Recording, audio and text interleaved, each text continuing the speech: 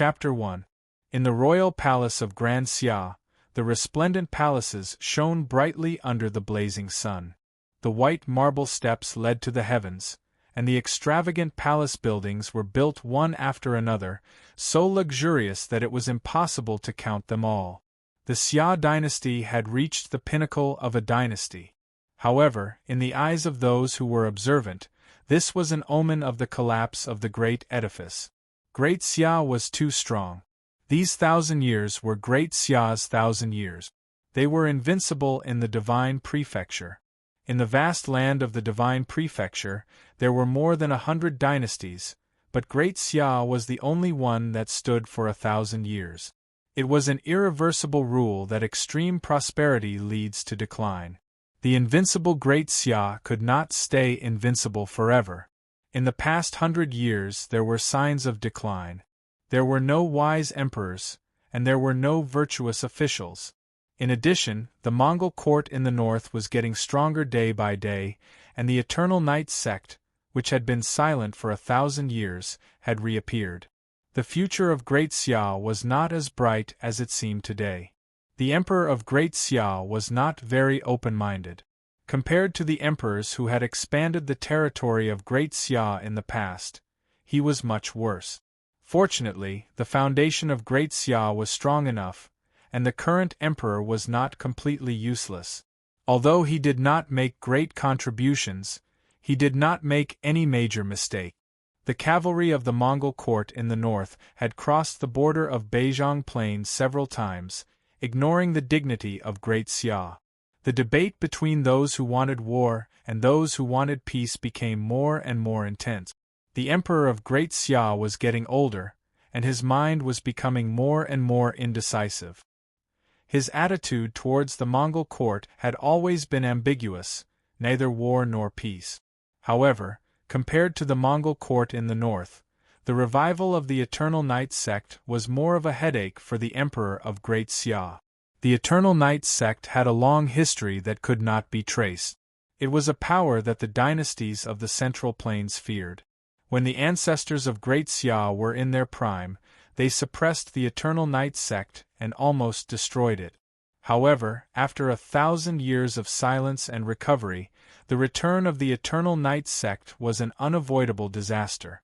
The strength of the Eternal Night cult lay not only in the terrifying faith that they had accumulated over thousands of years, but also in the support of unfathomably powerful martial arts. Back in the day, the Great Xia dynasty had been so powerful that the divine prefecture had banned martial arts, and the entire world had submitted to it. However, the Eternal Night cult had still not been destroyed. They had temporarily hidden themselves in the darkness, all for the sake of reappearing in the world today. Under the night sky, the heavenly mandate palace was still as bright as day. The 3 ministers were silent, and the ministers were prostrating. On the dragon throne in the heavenly mandate palace, the emperor of the Great Xia dynasty frowned a few times, and his expression was unusually ugly. "Your Majesty, we can't wait any longer. The voices of the soldiers in the north are getting louder and louder. If the imperial court doesn't say anything and continues to endure, I'm afraid it will chill the hearts of these soldiers who have sacrificed their lives for the country. We can't. Once the war breaks out, it will get out of hand and cause the commoners to lose their homes. Moreover, the Eternal Night cult has already appeared. If we take advantage of this opportunity to launch an attack, our dynasty will be attacked from both sides. Tolerating the evil will only make the Gu Meng royal court go even more overboard.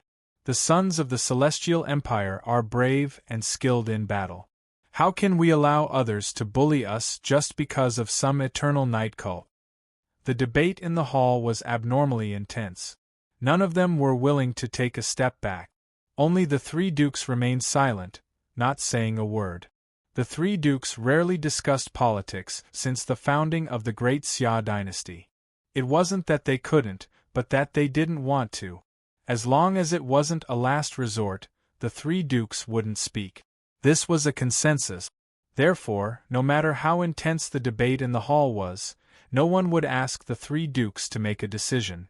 Hesitation flashed in the eyes of the emperor of the great Xia dynasty on the dragon throne.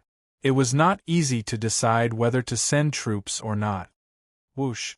Suddenly, a sharp silver light shot through the hall and directly toward the emperor of the great Xia dynasty on the dragon throne. The arrow that came out of nowhere dazzled everyone's eyes, and they didn't even have time to react. The stunning arrow came silently and without warning. The heavenly mandate palace, the emperor, and the ministers were all taken away by the sharpness of the arrow. However, this unstoppable arrow was caught by a withered hand. Behind the emperor of the great Xia dynasty, the old eunuch who had been silent all this time walked to the front of the dragon throne. He covered the sky with one hand and blocked all the wind and rain in front of the emperor. "Assassin, catch the assassin!" At this moment, everyone in the hall finally reacted. Their expressions changed drastically, and they shouted sternly.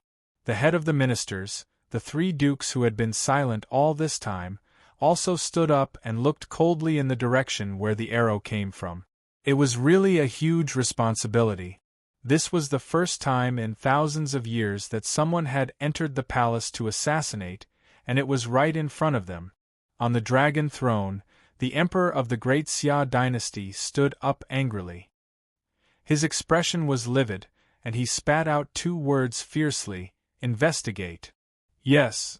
The emperor was furious, and the ministers below were in awe. Their minds were in a whirl. The timing of this assassination was too subtle, and it really came at the wrong time. In the next moment, orders were sent out. The palace was forbidden to enter, and the palace gates were tightly shut. The entire palace was surrounded by tens of thousands of imperial guards. There was a sentry every 5 steps, and there was a sentry every 10 steps. The tight security made it difficult for even a fly to fly out, let alone a living person.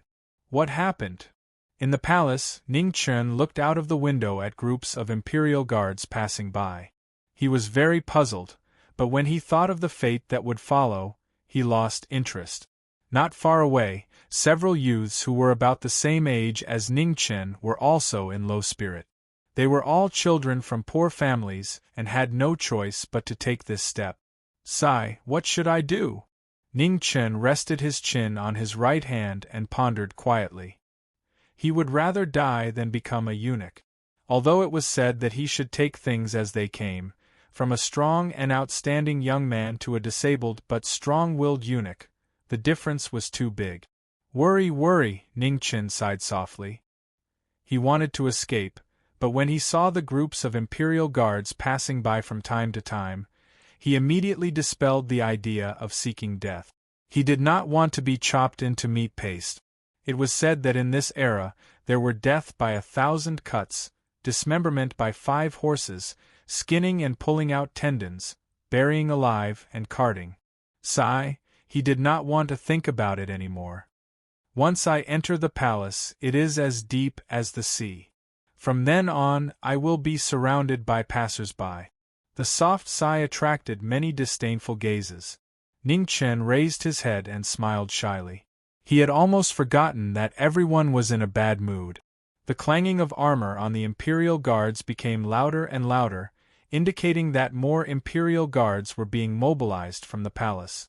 The assassination of the emperor was a big deal. Orders came from the heavenly mandate palace one after another. The 3 dukes and all the officials were waiting for a result. Seeing the youths in front of him being castrated and carried away one by one, Ning Chen was so anxious that he felt like a cat was scratching his heart. But there were so many imperial guards outside. Compared to his thin arms and legs, he did not dare to fight. God, you should just strike me to death. Finally, the last youth was carried away by 2 eunuchs. Ning Chen looked out the window and shouted in his heart. Boom!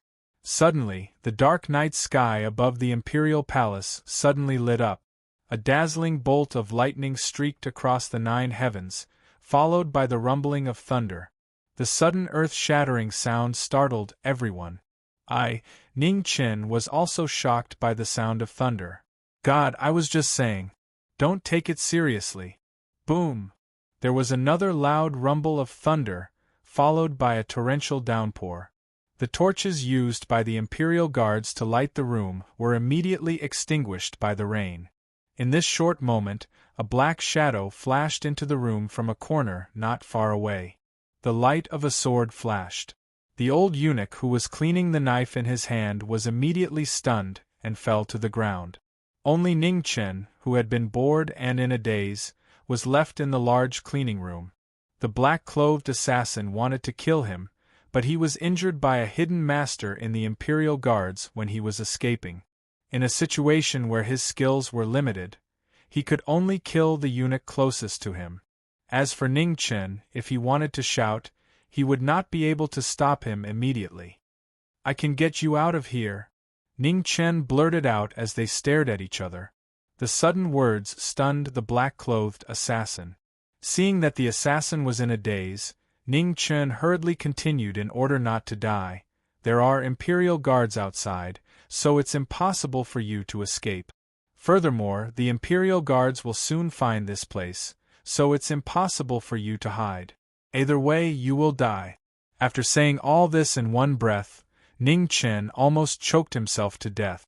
He quickly took a deep breath and said, "You have no choice. You can only trust me." "Who are you?" The assassin opened his mouth. His voice was cold and without a trace of emotion. "A woman?" Ning Chen was stunned and subconsciously said, "I am a eunuch." "Pay what a crow's mouth." After saying that, Ning Chen's eyes unconsciously looked at the woman's chest. As expected, it was flat. Did she bind her chest? It was too flat, right? Shwa! The light of a sword flashed. It was so close that Ning Chen quickly retracted his gaze. He despised himself in his heart. What kind of time was it? He still had the mind to think about this. Calm down, calm down. But before that, you have to do me a small favor." After temporarily calming down the woman, Ning Chen let out a sigh of relief. He immediately walked forward and took off the clothes of the dead eunuch on the ground. "Quickly change, or it will be too late." While speaking, Ning Chen smeared the blood from the old eunuch's neck onto half of his pants. Especially the important part between his legs, it was soaked with blood. It looked very scary. After doing all this, Ning Chen blew out most of the lights in the room. The whole room immediately became dark. Although it was still possible to see, it was already difficult. Not far away, the woman had already changed into the old eunuch's clothes. She glanced at Ning Chen's actions and did not say anything. She could see that this brat was quite clever. Perhaps he could really help her escape this disaster. She was not afraid of death, but if there was a chance to live, no one would be willing to die. Ning Chen turned around and saw the woman's face. It was so bright that it made people's eyes unwilling to leave it. She was in the prime of her life, very charming, very feminine. However, at this time, looking like this gave people a headache. Ning Chen thought for a moment, then wiped his hands on the blood on his body and rubbed them on the ground. Then, he walked up to the woman and smiled brightly. Then, he wiped his hands that were covered in blood and dust on the woman's face. Of course, Ning Chen greeted her with a warning look. There was a bit of pride, and still a bit of pride. The woman did not say anything. She coldly endured the change in her beautiful face. It was too horrible to look at. Chapter 2. A moment later, Ning Chen looked at his masterpiece and smiled foolishly. He was indeed a genius. Under the dim light, the beautiful woman in front of him disappeared and was replaced by an unkempt eunuch. The woman did not know how to appreciate his beauty and was expressionless. Ning Chen stood there for a moment, but the woman did not praise him. He felt a little angry. Forget it, he was a man. He did not want to be calculative with a woman. Ning Chen dragged the old eunuch to the bottom of the bed before lying down on the bed himself.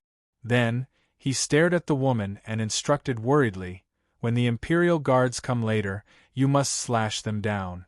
Make sure you hit them accurately." The woman understood tacitly and nodded lightly. She took the knife that was used to clean himself and then quietly walked to Ning Chen's side. She calmly took off his pants. "What's going on? Why didn't you light the lamp?" Not long after, a few Imperial Army soldiers walked in. The one in the lead was wearing a bright green armor. He looked around the room and asked sternly, "Schwa?" Before he finished his words, the woman's knife fell.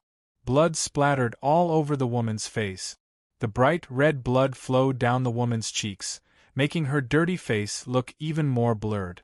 The wind blew out the candle. "It's fine. I've done this many times. It's fine even without the lamp," the woman said in a hoarse voice. The shining saber in her hand was dyed red. The dim light and the strange atmosphere made the Imperial guards at the door feel a chill down their spines. Looking at the blood on the young man's pants, the Imperial Army soldiers felt a chill in their hearts. The cleansing room was a dirty and unlucky place. If not for the order, no one would be willing to come here. "Let's go and check the other places." Seeing that there was nothing wrong, the leader waved his hand and led the Imperial Army soldiers away from this troublesome place. Ningchen, who could not hold on any longer, suddenly sat up. He sucked in cold air from the pain and gritted his teeth. "Woman, you did it on purpose." The knife just now was half an inch away from saying goodbye to the man. Furthermore, it was so deep. Even if he did not become a eunuch, he would have bled to death. "Yes." The woman nodded her head honestly. Ning Chen was so angry that he almost fainted. How could she bully him like this? "What should we do next?" the woman asked. She knew that this was only the beginning. The Imperial Palace would definitely be under martial law for a long time. If she couldn't escape, she would be discovered sooner or later. "That's right, I haven't asked you yet. What did you do? Why are there so many people trying to capture you?" Ning Chen was very curious. The moment he woke up, he saw the majestic sight of the Imperial Guards going berserk. The heavens were really taking care of him. The assassination attempt on the Xia Emperor failed. The woman was very calm, and Ning Chen was also very calm. A moment later, he exclaimed, "What?" Seeing the woman's sharp gaze, Ning Chen smiled embarrassedly. "I've lost my composure, lost my composure." His body unconsciously leaned back. "This woman is a ruthless person. Don't go crazy and kill me or something." "You still haven't answered. What's next?" the woman asked again. "Wait." This time, Ning Chen was very obedient and quickly told him the plan. "Soon, there will be eunuchs coming to carry him. This place has just been checked. There shouldn't be any more Imperial Guards coming tonight. You stay here first. Remember, don't try to escape." The woman stared at Ning Chen for a long time before lightly nodding, indicating that she would listen to his advice. Sure enough, not long after, 2 eunuchs came and carried Ning Chen away without a word. The woman quietly watched Ning Chen leave. Her pair of bright eyes looked so beautiful under the light. Even the bloodstains on her face could not hide it. Not long after, in a spacious room, the 2 eunuchs carried Ning Chen to a bed. On the rows of beds next to it, there were all new people who had just been castrated. Some of them had fainted and were still unconscious. Some of them were secretly crying. It was unknown whether it was because of pain or something else. The medicine to stop bleeding and treat injuries was at the bedside. Everyone had it. This was only a temporary residence. Tomorrow there would be people who would arrange for them to return to their homes. If they were lucky, they would be by the side of the imperial concubines or princes and have a good future. If they were unlucky, they could only be arranged to do some chores in the laundry workshop. After being temporarily safe, Ning Chen calmed down and thought about what to do in the future. He could not stay in this palace forever. There were many people and eyes here. If he was not careful, someone would discover that he was a fake eunuch. At that time, he would definitely be chopped into pieces by that old man, the emperor. That woman's methods were as troublesome as her face. She was a ruthless person who even dared to assassinate the emperor. He really could not afford to offend her. Right now, the first thing he had to consider was how to send this great aunt away. Otherwise, if she was in a bad mood one day, she would really kill him. He would have no place to cry even if he wanted to. Not sure if it was because he had lost too much blood from that woman's attack or because he was really too tired, Ning Chen thoughtlessly fell asleep as he thought about it. Only the sound of his low sobbing accompanied the sound of the rain falling outside the room. It did not stop for the entire night. Happy times were always very short. Just as Ning Chen was sleeping soundly, the sky unknowingly brightened up. The early morning sun was not beautiful because it meant that his life as a eunuch had officially begun. After the rainy night, the sky was very clear. Ning Chen limped out of the house with the help of the wall. He walked 2 laps around the house and breathed in the fresh air outside. He was in a very good mood. Just as he was about to express the beautiful admiration in his heart, he was blocked in the chest by a croaky voice. It was as uncomfortable as eating a fly. Which family's little brat is this? Don't block this eunuch's path. He was wearing a sapphire blue robe embroidered with a red-crowned crane. He held a horsetail whisk in his hand and wore a peacock feather hat inlaid with jewels. His skin was excessively white and coupled with his face that was neither yin nor yang. He looked exactly like a deformed Dongfang booby. Ning Chen forcefully suppressed the feeling in his stomach and took a step back to avoid him. However, he unintentionally pulled on his wound, causing him to grit his teeth in pain. This little one greets eunuch. May eunuch have good fortune and peace. And? Zhao Jin stopped and curiously looked at the youth in front of her. She asked, May eunuch have good fortune and peace? What a strange greeting. Where did you learn it from? I'm finished. Ning Chen immediately knew that he had said something wrong. However, he had just arrived here. Who would know how to greet him? Now that things had come to this, he could only make up some nonsense. May eunuch have good fortune and peace. This little one was shocked by eunuch's aura and forgot to properly say the greeting that my hometown used to express respect to the elders. This little one lost my composure. I hope that eunuch can forgive this little one for being insensible. In the end, Ning Chen felt extremely disgusted, especially when he didn't know what this old eunuch had smeared on his body. The smell was strange, causing his Ren-Du and Du meridians to churn. He really wanted to slap this old fellow to death. Clever little fellow, you can follow our family in the future. Zhao Jin sized up the former and nodded in satisfaction. This was a good material. If he was properly trained, he should be able to help her a lot. Follow your head. Ning Chen cursed in his heart. However, he still had a smile on his face. Thank you for your praise, eunuch. This little one is new to the palace and has many things that I don't understand. Since eunuch didn't abandon me, this little one is naturally very happy. And not bad. You can just call me eunuch Zhao in the future. What's your name? Ning Chen. And, from now on, I'll call you Little Ning. Zhao Jin nodded in satisfaction. Your uncle. Hearing this, Ning Chen couldn't help but blurt out. This time, he really couldn't hold back. And? What did you say? Zhao Jin frowned slightly. He didn't understand what his uncle meant. However, this brat's tone seemed to carry a trace of dissatisfaction which made him unhappy. No, nothing. Eunuch Zhao bestowing a name makes this little one too happy. Ning Chen's face was full of smiles, as brilliant as a flower blooming. Little Ning, your whole family is Little Ning. I have matters to attend to, so I'll be leaving first. Little Ning, there are many rules in the palace. You have to learn them diligently. After speaking, Zhao Jin waved the horsetail whisk in his hand and turned to leave. Phew! Looking at the distant eunuch Zhao, Ning Chen let out a long breath and wiped the sweat on his forehead. In this world, the hardest thing to deal with wasn't women, but people who were neither male nor female. Which family's servant is actually blocking the way? However, just at this moment, a stern rebuke once again rang out by his ear, causing Ning Chen to tremble in fright. Fuck, you're still here? Ning Chen's anger soared. I'm standing in this damned place. How am I blocking your way?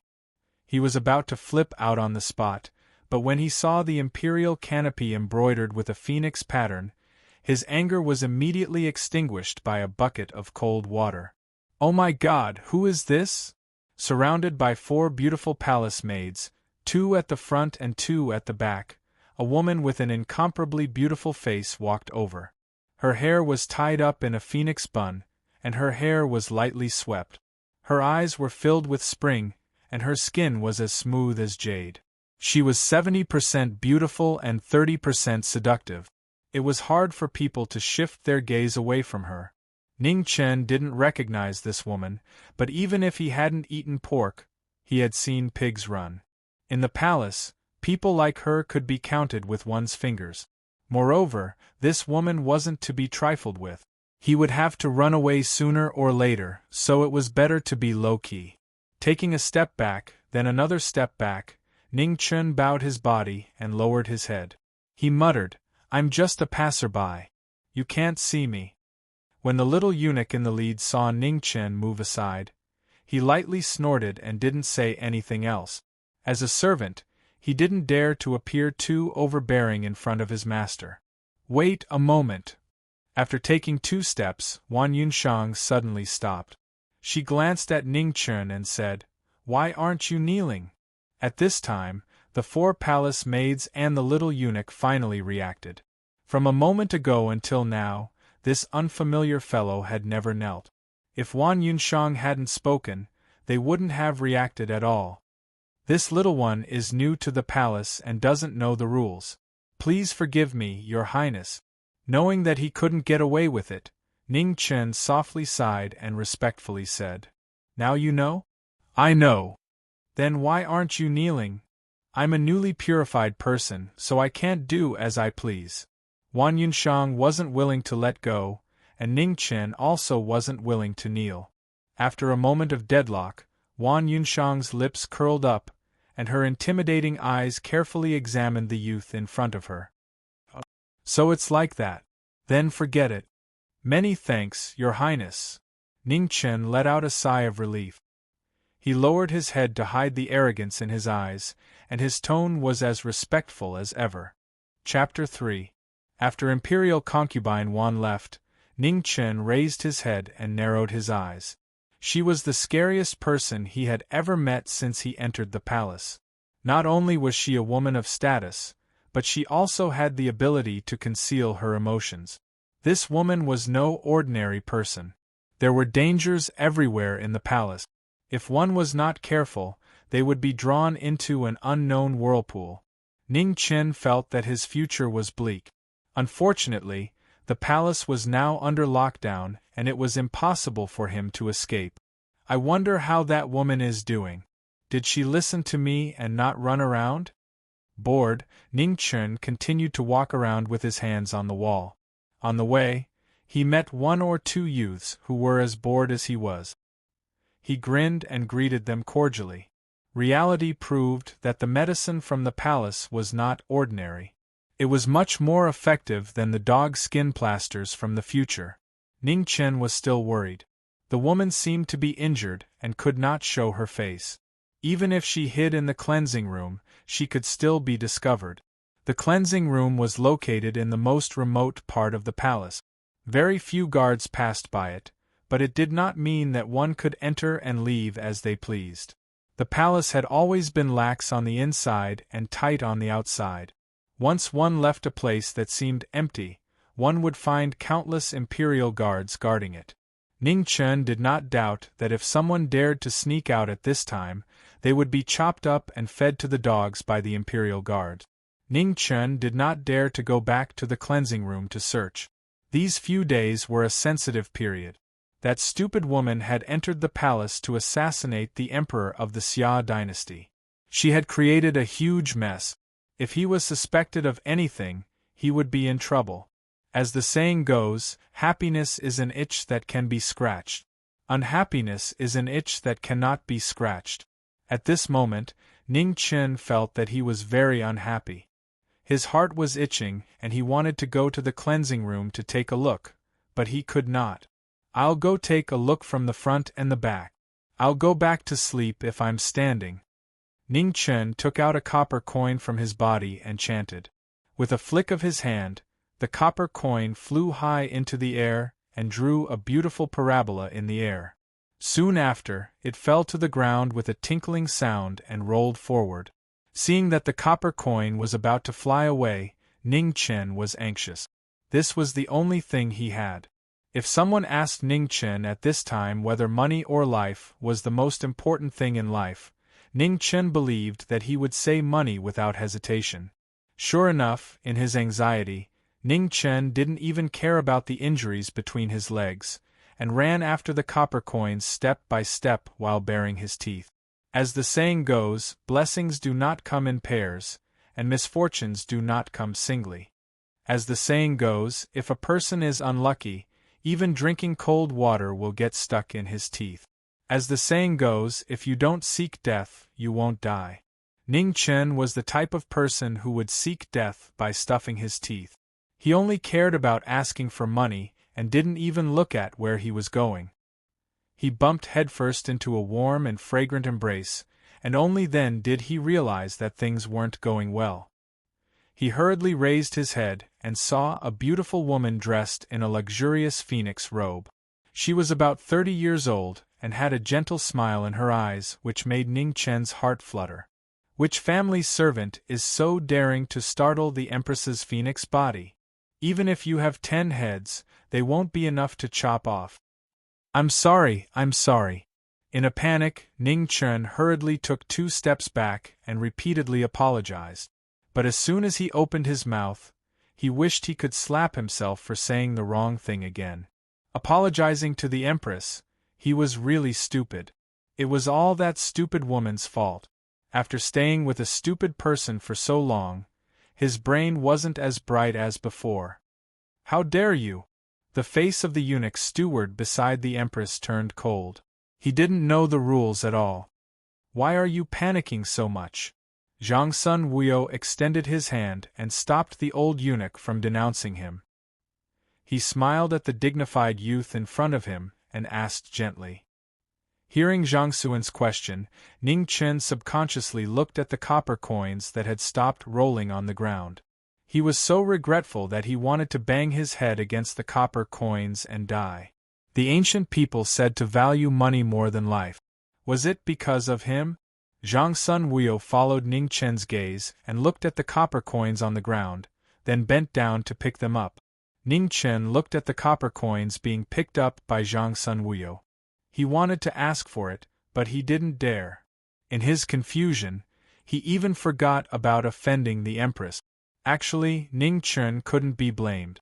It was almost impossible for a modern person to have a true fear of the so-called imperial power.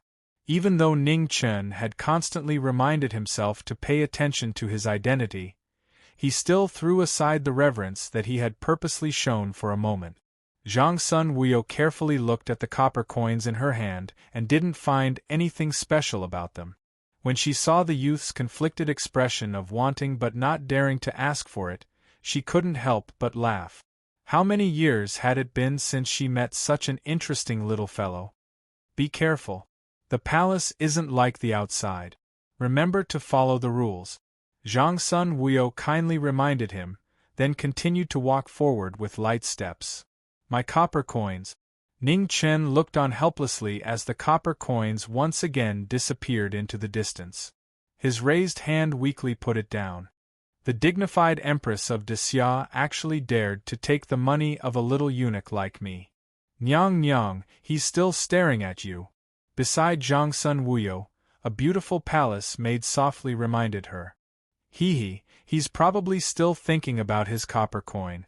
What an interesting little fellow. Since I've taken his copper coin, I'll help him this time. Send an order to the inner palace to transfer him to Weiyang Palace for duty. Ning Chen still didn't know that Zhang Sun Wuyo had decided his future the moment she spoke. Of course, if he knew earlier, Ning Chen would definitely rather die than obey. He would cry, throw a tantrum, and threaten to hang himself to ask Zhang Sun Wuyo to take back her grace. He was someone who wanted to run away. After he reached Weiyang Palace, running away would probably be impossible for him for the rest of his life. With the copper coins gone, Ning Chen's mood was very bad. His face was very long, as if he was very unhappy and didn't want anyone to come near him. Thinking back carefully, the copper coins had actually been standing on the ground when they fell, and had even rolled so far away. "Stupid woman, you've killed me." After being frightened again and again, Ning Chen completely confirmed that there were too many big monsters in the palace. It was not a place where humans should live.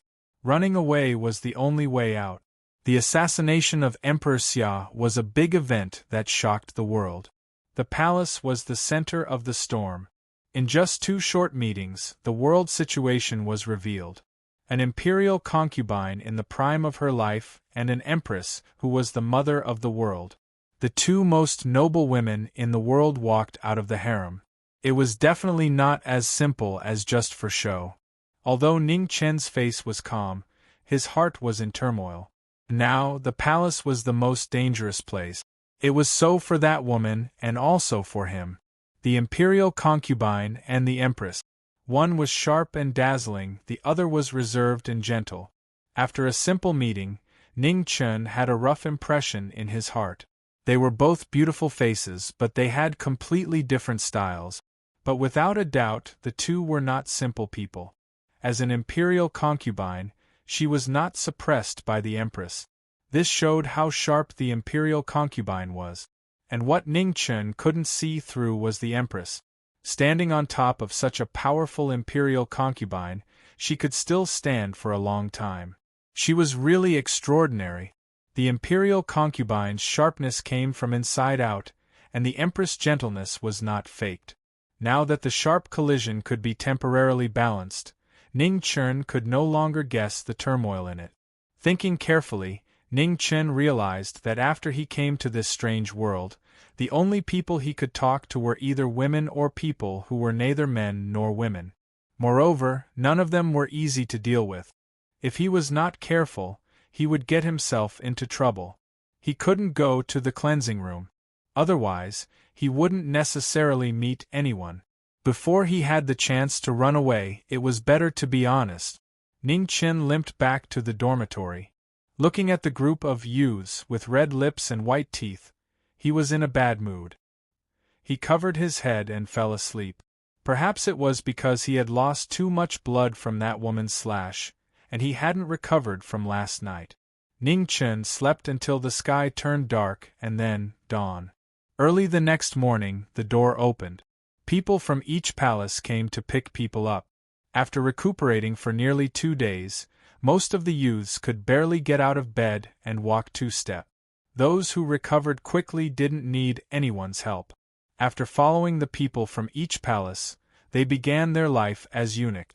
Ning Chen was also taken away by someone. It was a beautiful palace made with a graceful figure. She walked in front with graceful steps, and the way she walked was very seductive.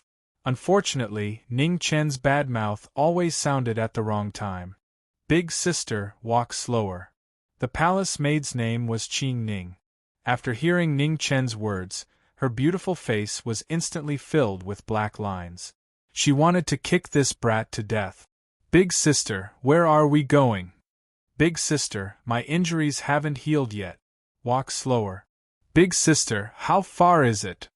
"Big sister," along the way, Ning Chen's long-winded voice reverberated in Qing Ning's ears. Qing Ning clenched and loosened her hands. She clenched and loosened them again. When she was about to explode, they arrived at Weiyang Palace. This was Zhang Sun Wuyo's territory. Although Ning Chen was ignorant, he knew that this was something everyone knew. His heart was in his mouth. Could it be that he bumped into her yesterday and now she's taking revenge on him? Ning Chen was very indignant. She's an adult. Why is she arguing with a child like me? Why? Are you not satisfied? At this moment, a familiar voice sounded in Ning Chen's ears. How can I? Ning Chen's expression changed instantly. His indignant face suddenly smiled brighter than a flower. He said respectfully with a bit of guilt, "It's good that you're satisfied.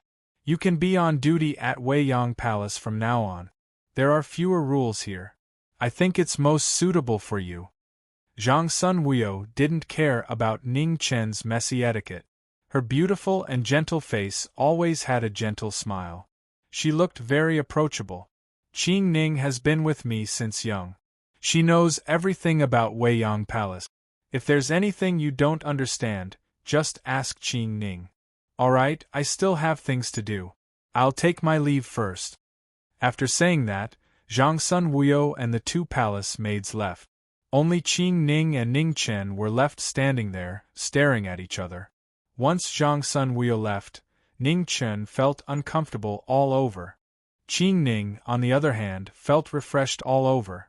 After enduring for so long, she finally had a proper reason to repay the kindness from before. Murderous aura. Ning Chen read the word from Qing Ning's eyes. She didn't hide it at all. Always leave a way out so that we can meet again in the future. Ning Chen immediately took a step back and admitted defeat. Good attitude. Unfortunately, it's too late. Qing Ning stretched out her delicate hand and grabbed the enemy in front of her. Her speed was so fast that Ning Chen didn't even have a chance to escape. Chapter 4. This woman knows martial arts. Ning Chen was shocked. Hooligans weren't scary, but hooligans with culture were scary. Now, this female hooligan who was very likely to be cultured actually knew martial arts. The moment he turned around, his collar was grabbed by Qing Ning. Immediately, he couldn't move. Let's talk nicely. A gentleman uses his mouth, not his fist. Ning Chen couldn't be any softer. I'm not a gentleman, I'm just a little girl. Qing Ning didn't fall for this at all. She dragged Ning Chen to the back garden. You're using your position to avenge a personal grudge. Ning Chen complained while struggling. We just met. What personal grudge? Qing Ning snorted. How could she allow Ning Chen to put a big hat on her? That's right, we don't have any grudges. Ning Chen was startled. Only then did he realize that he and Qing Ning had no past grievances. What was there to be afraid of? Big sister, can you let go of me first? I'm a little dizzy. Ning Chen begged. After being dragged around by the collar for so long, he felt that it was hard to breathe. Why were there stars everywhere? However, when Qing Ning heard the two words big sister, she immediately felt the qi in her ren and du meridians surging. If she hadn't been influenced by her eldest grandson since she was young, she would have slapped this brat to death. Ning Chen didn't know why, but it was just a title. In any case, he wasn't even 16 yet. Was it too much to call Qing Ning big sister? It wasn't too much. Ning Chen felt even dizzier. No, this was the rhythm of being strangled to death. Big sister. Don't call me big sister. Qing Ning was about to go crazy. Her eyebrows arched and she gnashed her teeth. Then what should I call you? Qing Ning. Qing Ning? Hurry up and let go of me. Otherwise, next year, you can burn incense for me.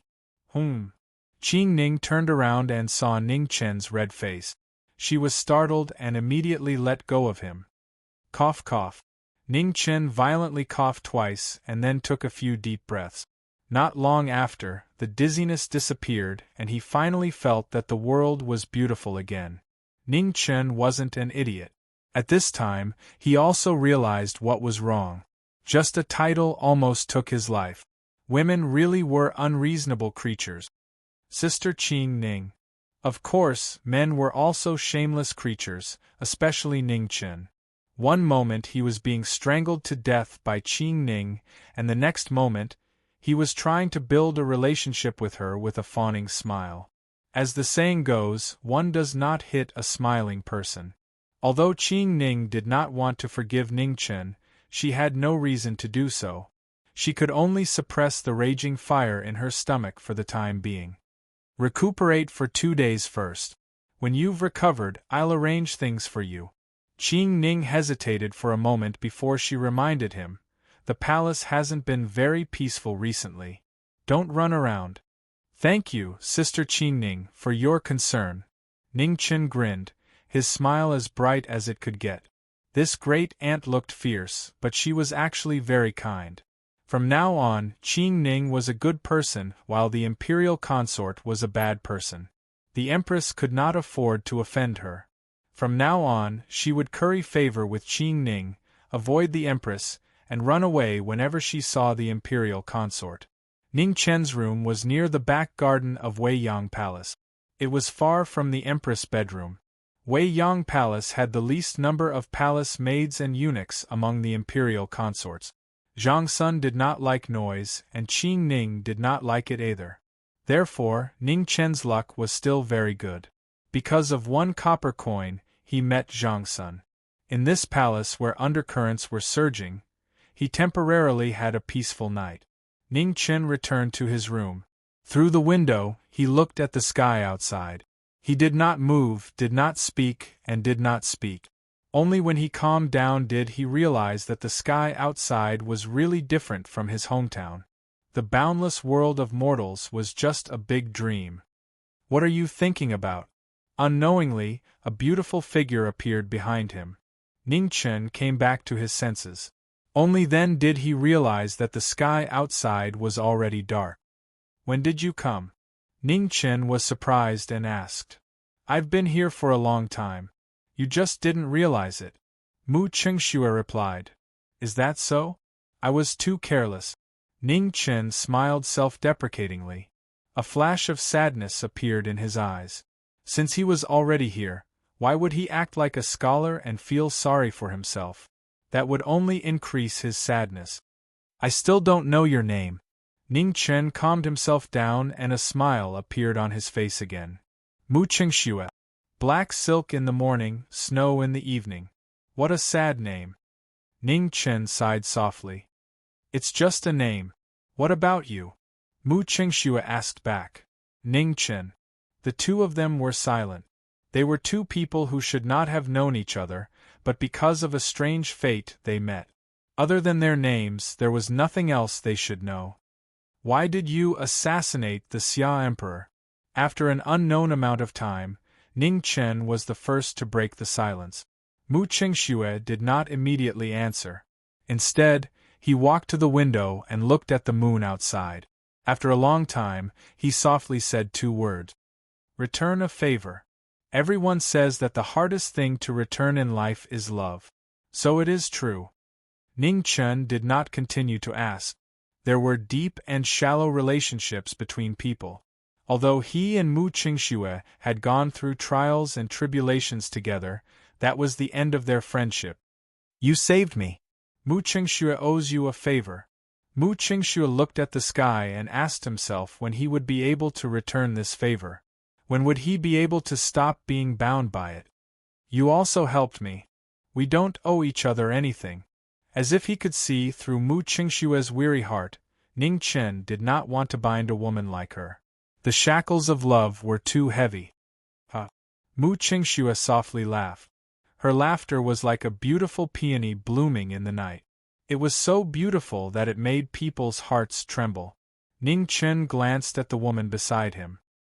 His eyes flashed with admiration. You should stay here for the next few days. If you have the chance, you can think of a way to leave the palace, Ning Chen said. As he spoke, he saw that there were still traces of blood on Mu Qingxue's clothes and hair. He thought for a moment and continued, There are new clothes in the cabinet. You can wash them. I'll be leaving first. After saying that, Ning Chen walked out, leaving the room to Mu Qingxue. Looking at the departing figure, Mu Qingxue felt a faint warmth rise in his heart. It turned out that the burden of love was not only tiring. Bored out of his mind, Ning Chen walked to the backyard. Seeing that there was no one around, he stretched his legs. The wound was quite solid, so it didn't hurt too much. He carefully climbed up to the roof using a maple tree in the corner. Then, he lay down on the tiles and started counting the stars. 1, 2, 3.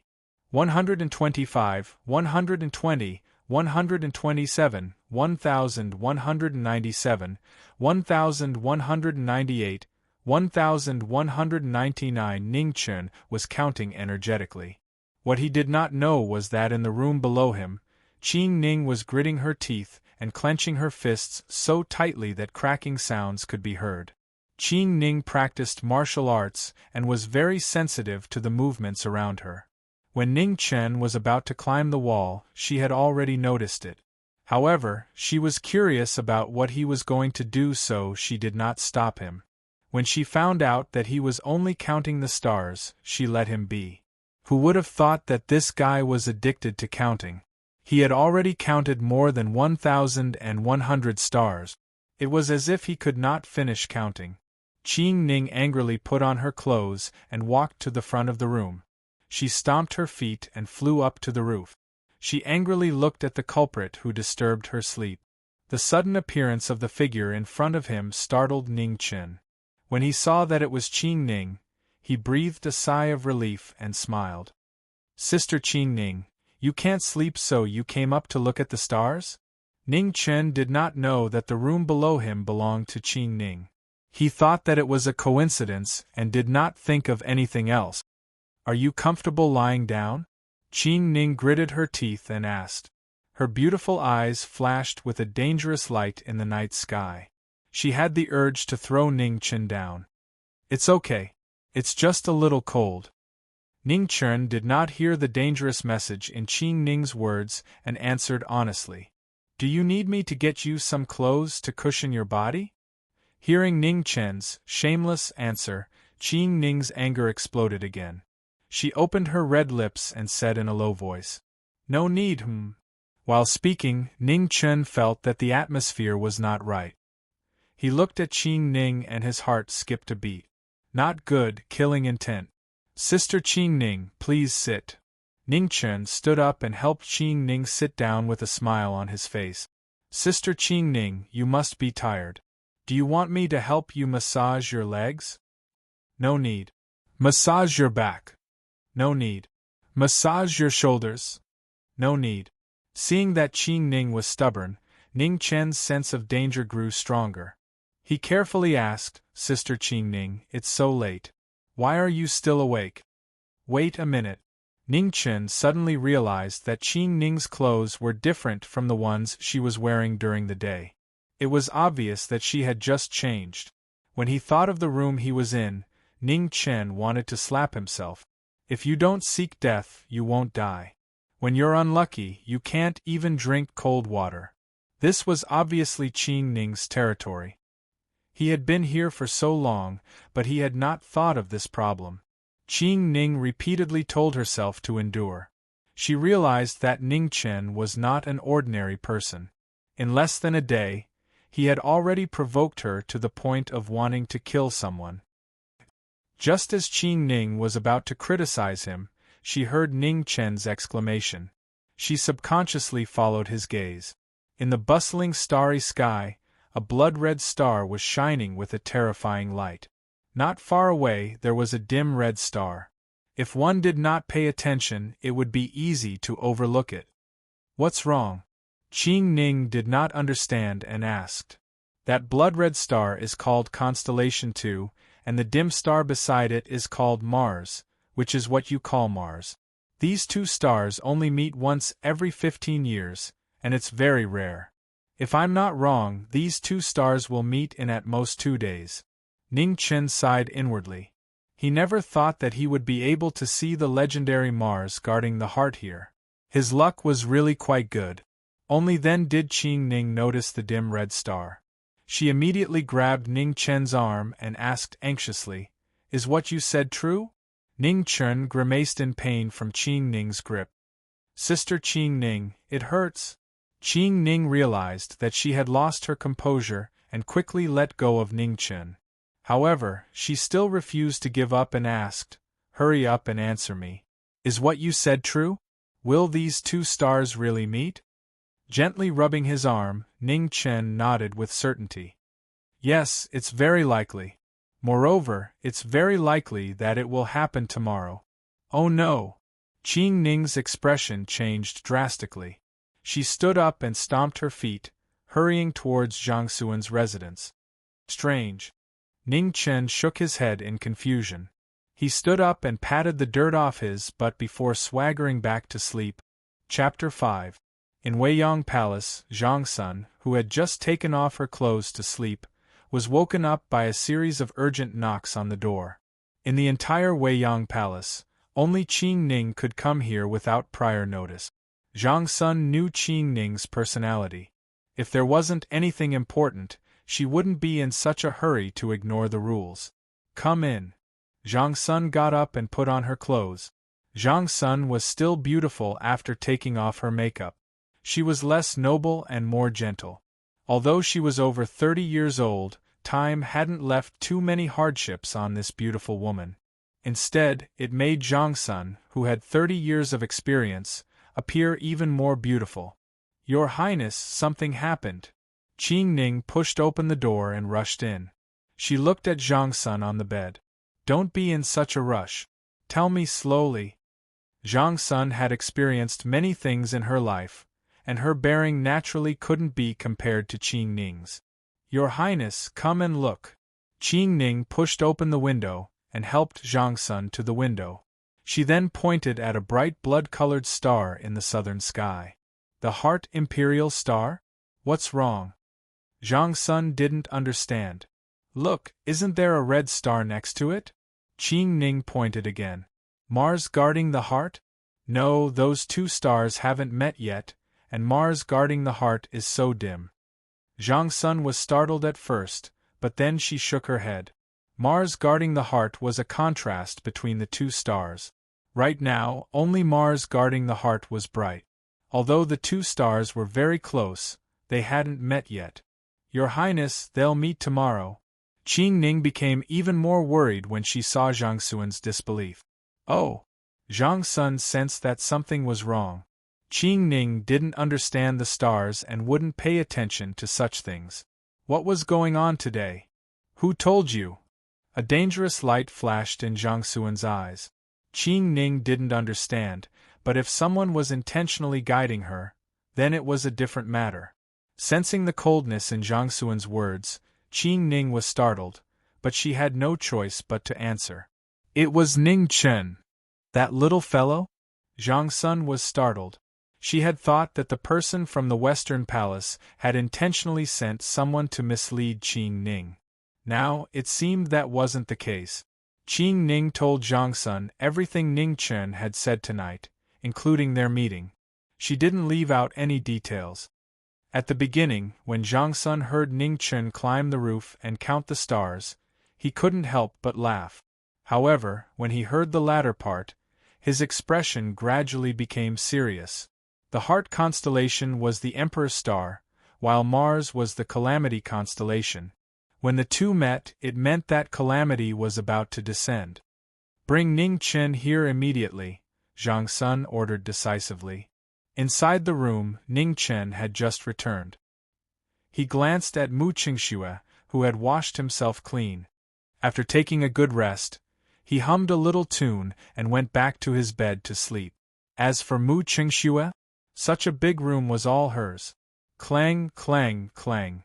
Ning Chen was startled by the sound of someone knocking on the door. He hurriedly looked at Mu Qingxue and found that the latter had disappeared from the room. He was secretly relieved.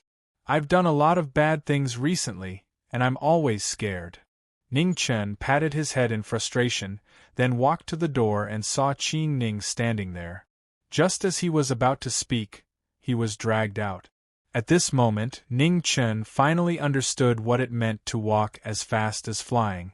They were walking, but it felt as if they were flying. They had covered such a long distance in just a few breaths. Ning Chen felt airsick. He stood on the ground and swayed. In a daze, he was dragged to Zhang Sun by Qing Ning. Zhang Sun looked at the young man in front of her from head to toe, as if she wanted to see through him. Unfortunately, even Zhang Sun, who had seen countless people, couldn't figure out what Ning Chen was thinking and what he wanted. Ning Chen. Yes, ah? Hearing someone call him, Ning Chen woke up from his daze. Seeing Zhang Sun in front of him, he was so scared that he stepped back and almost screamed. Ning Chen had long believed that Zhang Sun was a two-faced woman. Not only did she take his money, but she also didn't let go of his men. Was it easy to mess around in the Empress's territory? Of course not.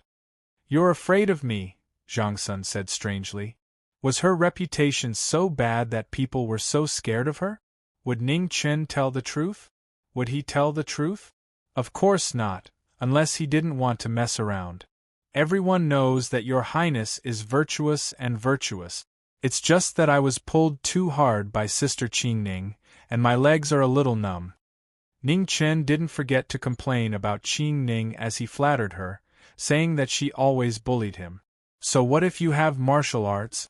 So what? So what? To the side, Qingning gritted her teeth. If Zhang Sun wasn't here, she would definitely beat this brat to death.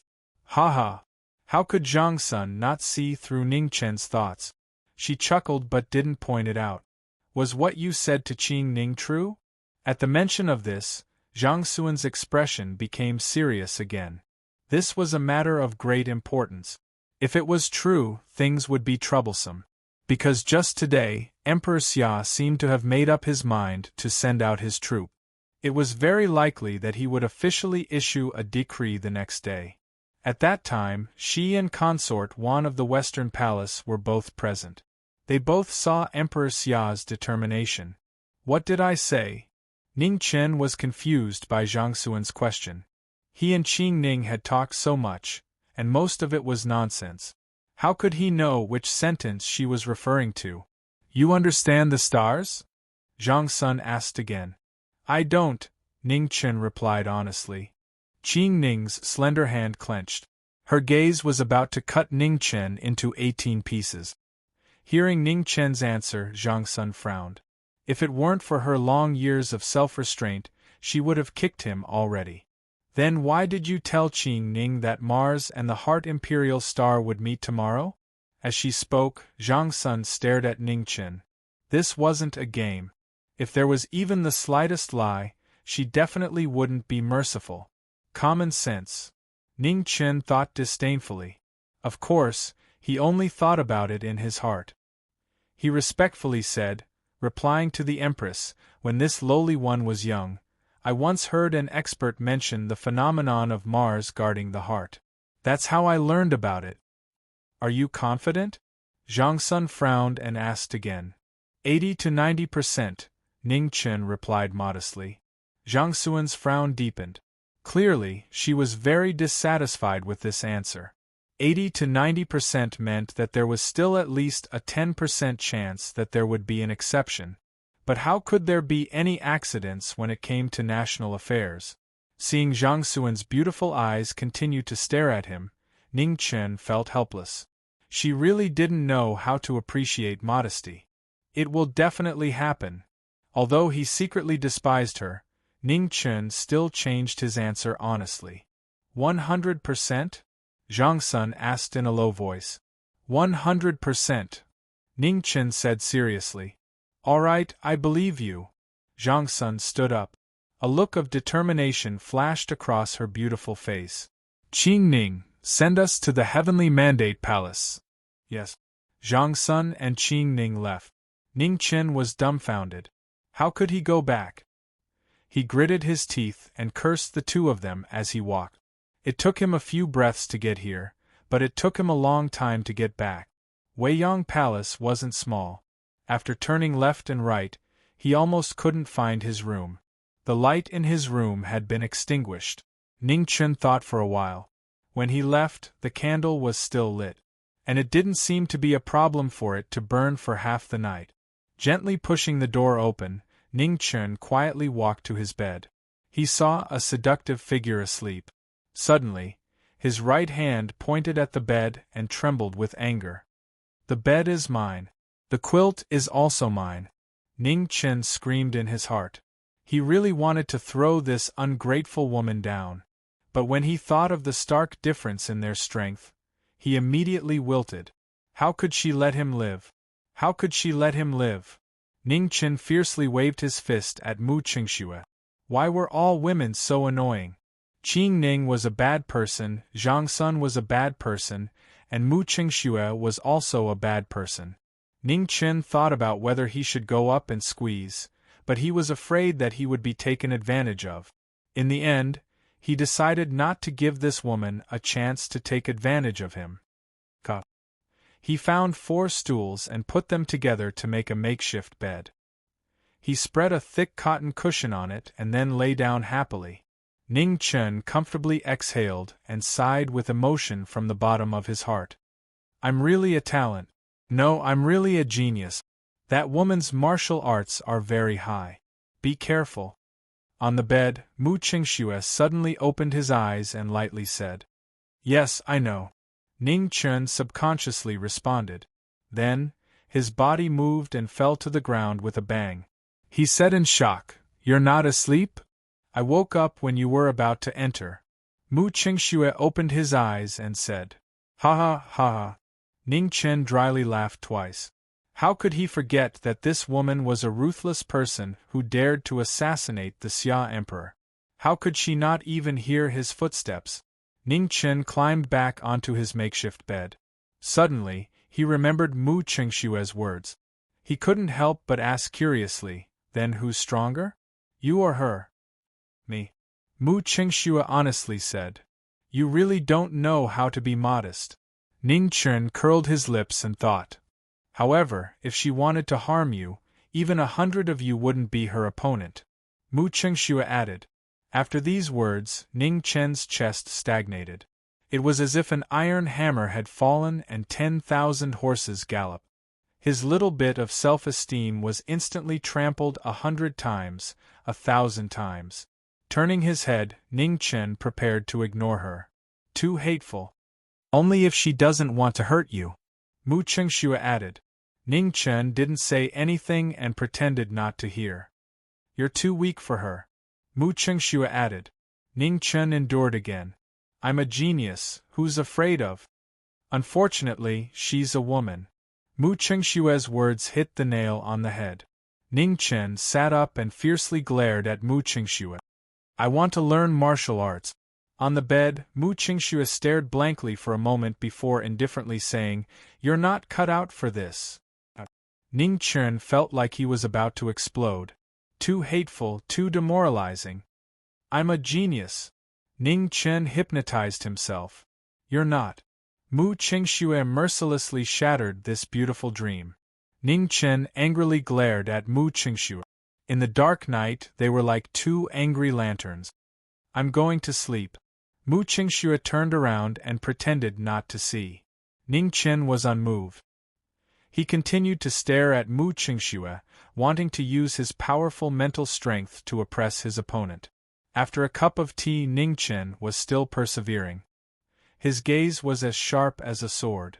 After half an incense stick of time, Ning Chen persevered. His gaze was still tyrannical. After an incense stick of time, Ning Chen rubbed his eyes and gritted his teeth. After 2 hours, Ning Chen's eyes were hazy with tears. He kept yawning. Another hour passed by. Ning Chen unwillingly fell asleep. Chapter 6. In the Heavenly Mandate Palace, Emperor Xia was still reading the memorials. Among the past emperors, although the current Emperor Xia was not considered a wise one, he was definitely the most diligent one. However, his hesitant personality became his greatest impediment, causing his achievements to fall far short of those of the past emperors. The Xia dynasty had stopped and had not advanced for 30 years. However, in today's turbulent world, defending one's achievements was a failure, and not achieving anything was a mistake. I cannot be a sinner of the Xia dynasty. Emperor Xia knew his weakness, so this time, he was determined to send troops to the Beizhong Plain. He would not tolerate anyone who challenged the dignity of the Xia dynasty. However, the will of the heavens was unpredictable.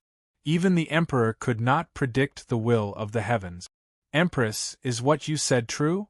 On the dragon throne, Emperor Xia looked serious and asked in a low voice. He was in his 40s, but half of his hair had turned white. Emperor Xia had not made any mistakes in his life.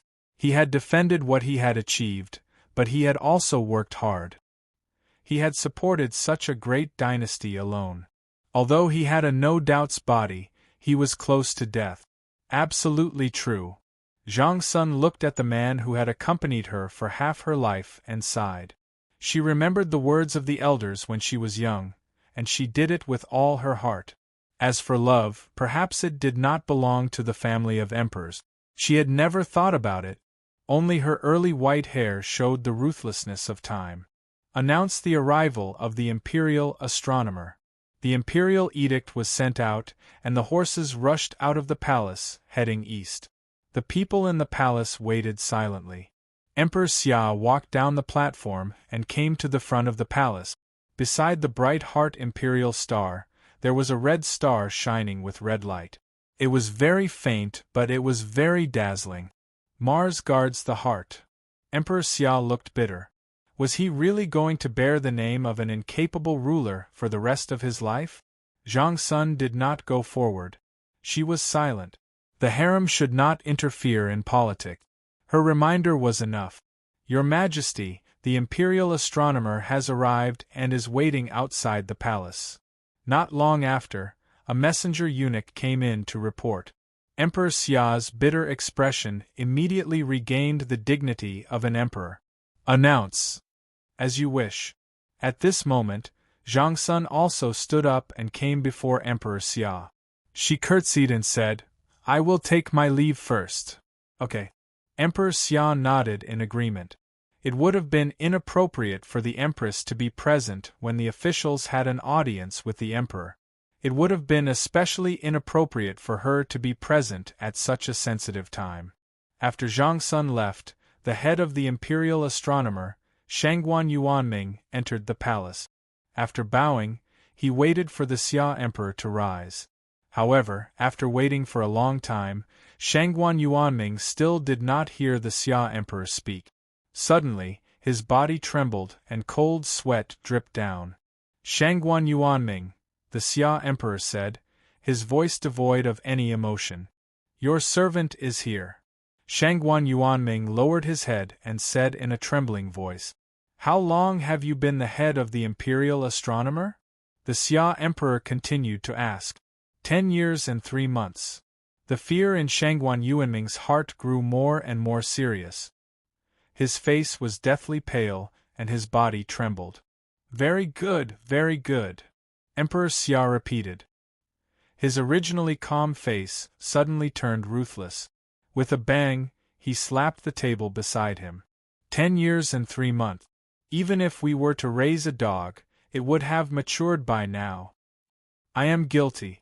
Shangguan Yuanming pleaded guilty in fear and kowtowed. Where is your crime? The Xia Emperor's ruthless face gradually calmed down as he coldly asked. Your servant is lacking in talent and knowledge. I have failed to live up to your trust. Shangguan Yuanming's voice trembled as he kowtowed. Lacking in talent and knowledge? What a lacking in talent and knowledge! Seeing that Shangguan Yuanming was still hiding something, the Xia Emperor could no longer suppress his anger. He grabbed the teacup on the table and threw it down. With a bang, the teacup smashed into Shangguan Yuanming's head. Immediately, a pool of blood flowed out, dyeing the palace in front of him red. Speak. Who ordered you to do this? The Xia Emperor stared fixedly at Shangguan Yuanming. He was not an idiot. The imperial astronomer was full of capable people. How could they not have divined such an important astronomical phenomenon like Mars guarding the heart?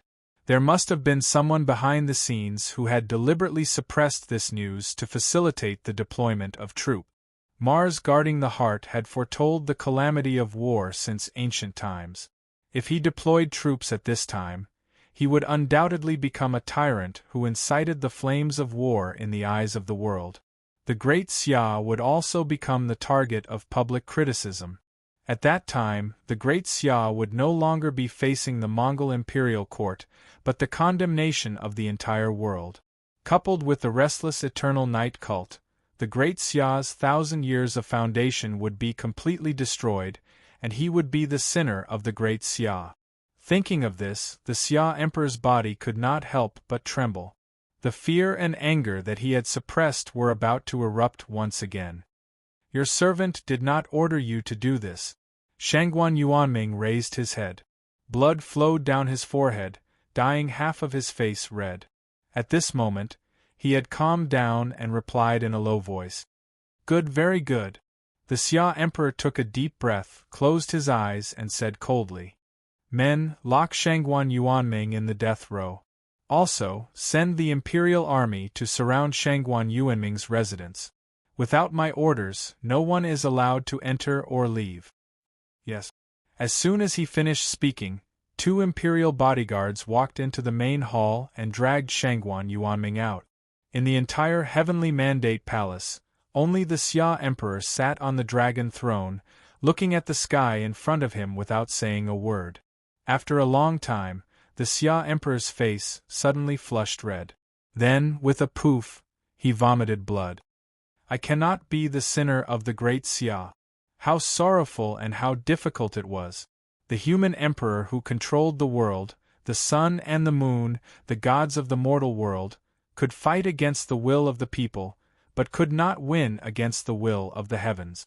Whether it was the will of the heavens or the will of the gods, with this mouthful of blood, it was clear. The 1,000-year-old dynasty was glory and pressure. The Xia Emperor shouldered the glory of the great Xia for 1,000 years. Every step he took, he had to weigh 10 steps. Whether he was cautious or hesitant, he could not tell. In the cold night, a gentle breeze blew. The Xia Emperor sat alone on the high and cold dragon throne. He was indifferent to the drops of blood that stained his dragon robe. Outside the main hall, the Imperial Army stood guard, but did not dare to take half a step in. This was the Emperor of the Great Xia. As long as he was sitting on the supreme dragon throne, no one would dare to disobey him. The most ruthless thing was the heart of an emperor. The Xia Emperor's ruthlessness was not only to others, but also to himself. His hair was white, and his body was like a lamp without oil. He had been an emperor for 20 years, but he had lived 100 years in the mortal world. I am not satisfied, not satisfied. Thousands of words turned into unsatisfied laughter. In the night, the gradually clear Mars suddenly lit up and then dimmed again. The silent change seemed to be mocking the ignorance of the human emperor. In the morning court the next day, the expected order to send troops was not issued. The officials were all surprised. They all looked at the 3 chancellors. The only people who could change the mind of the Xia Emperor were the 3 chancellors. However, the 3 chancellors remained silent and did not express any opinions. After the morning court, the officials left. They all had their own thoughts and did not show their joy or sorrow. When the 3 chancellors were about to leave, the Xia Emperor stepped forward and looked at the Grand Advisor in a green robe. He asked seriously, "Teacher, if I take the wrong path this time, will you intervene?" The Grand Advisor was silent. After a long time, he said, "Yes." The casual answer seemed to give the Xia Emperor the greatest confidence. It let him know that when he reached a dead end on the path of the Emperor, there would be a teacher to help him. The 3 chancellors left quietly. The Xia Emperor still sat alone in the Heavenly Mandate Palace. He handled the affairs of the world silently as usual. Weiyang Palace. Ning Chen woke up early in the morning and worked in front of the door for a long time. Mu Qingxue glanced at him and lost interest. Such a small mechanism could only deal with a child. Ning Chen did not care about Mu Qingxue's thoughts. He finished his work and was about to go eat. Before he went out, he looked at Mu Qingxue and grinned. His smile was brighter than a flower. "Who told you to be arrogant? Now you have no food to eat." Weiyang Palace had a place for maids and eunuchs to eat. Ning Chen was now a free man and came to get food. There were not many people in the cafeteria. This, and this, Ning Chen excitedly ordered this and that. The old eunuch who served the rice also served enough. It was obvious that Zhang Xuan's palace treated the servants well. And this. Yes, take it away. Ning Chen pointed at a pot of red braised pork, his eyes shining. Ning Chen looked up and suddenly found the old eunuch standing there motionless. He could not help but wonder, "What's wrong? Can't I take it?" "What do you mean by taking it away?" The old eunuch reacted and asked in confusion. It was a common question, but it put Ning Chen in a dilemma. Looking at the bowl and spoon in the old eunuch's hand, he was confused.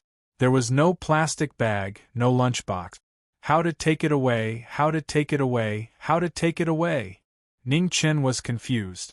In a daze, he held the steamed bun and carried the 3 plates out of the cafeteria.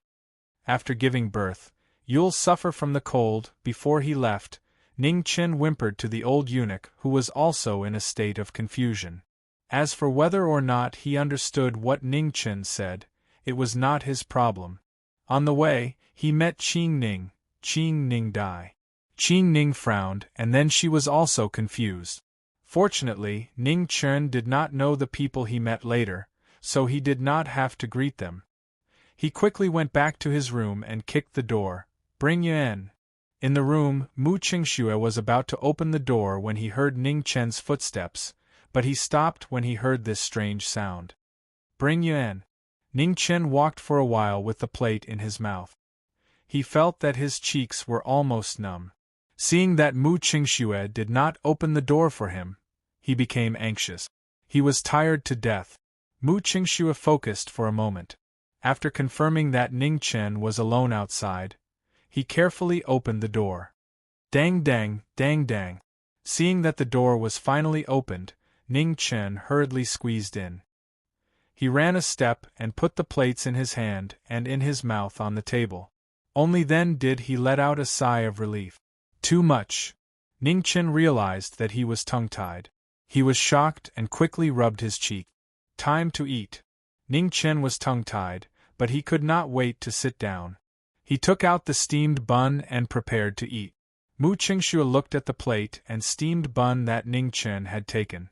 His eyes flickered a few times. Finally, he sat down facing Ning Chen. The food is still good. Ning Chen happily put a piece of red braised pork in his mouth. He was very satisfied. He was bleeding, so he needed to eat something good to nourish his body. Looking at the satisfied young man in front of him, Mu Qingxue was silent. After a while, he asked softly, Do you really want to learn martial arts? Chapter 7. Ning Chen raised his head in surprise.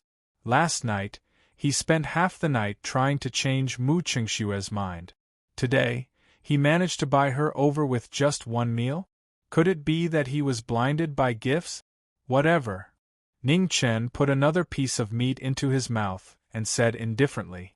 Yesterday, he was just joking with Mu Qingxue. Although he was envious of those who could fly, it was important to know one's own limit. Since Mu Qingxue said that he was not cut out for it, it meant that his talent was not that good. I can teach you a special mental cultivation method, Mu Qingxue said. Is it powerful? Hearing the word special, Ning Chen became interested again and asked, What do you mean? Mu Qingxue asked, Can I beat you after learning it? Ning Chen asked with expectation. Mu Qingxue shook his head. What about Qing Ning? Ning Chen lowered his standards. Mu Qingxue shook his head again. What about the leader of the guards that came in to arrest us? Ning Chen did not have much expectation left. Mu Qingxue shook his head again. Then why should I learn it? Ning Chen lost his motivation and asked with flagging interest. To strengthen the body. Wow, so special. Ning Chen took a bite of the steamed bun and pretended to be surprised. Don't regret it. Mu Qingxue did not force him and said indifferently. Ning Chen felt that Mu Qingxue's tone was a bit unusual, as if he missed a great opportunity. Is this mental cultivation method very special? Ning Chen asked carefully. Yes. What's special about it? Ning Chen asked again. Precious. Why is it precious? Ning Chen continued to ask. Special. Ning Chen painfully realized that this woman was sent by the heavens to punish him. Not only did she cut him, but she also wanted to torture him mentally. I'll learn it. Ning Chen took a bite of the steamed bun and said with gritted teeth. Okay, wait first. Why? Mu Qingxue looked at Ning Chen and said slowly, The mental cultivation method is not with me. Ning Chen could not stand it anymore. He stood up and pointed at Mu Qingxue with a trembling finger. His lips were trembling with anger. This is too much. However, I know where the mental cultivation method is. Ignoring Ning Chen's anger, Mu Qingxue continued. Before Ning Chen could vent his anger, he sat down weakly. His heart was bleeding. Zhang Wuji's mother was right. The more beautiful a woman was, the more dangerous she was. Ning Chen decided that he had to calm down, calm down, calm down. Crack, the chopsticks in Ning Chen's hand broke. Fine, he admitted that he couldn't calm his heart, nor could he calm his anger. Where? Ning Chen decided to ask one last time. Emperor Xia's imperial study. Ning Chen fiercely slapped himself on the face. Why did you ask? Do you want to learn it? Mu Qingxue confirmed seriously. Ning Chen didn't say anything. He buried his head in his food, determined to ignore her. Don't regret it. Ning Chen took a big bite of the bun and stuffed it into his mouth. Here, this medicine is for you. Mu Qingxue casually tossed over a small box. What's it for? Ning Chen couldn't help but ask. It's to save my life, Mu Qingxue said carelessly. Why are you giving it to me? Don't you want to use it? Ning Chen was happy. It seemed that he still had some status in Mu Qingxue's heart. You're too weak. You need it more than I do, Mu Qingxue said indifferently. Ning Chen's left hand and right hand slapped his mouth. Why did you have such a cheap mouth? Why did you have such a cheap mouth? After the conversation ended, Mu Qingxue didn't say anything else. He quietly ate his food. His pleasing appearance was much better than someone else's. After the meal, Ning Chen hummed a tune and went to the back garden for a stroll. At this time, most of the eunuchs and palace maids were busy. There was no one in the back garden. Compared to being bored to death in the room and being angered to death by Mu Qingxue, he felt that looking at the flowers was a good choice. However, he forgot that Qing Ning's room was right next to the back garden. In the room, Qing Ning was just about to go to the Empress's room. Zhang Sun had to go out of the palace today. She was a palace maid trained by Zhang Sun. Not only was she responsible for the daily arrangements of Weiyang Palace, but she was also responsible for Zhang Suan's safety. Just as she was about to go out, Qing Ning saw Ning Chen's bored expression. She thought of how he told on her in front of Zhang Sun last night. She was instantly angry. Ning Chen, Qing Ning glared and shouted. Oh? Ah, Sister Qing Ning. Ning Chen saw Qing Ning and immediately smiled. He ran over to greet her. Come with me, Qing Ning said with internal injuries. She had nowhere to vent her anger. Why? Go out of the palace with the Empress. Oh? Out of the palace? A certain person's eyes lit up. However, when he thought of Mu Qingxue's martial arts summary that Qing Ning was more powerful than 100 Ning Chens, his interest instantly disappeared. Sister Qing Ning, can you teach me martial arts? Ning Chen desperately wanted to get rid of this seriously unbalanced right to speak.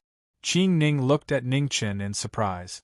After thinking for a while, she said tactfully, What I learn is not suitable for you. Why? Ning Chen didn't give up and asked. You're not cut out for it. Qing Ning had to tell him the truth. Ning Chen wanted to die. He couldn't take the opportunity to run away, and he still had to face Zhang Sun. After being forced by Qing Ning to change his clothes for leaving the palace, Ning Chen's mood was gloomy. He followed behind her listlessly, like a small sapling destroyed by the wind and rain. When he saw Zhang Sun, the sedan chair had been prepared and they were ready to leave. Zhang Sun was dressed plainly today. She didn't wear a phoenix coronet and pearls. Her beautiful face was clean and she didn't wear any makeup. Compared to usual, she looked less luxurious and more amiable. It's all an illusion, Ning Chen warned himself. His preconceived notions made him think that Zhang Sun was a two-faced woman. All the beautiful appearances were illusions to confuse people. Ning Chen believed in his own judgment, so he tried his best to avoid Zhang Suan's gaze. Zhang Sun had already seen Ning Chen behind Qing Ning, but she didn't say anything. She could tell that he had been avoiding her, as if he was afraid of her, but not like the people in the palace who were afraid of her. If she had to describe it, he was like a child who had done something wrong and was avoiding his parents' gaze. It had to be said that Zhang Suan's intuition was frighteningly accurate. Ning Chen had a lot of secrets, so of course he didn't want to see her. Every time they met, his heart would beat like a drum. Compared to the kind and simple Qing Ning, the clever Zhang Sun was no different from a demon in Ning Chen's eyes. Fortunately, no matter how smart Zhang Sun was, she couldn't have guessed that Ning Chen was a fake eunuch, let alone connect him to the assassination. When Zhang Sun left the palace, she didn't bring many guards with her. In this world, there were so many people who wanted to assassinate the Xia Emperor that they had to line up for 10 days to half a month. However, there were few who wanted to harm Zhang Sun. Zhang Sun was famous for being a virtuous empress. Her reputation among the people was much better than that of the Xia Emperor. Ning Chen didn't know why Zhang Sun left the palace, so he could only follow behind the sedan with an unhappy expression. Along the way, he looked at the bustling streets, and his heart itched with envy. Qing Ning was the closest to the sedan. If Zhang Sun needed anything, she could just lift the curtain and give orders. Ning Chen's position was inconspicuous, and he wasn't wearing palace robes. If one didn't pay attention, he would be no different from a passerby. The thought of running away flashed through Ning Chen's mind again and again. However, every time he saw Qing Ning's unintentional gaze, he immediately became as obedient as he could be. Whoosh! A sudden chill caused Ning Chen's pupils to shrink. He saw 3 arrows flying towards Zhang Suan's sedan from different directions. They came for no reason, just like when they tried to assassinate the Xia Emperor.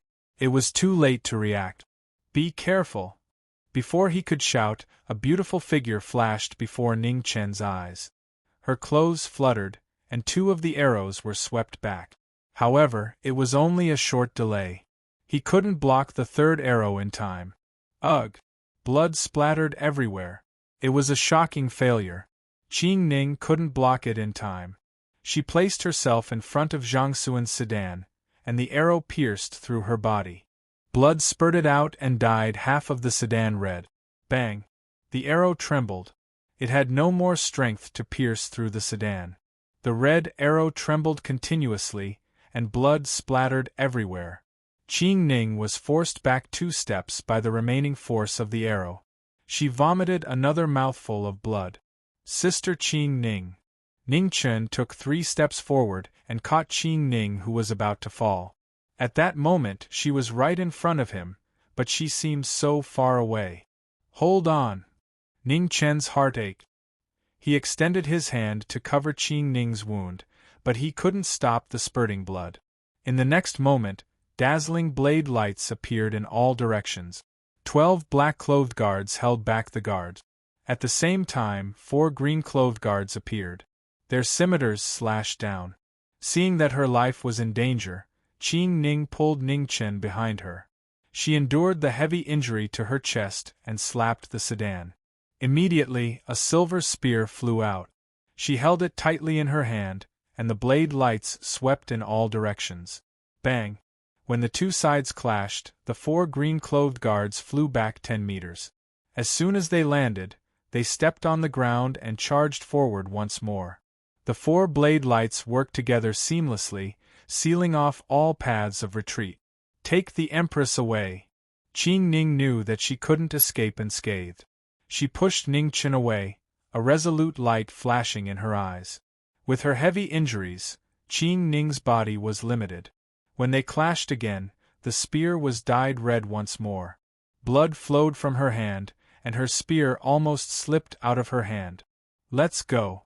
If we wait any longer, it'll be too late. Qing Ning tore apart her clothes and wrapped her spear around her right hand. Her solemn gaze contained the final determination of her life. Qing Ning held her spear horizontally in front of the sedan, not allowing anyone to take half a step past her. Empress, let's go. Ning Chen glanced at Qing Ning. Then he helped Zhang Sun up and quickly ran towards the fleeing crowd. You want to leave? The 4 green-clothed guards abandoned Qing Ning and chased after Ning Chen and Zhang Sun. Humph! With a cold snort, the spear in Qing Ning's hand shot out like a swallow. Silver light flashed through the air, forcing the 4 of them to turn around. Today, no one will be able to take half a step past this line. Qing Ning's injuries were heavy, and her blood was about to run out. But it was hard to stop her unyielding will. With her spear in hand, her entire body was bathed in blood. She stood alone, regardless of life or death, she would protect Zhang Sun. Qing Ning. Zhang Sun was being dragged forward by Ning Chen. When she turned around, tears fell from her eyes like rain. Ning Chen, save her! Her pleading voice couldn't stop them from moving forward. Ning Chen didn't turn around. He continued to pull Zhang Sun forward. From start to finish, he didn't turn around even once. Chapter 8. Every strike of the blood-stained silver spear brought out a large amount of blood. It was the blood of others, but it was also Qing Ning's own blood. The wound on her chest could not be healed. As she waved the silver spear, the wound tore open. Blood flowed out and completely dyed her white clothes red. The 4 green-robed men did not want to waste any time. Their moves were ruthless, and every move was fatal. Qing Ning blocked the attacks with her spear alone. She only attacked and did not defend herself. She fought against the combined attacks of the 4 men. Seeing the swords coming at her again, Qing Ning did not dodge. She took the attack head-on. She turned the silver spear in her hand, and with a thunderous strike, she shattered the arms of the 4 men. One move for another. How many can you block? The leader of the 4 green-robed men said. His eyes flashed coldly. They had failed to assassinate Zhang Sun. When they returned, they would be severely punished. Who would have thought that a palace made by Zhang Sun's side would be so capable? Qing Ning did not answer. It was unknown whether it was because she was unwilling or because she had no strength left. Her originally plain white clothes were no longer of its original color. A gentle breeze blew, blowing her long hair. In a trance, there seemed to be a faint mist of blood dancing. It's over. The leader of the green-robed men saw that Qing Ning was like a lamp that had run out of oil. He waved his scimitar. Rays of green light circled around like dragons. At the same time, the other 3 men cooperated and rushed forward, wanting to end the life of the woman in front of them. The 4 rays of light were unparalleled. With the support of the 4 men's martial arts, they were unstoppable. There was no chance of survival. Seeing the fatal attacks, Qing Ning's gradually lifeless eyes exploded with a dazzling light. Amidst the shredded clothes, the silver spear left her hand and spun wildly. I've already said that no one should even think of taking half a step past this line. Qing Ning did not retreat. Instead, she advanced. Beside her, the silver spear spun rapidly, stirring up the surrounding wind and clouds, forming a huge vortex. This was the last move. Qing Ning used all her cultivation to protect the line behind her. This was her life's dedication, and also Zhang Sun's lifeline. Boom! As their moves collided, the heavens and earth shook and dust filled the air. The weapons in the hands of the 5 people were unable to withstand the huge force, and all of them shattered. The shocking power shook the guards and the black-clothed man, who were fighting not far away, and sent them flying back a few steps. In the aftermath, the 4 green-robed men tasted something sweet in their throats and vomited. Their bodies trembled and they almost lost their balance. Not far away, the beautiful blood-soaked figure still stood tall, leaning against the palanquin. Her eyes gradually lost their luster. Her last glance in this life was filled with gratification. She had defended the line and protected her eldest grandson's life. In this life, she had no regret. Unfortunately, she would never hear that infuriating fellow call her sister Qing Ning again. No! Qing Ning subconsciously turned to look at the source of the cry. Unfortunately, her absent-minded eyes could no longer see the person. Vaguely, she seemed to see a familiar figure reflected in her eyes. In the end, it turned into endless darkness. Sister Qing Ning. Ning Chen took a few steps forward to support Qing Ning. His eyes were filled with grief as he glanced at the four people standing not too far away. For the first time, intense hatred flashed through his heart. Carefully placing Qing Ning next to the palanquin, Ning Chen's left hand finally revealed the copper stove. Taking out a match, he immediately lit up a hemp rope covered in lamp oil at the mouth of the stove. Seeing that the fire was strong, it followed the lamp oil and entered the copper stove. Ning Chen swung his hands, then quickly turned around and hugged Qing Ning. In the next moment, a terrifying explosion shook the entire world. The four heavily injured men could not avoid it. They were blown away by the terrifying aftermath and fell to the ground. It was unknown whether they were dead or alive. Cough, cough. In order to protect Qing Ning, Ning Chen had to bear part of the aftermath. Instantly, his internal organs were shaken. Drops of blood flowed from the corner of his mouth. Amidst the smoke and dust, Ning Chen did not have time to check his injuries. He carried Qing Ning and ran to the side of the street without looking back. Duan Pharmacy. Zhang Sun stood at the door and kept looking. Although his face was calm, he could not hide the anxiety in his eyes. About half an hour later, Ning Chen ran back with Qing Ning covered in blood. Seeing this, Zhang Sun immediately went forward to check. When he saw Qing Ning's miserable state, his eyes immediately turned red. However, Zhang Sun was the empress after all. After a short moment of panic and helplessness, she immediately regained her senses. Only now did she realize that Ning Chen's current state was not much better. His clothes were ragged and he was in an extremely sorry state. Come in quickly. Zhang Sun quickly brought Ning Chen into the backyard of the pharmacy. Duan Pharmacy was the property of the Zhang Sun family in the imperial city. Moreover, the shopkeeper would report to the Zhang Sun family every once in a while. Before Zhang Sun entered the palace, she had often helped with the family's accounts. Thus, the shopkeeper was not unfamiliar with Zhang Sun. Ning Chen carefully placed Qing Ning on the bed. The shopkeeper immediately brought medicine and a white cloth to stop the bleeding. After the bleeding had temporarily stopped, he had time to check her pulse. On the side, Ning Chen and Zhang Sun waited anxiously. When they saw the shopkeeper's expression become more and more unsightly, their hearts gradually sank. How is it? Seeing the shopkeeper stand up, Zhang Sun took a step forward and asked anxiously. Lady Qing Ning's internal organs are severely injured.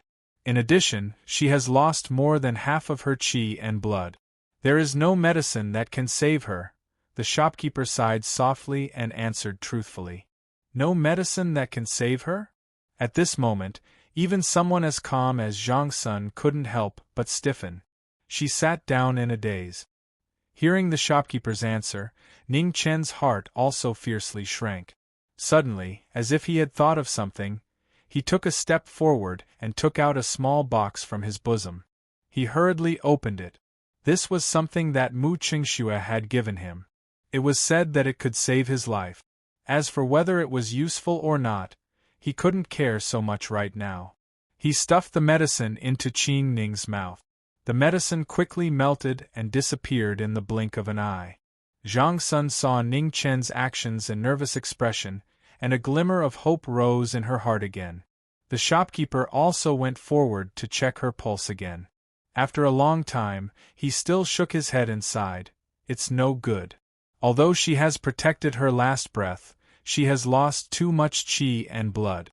Empress, you should be mentally prepared. I understand. Zhang Sun's heart ached as she nodded. What do you understand? Hurry up and give her a blood transfusion. Ning Chen was anxious. He didn't care about seniority and hurriedly said. Hearing Ning Chen's strange words, not only the shopkeeper, but also Zhang Sun was stunned.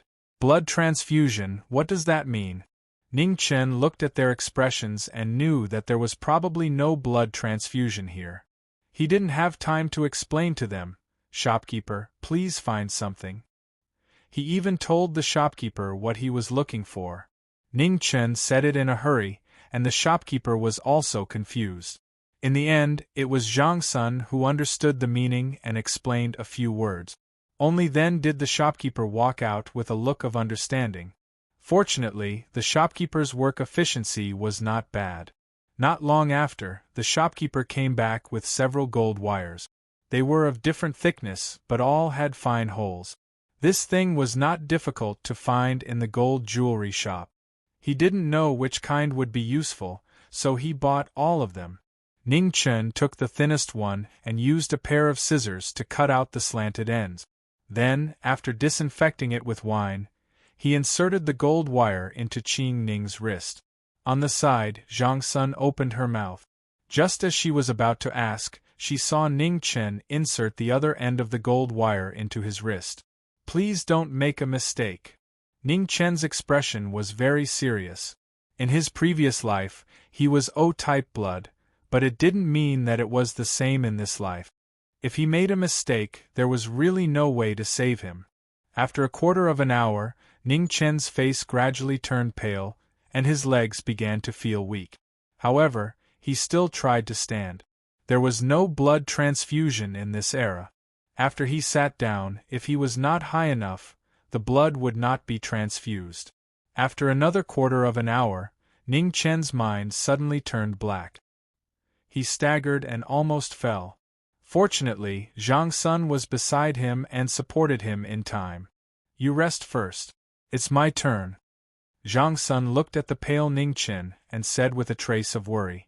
No need. The less people there are, the less dangerous it is. I can still hold on. Ning Chen rejected Zhang Sun's good intentions. He was originally gambling. If Zhang Sun interfered, Qing Ning would really die. After nearly an hour, Ning Chen finally couldn't hold on anymore and fainted. In order to make it easier to take care of the two of them, Zhang Sun told the shopkeeper to add a temporary bed in the room, and then put Ning Chen on it. The shopkeeper was in the front hall getting the medicine and boiling it, and then delivering it to the backyard. He was so busy that he didn't know where to start. Zhang Sun had specifically instructed him not to reveal her identity to anyone, so he didn't dare to let others do these things. He could only do it himself. After feeding the two of them medicine, Zhang Sun finally had time to sit down and think about the ins and outs of the whole thing. Very few people knew that she had left the palace.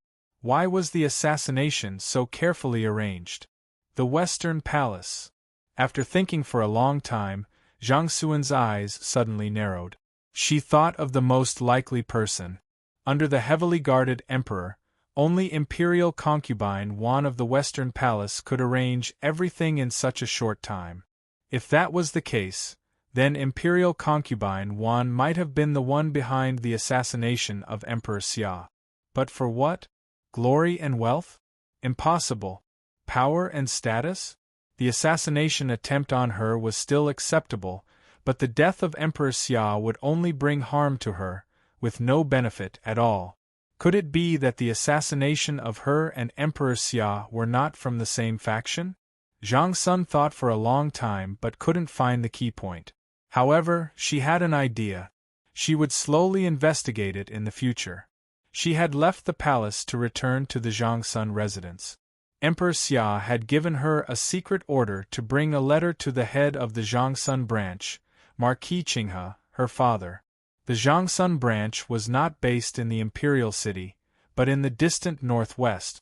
They controlled Tailing, Qinghe, and Zhangchuan in the northwest. They could be said to be a feudal lord.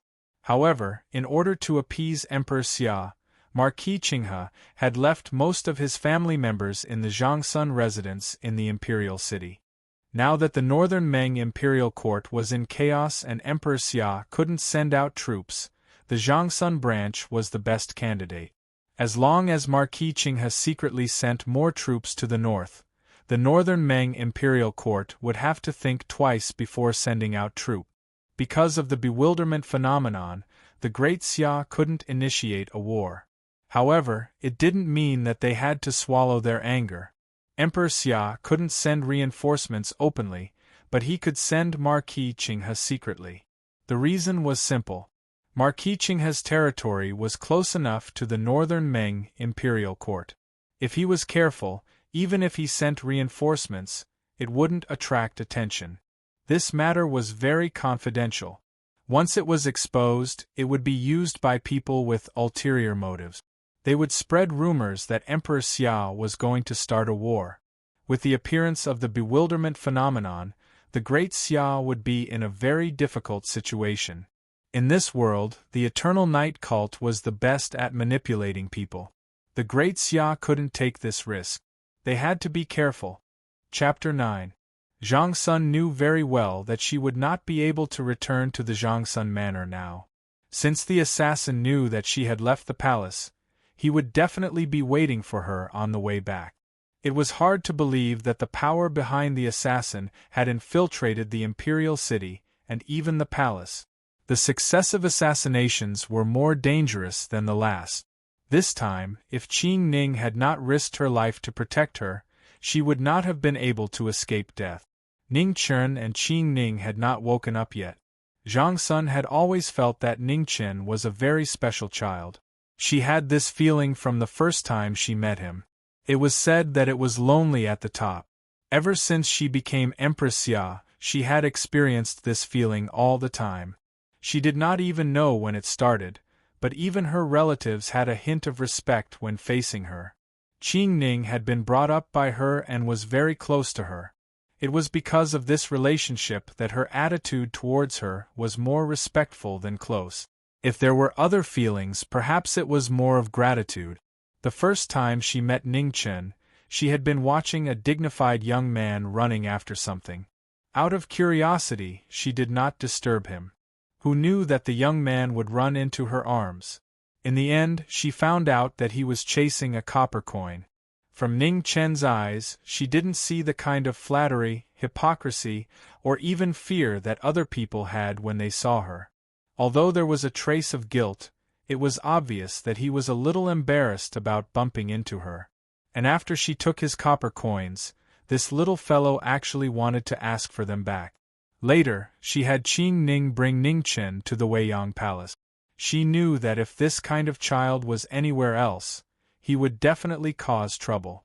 But what surprised her was that Ning Chen did not seem to appreciate her kindness. When they met again, she could still remember clearly how reluctant he was. What happened next was even more unexpected. Because of this, she had specially summoned Ning Chen to confirm the truth of the matter. She had seen countless people in her life. If it had been an old man who had lived for decades, perhaps he could have fooled her. But Ning Chen was just a 15 or 16-year-old boy. She could tell at a glance whether he was telling the truth or not. Originally, Antares was not a big deal. But for it to appear at such a delicate time was a big deal. Emperor Xia had already decided to send out his troop. The imperial astronomer knew that Antares was about to appear but chose to hide it. Their goal was even more chilling. Today, when she left the palace to return to Zhangsun Manor, Qing Ning actually dragged Ning Chen along. She was only surprised for a moment, but didn't ask anything. What really surprised her was Ning Chen's performance today. From the moment he pulled her and ran away to when he asked the shopkeeper for sulfur and saltpeter in the pharmacy to make something unknown. Later on, she asked the shopkeeper to go to the place where they were assassinated. Half of the street was bombed beyond recognition. When the soldiers arrived, they found a ground full of broken bones. Ning Chen's continuous and unexpected performance surprised her more and more. She even specifically asked the shopkeeper about the blood transfusion for Qing Ning, but the shopkeeper clearly said that he had never heard of blood transfusions being used to treat illnesses or injuries in this world. Even the medical books had no record of it. However, whether she believed it or not, Qing Ning's pulse was gradually stabilizing. It was obvious that she had passed the critical juncture. However, this time, Zhang Sun decided to keep the fact that Ning Chen had saved her a secret. She even downplayed Ning Chen's credit for reminding her about Yinghua. This was not a form of suppression, but a means of protection. After all, Ning Chen's foundation was too weak. If he suddenly made such a great contribution, it would be easy for others to be jealous and frame him. Presumably, the news of her assassination had already spread to the palace. Ning Chen took her and escaped into the crowd in the midst of the chaos, and then rescued Qing Ning. That was to say, no one knew of their whereabouts. She had once thought of having the shopkeeper go to the Zhangsun residence to report, but then she dispelled this idea. If it was noticed by someone with ulterior motives, it was likely that as soon as the shopkeeper arrived at the Zhangsun residence, someone would come to do in pharmacy. Actually, the best person to report to Zhangsun Manor was Ning Chen. Because he looked unfamiliar, unlike the shopkeeper, many people knew his identity as the shopkeeper of Duan Pharmacy. Even if someone noticed, they would not be able to guess where they were staying. Thirsty. At this moment, on the bed, Ning Chen's eyes were half open, and he called out in a daze. Hearing Ning Chen's voice, Zhang Sun came back to her senses. She went to the table and poured a cup of water. She walked to the bed and carefully helped Ning Chen up, and then brought the cup to his mouth. Ning Chen was in a daze. He did not know that the person in front of him was Zhang Sun, the one he was most afraid of. He raised his body slightly, drank a few mouthfuls of water, and then pushed the cup away, turned around and went back to sleep. Zhang Sun smiled helplessly. This was the first time in her life that she had served someone like this. Even Emperor Xia did not have this blessing. On the other side, Qing Ning still showed no signs of waking up. After all, she was so badly injured that she would not wake up for a while. Fortunately, this was a pharmacy and there were all kinds of herbs. As long as she was out of danger, she would recover sooner or later. Unknowingly, the sky turned dark and night fell. Zhang Sun was worried about Antares. She walked to the window, quietly waiting for the moment to come. At the same time, in the heavenly mandate hall of Emperor Xia's palace, Emperor Xia stood alone in front of the hall, looking up at the sky. His dragon robe fluttered in the wind in the night, and the night was cold and dewy. However, no one dared to come forward and remind him. In the sky in the south, the Heart Imperial Star was as bright as before. Antares was still as dim as last night, and there seemed to be no change. However, those who were observant found that the two were really close to each other. In the west of the Xia dynasty, in an unknown barren temple, a young man who looked so ordinary walked out. It was just an ordinary step, but no one knew how far he had walked. However, the moment the Taoist walked out of the temple, the originally barren area mysteriously disappeared, as if it had never been there. The world did not know that the temple that disappeared was the first temple of the Eternal Night sect, and they did not know that the young man who walked out was the divine son of the sect. Antares guarded the heart, and the mortal world was dark for 100 years. This was the sign of the Eternal Night sect. The same sign appeared in the Gumeng Imperial Court in the north, the Du-Yi Temple in the southwest, and the Tiantsong Academy in the Great Xia. At this moment, the most shocking change occurred in the sky. The originally dim Antares suddenly brightened rapidly, and the two stars competed with each other, filling the sky with red. The will of the heavens. In the Duke of Grand Awareness's residence, the imperial tutor looked at the sky and sighed softly. The star of calamity was a sign that a great disaster was coming. This time, even the great Xia would not be able to avoid it. Grand Awareness, you're too much. Amidst the light laughter, a gorgeous figure walked over. She looked to be about 30 years old, and her face was like jade. It was one of the three dukes, Duke Xiu.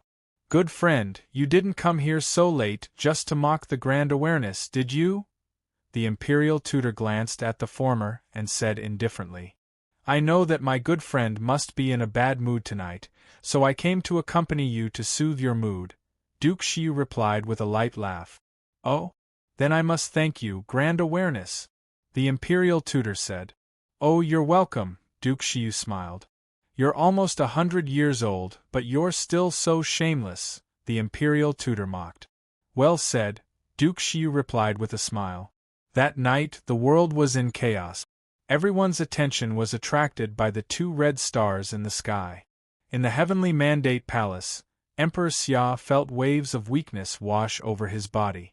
Some observant people noticed that in the sky above Emperor Xia's palace, the unshakable true dragon's fate was rapidly weakening. The invincible Emperor Xia was finally no longer unbreakable. The divine prefecture was truly about to change. Fate was an indescribable trend. Back then, when the divine prefecture was divided and war broke out, the Emperor Xia came out of it and swept across the world. Hundreds of dynasties submitted to it and established imperial authority that would last for 1,000 years. Fate was like the sun in the sky. Even the eternal night cult, which had existed for tens of thousands of years, had no choice but to hide in the darkness. These 1,000 years were indeed the Great Xia's 1,000 years. However, the fate of the Great Xia was actually weakening. What did this mean? All the wise men in the world knew that this meant that the Great Xia was no longer invincible and unshakable. Fortunately, not many people in the world could see this point. After all, the number of people who could be called wise men could be counted on one hand. What beautiful stars!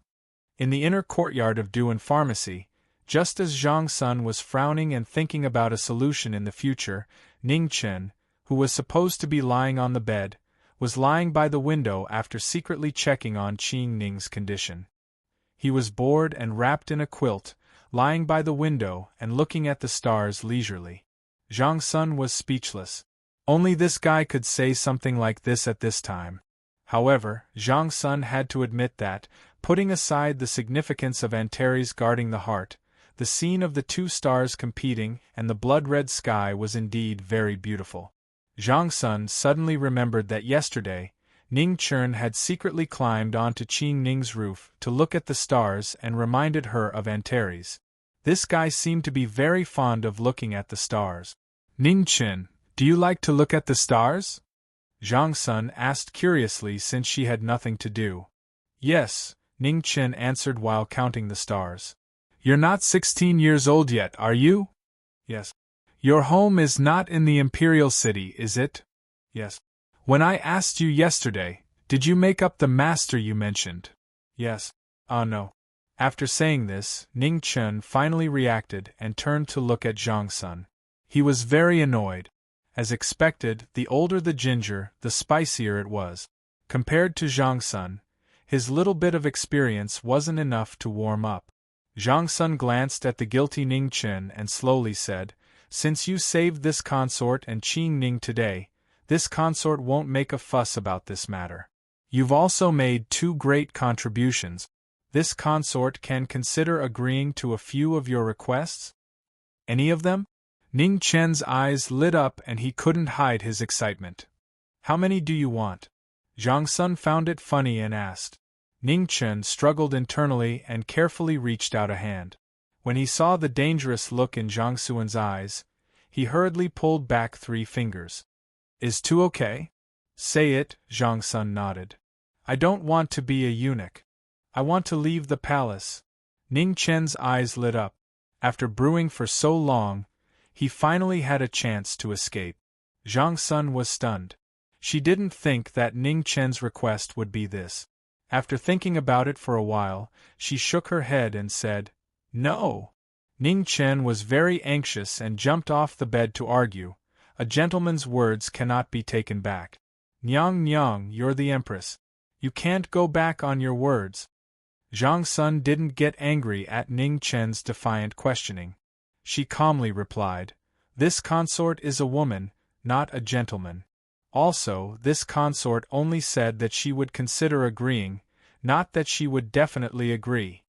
Ning Chen was so angry that his face turned white and he couldn't say anything. He sat down on the bed with a thump and sulked to himself. This is invalid. You still have one more chance to make a request, Zhang Sun reminded. No more. Ning Chen's mood was very bad. He turned and crawled under the blankets to cover his head. There's no rush. If you remember anything, tell this consort again. Zhang Sun was in a good mood when she saw Ning Chen suffer. Woo-woo. 2 woo-woo sounds came from under the blankets. It sounded like a response, but it sounded more like a silent protest. Chapter 10. In the northern plains, under the starry night sky, a delicate woman stood quietly. Her beautiful face was sickly pale. As the night wind blew, she coughed lightly from time to time. Her delicate appearance made one's heart ache. "Has Emperor Xia ordered the troops to be deployed?" the woman asked softly. "No." Beside the woman, an armored general respectfully replied. The general was very young. His gaze towards the woman was filled with admiration and reverence. It was not intense, but it could not be concealed. "Heaven's will." The woman glanced at the two blood-red stars in the sky and coughed a few times. Soon after, she sighed softly. "Someone has interfered in the end. It's a pity that a hidden chess piece has been set up for a long time." The young general did not say anything.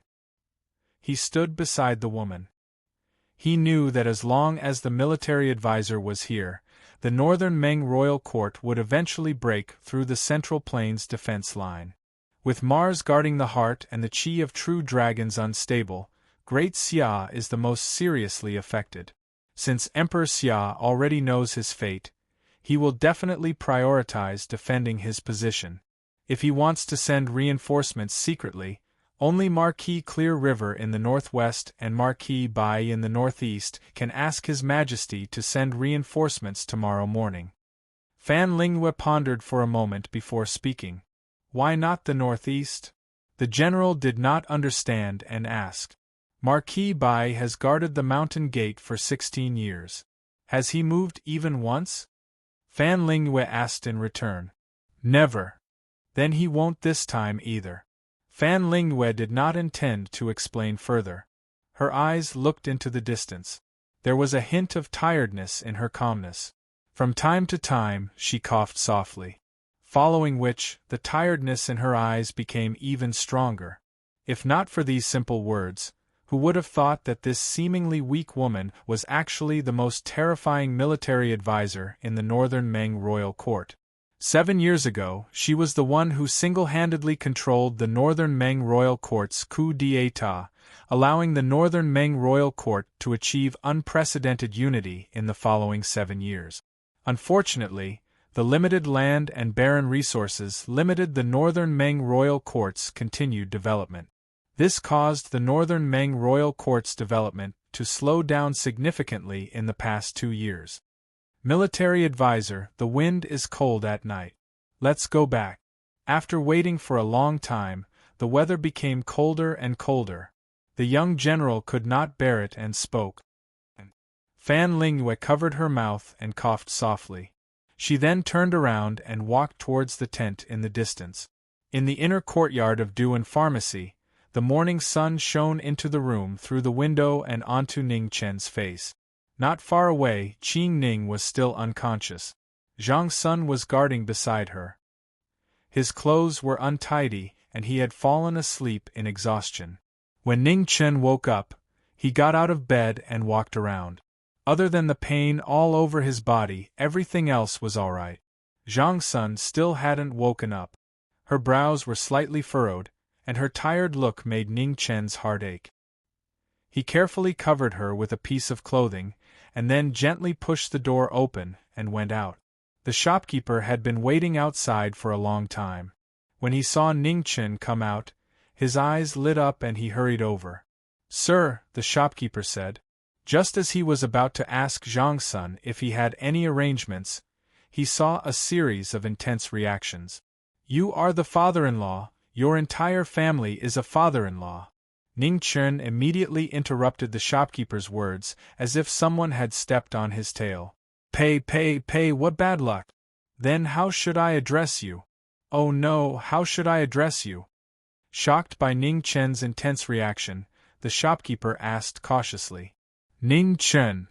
"Oh, then may I ask, Brother Ning, does the Empress have any orders?" "The Empress hasn't woken up yet, so how would I know?" Ning Chen replied gloomily. He also wanted to know. Mercilessly pushing the shopkeeper to the side, Ning Chen walked into the courtyard and began practicing taiji, causing the shopkeeper behind him to stare blankly. "Brother Ning is truly a strange person. Undeserved reputation. Brother Ning is too modest. Well said. Ning Chen, come here. Not going.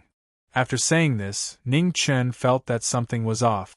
When he turned around and saw that it was Zhang Sun who was calling him, he immediately broke out in cold sweat. He stopped practicing and ran over. Empress, what orders do you have? Return to the room, I have something to tell you. Zhang Sun didn't care about Ning Chen's lack of manners. She knew that if she did, she would die from anger sooner or later. After entering the room, Zhang Sun looked at Ning Chen with an unprecedentedly serious expression. Ning Chen, I have something to tell you. Seeing Zhang Sun's expression, Ning Chen's heart skipped a beat. He understood that there was something troublesome for him to do. Think of a way to enter the Zhang Sun estate. Once you see the Marquis of Taiping, tell him that this consort is here. Remember, you have to see the Marquis of Taiping, no one else is allowed. This was an important matter, so Zhang Sun couldn't help but have misgivings. She couldn't guarantee that there weren't any spies in the Zhang Sun estate, so she could only be extremely careful. The Marquis of Taiping was her older brother and also the leader of Zhang Sun's branch in the imperial city. He definitely knew that something had happened to her by now and was searching everywhere for her. If there's a chance, run. Hearing Zhang Sun's orders, Ning Chen's first reaction was to take the opportunity to leave. However, when he saw the still unconscious Qing Ning and Zhang Sun's trusting gazes, he immediately felt a bit embarrassed. I'll try my best. Ning Chen felt conflicted and replied vaguely. Zhang Sun frowned.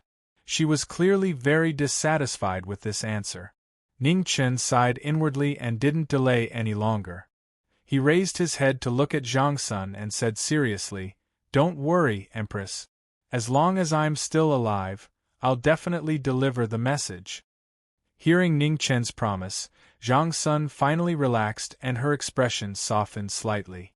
She took out a crescent-shaped jade pendant from her waist and handed it to Ning Chen. Take this. Once the Marquis of Taiping sees it, he'll believe you. After taking the jade pendant, Ning Chen suddenly said without any warning, Empress, if I don't return before sunset, take Qing Ning and go somewhere else. Zhang Sun froze, confusion filling her eyes. She didn't understand. Ning Chen cracked a smile and said, I'm scared that if I get caught, I won't be able to withstand the torture and will give you up. Zhang Sun laughed involuntarily, then replied, It's fine. This consort doesn't expect you to be able to withstand any torture. If it really gets to that point, don't worry about anything else. Just think of a way to protect your little life. Bye-bye. Ning Chen waved, then turned to leave, leaving behind Zhang Sun, who was completely confused. She didn't understand what he meant by those last two words. After a long time, Zhang Sun helplessly shook her head and sighed. This little guy is too hard to understand. The Grand Xia's imperial city was very large and bustling. It wouldn't be an exaggeration to say that it was the #1 city under the heavens. Ning Chen walked around until he was dizzy. He only knew the general direction of the Zhang Sun residence, so he asked as he walked. After walking around for half a day, it was already close to noon. At this time, Ning Chen suddenly realized a terrifying fact. He actually had no money. His only copper coin had been confiscated by Zhang Sun, so he really was penniless. Older sister, how do I get to the Zhang Sun residence? After asking around, Ning Chen's throat was so thirsty that it was almost smoking. Seeing a woman walk past him, he subconsciously stopped her and asked. Asking around even led you to a brothel. Young master is truly in a good mood. Yuhani glanced at the youth in front of her and giggled. Young master seems to be thirsty. Come in and have a cup of tea. This isn't good. Ning Chen hesitated for a moment before following the woman into the Lingyan pavilion. So what if it was a brothel? So what? Couldn't he just ask for a cup of water? Young master, please have a cup. Yuhani poured a cup of tea and placed it in front of Ning Chen. It's free, right? Ning Chen looked at the luxurious decorations around him and probed. Young master must be joking. It's just a cup of tea. Yuhani sweetly smiled. Ning Chen's smile blossomed. He took the cup of tea and drank it in one gulp. Refreshing. Do you want more? Yuhani poured another cup of tea and handed it over. Older sister, you really are a good person. Ning Chen took the cup and bashfully smiled. He hadn't even drunk the tea yet, but he was already flattering her. This cup is for money. Pooh, Ning Chen had just taken half a mouthful of water when he heard the former's words and immediately spat it out. Cough, cough. Ning Chen looked at Yuhani, his face red from choking. Hee, I'm just teasing you. Look at how scared you are. Yuhani laughed, gasping for breath. Ah. Ning Chen awkwardly wiped his mouth. His gaze randomly swept around, not daring to look directly at Yuhani. How come there's no one here? Ning Chen realized that the luxurious pavilion was completely empty. There wasn't a single guest. He looked at Yuhani again. She had willowy eyebrows and phoenix eyes. Her skin was like jade and she looked like a femme fatale. No matter how he looked at her, she didn't look like someone who would be unwanted. Don't think too much. Yuhani looked at Ning Chen's strange expression. How could she not know what he was thinking? She angrily said, This Ling Yen pavilion is opened by me. Hearing that, Ning Chen looked at the woman in front of him with astonishment. The shy smile that often hung on his face disappeared and was replaced by a trace of disgust. If one didn't pay close attention, it would have been difficult to notice. Sorry to bother you, but I'll bring the money for the tea tomorrow. Gently putting down the cup, Ning Chen indifferently said a few words before turning and walking out. This young master has come. Why haven't you girls come down yet? Right at this moment, a young figure swaggered in from outside the ascending mist pavilion. Dressed in gorgeous silk and satin, coupled with that arrogant and despotic appearance, it was obvious with a single glance that he was a profligate son of a wealthy family. Oh, it's young Master Zhangsun. What wind blew you here? In just a short while, a few ladies dressed in light muslin walked down from the second floor. Their beautiful bodies were faintly discernible, making people feel thirsty just by looking at them. Haha, there's been too much trouble in the residence these past 2 days. It's almost driving me crazy, so I came out to have some fun. Zhangsun Yunxian laughed as if there was no one present. To the side, Ning Chen stopped and looked back at the young man not far away. After a moment, he walked forward. You're from the Zhangsun residence? Yes. Zhangsun Yunxian was stunned and subconsciously replied. Taiping Marquis' son? Yes, what's wrong? Zhangsun Yunxuan's face showed impatience and displeasure. Oh, what a coincidence! Ning Chen coldly laughed and immediately kicked the former's abdomen. In front of everyone's eyes, Zhangsun Yunxian crashed into the table with a bang, spilling tea all over the floor. At this moment, not only were the women who had just come down stunned, but even Yuhani, who was closest to them, couldn't react. You're courting death. Do you know who I am? Do you know who my father is? Zhangsun Yunxian was so angry that his brain couldn't function properly after being kicked. He struggled to get up. I know your father is Taiping Marquis. You just said it. Ning Chen coldly snorted. It turned out that relying on one's father was so popular at this time. Zhangsun was suffering outside and had almost lost his life, but this guy was still in the mood to go to a brothel. He really was a cruel and unscrupulous thing. He took a step forward and kicked Zhangsun Yunxian again. Zhangsun Yunxian, who had not yet regained his footing, was sent flying again. He crashed into the table and chairs, shattering the cups and plates on the floor. This kick is to punish you for being heartless. Ning Chen once again walked forward and looked at Zhangsun Yunxian on the ground. He picked him up and ruthlessly kicked him again. This kick is to punish you for being shameless. Teacups spilled all over the floor, tables and chairs all over the floor. Ning Chen's expression became colder and colder. He picked Zhangsun Yunxian up and then kicked him again. This kick is to punish you for ruining the sound of the door. Grabbing Zhang Sun Yunxian, Ning Chen cut his finger as if he didn't notice. His icy gaze was bone-chilling. This final kick is to let you remember that when we meet again in the future, don't humiliate Zhang Sun Ming. With a bang, tables and chairs were smashed. Broken pieces of wood and blood covered the ground. Everyone was so shocked that they couldn't say a word. The atmosphere instantly turned cold. Several women looked at Ning Chen with a trace of fear and unconsciously took a step back. "Sister, can I borrow some brush and ink?" Ning Chen walked in front of a woman and smiled brightly. "Yes, yes." The woman took another step back in fright. She hastily nodded and then ran up the stairs. Not long after, she timidly walked over with ink and carefully handed it to Ning Chen. "Thank you." Ning Chen took the brush and ink and smiled even more brightly.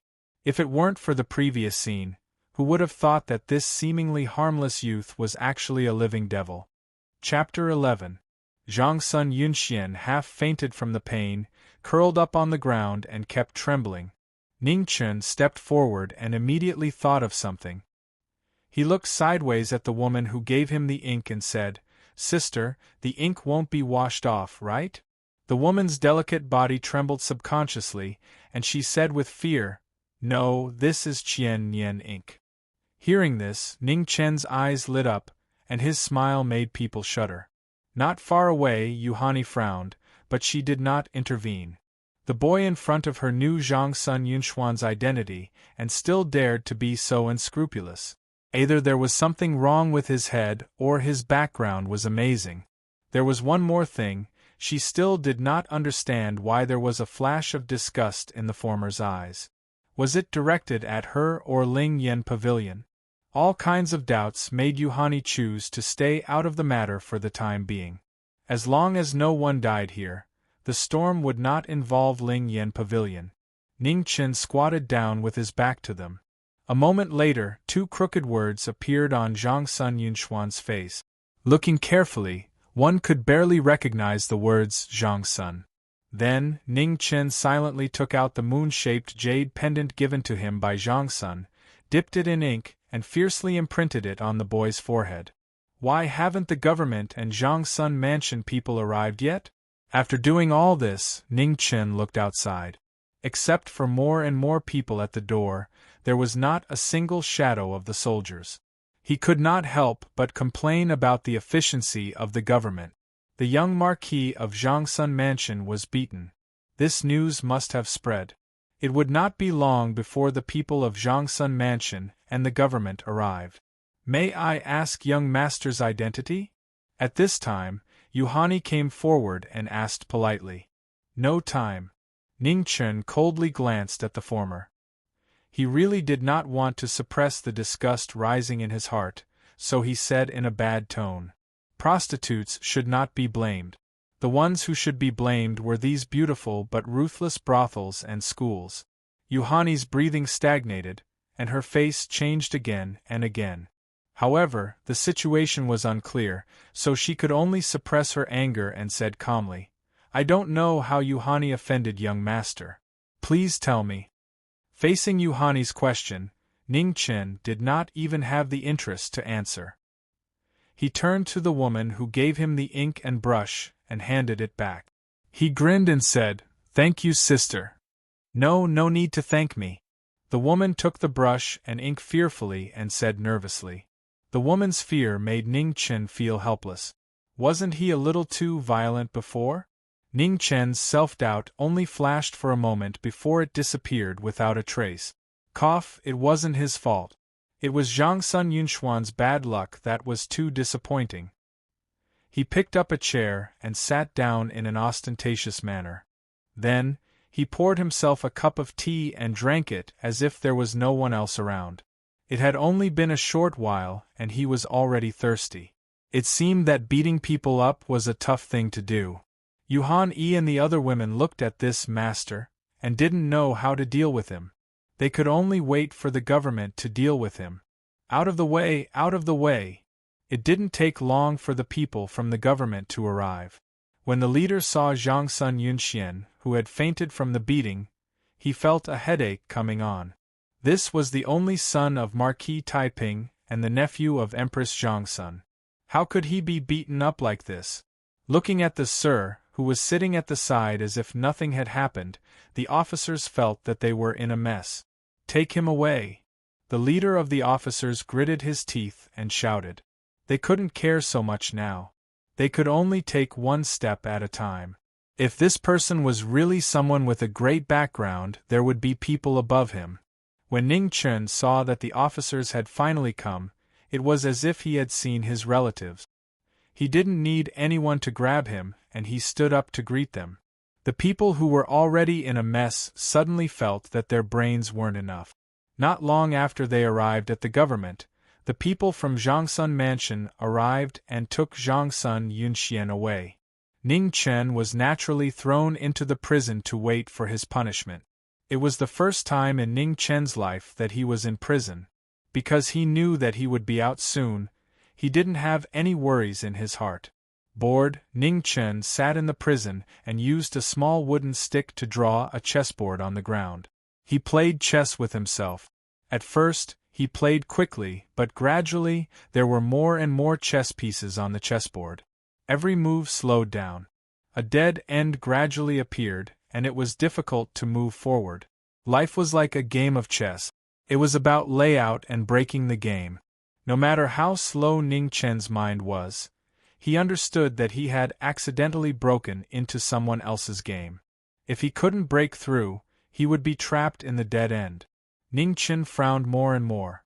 He looked at the chessboard and thought about every move. Why would someone be so eager to assassinate Zhongsun? If something happened to Zhongsun, who would benefit?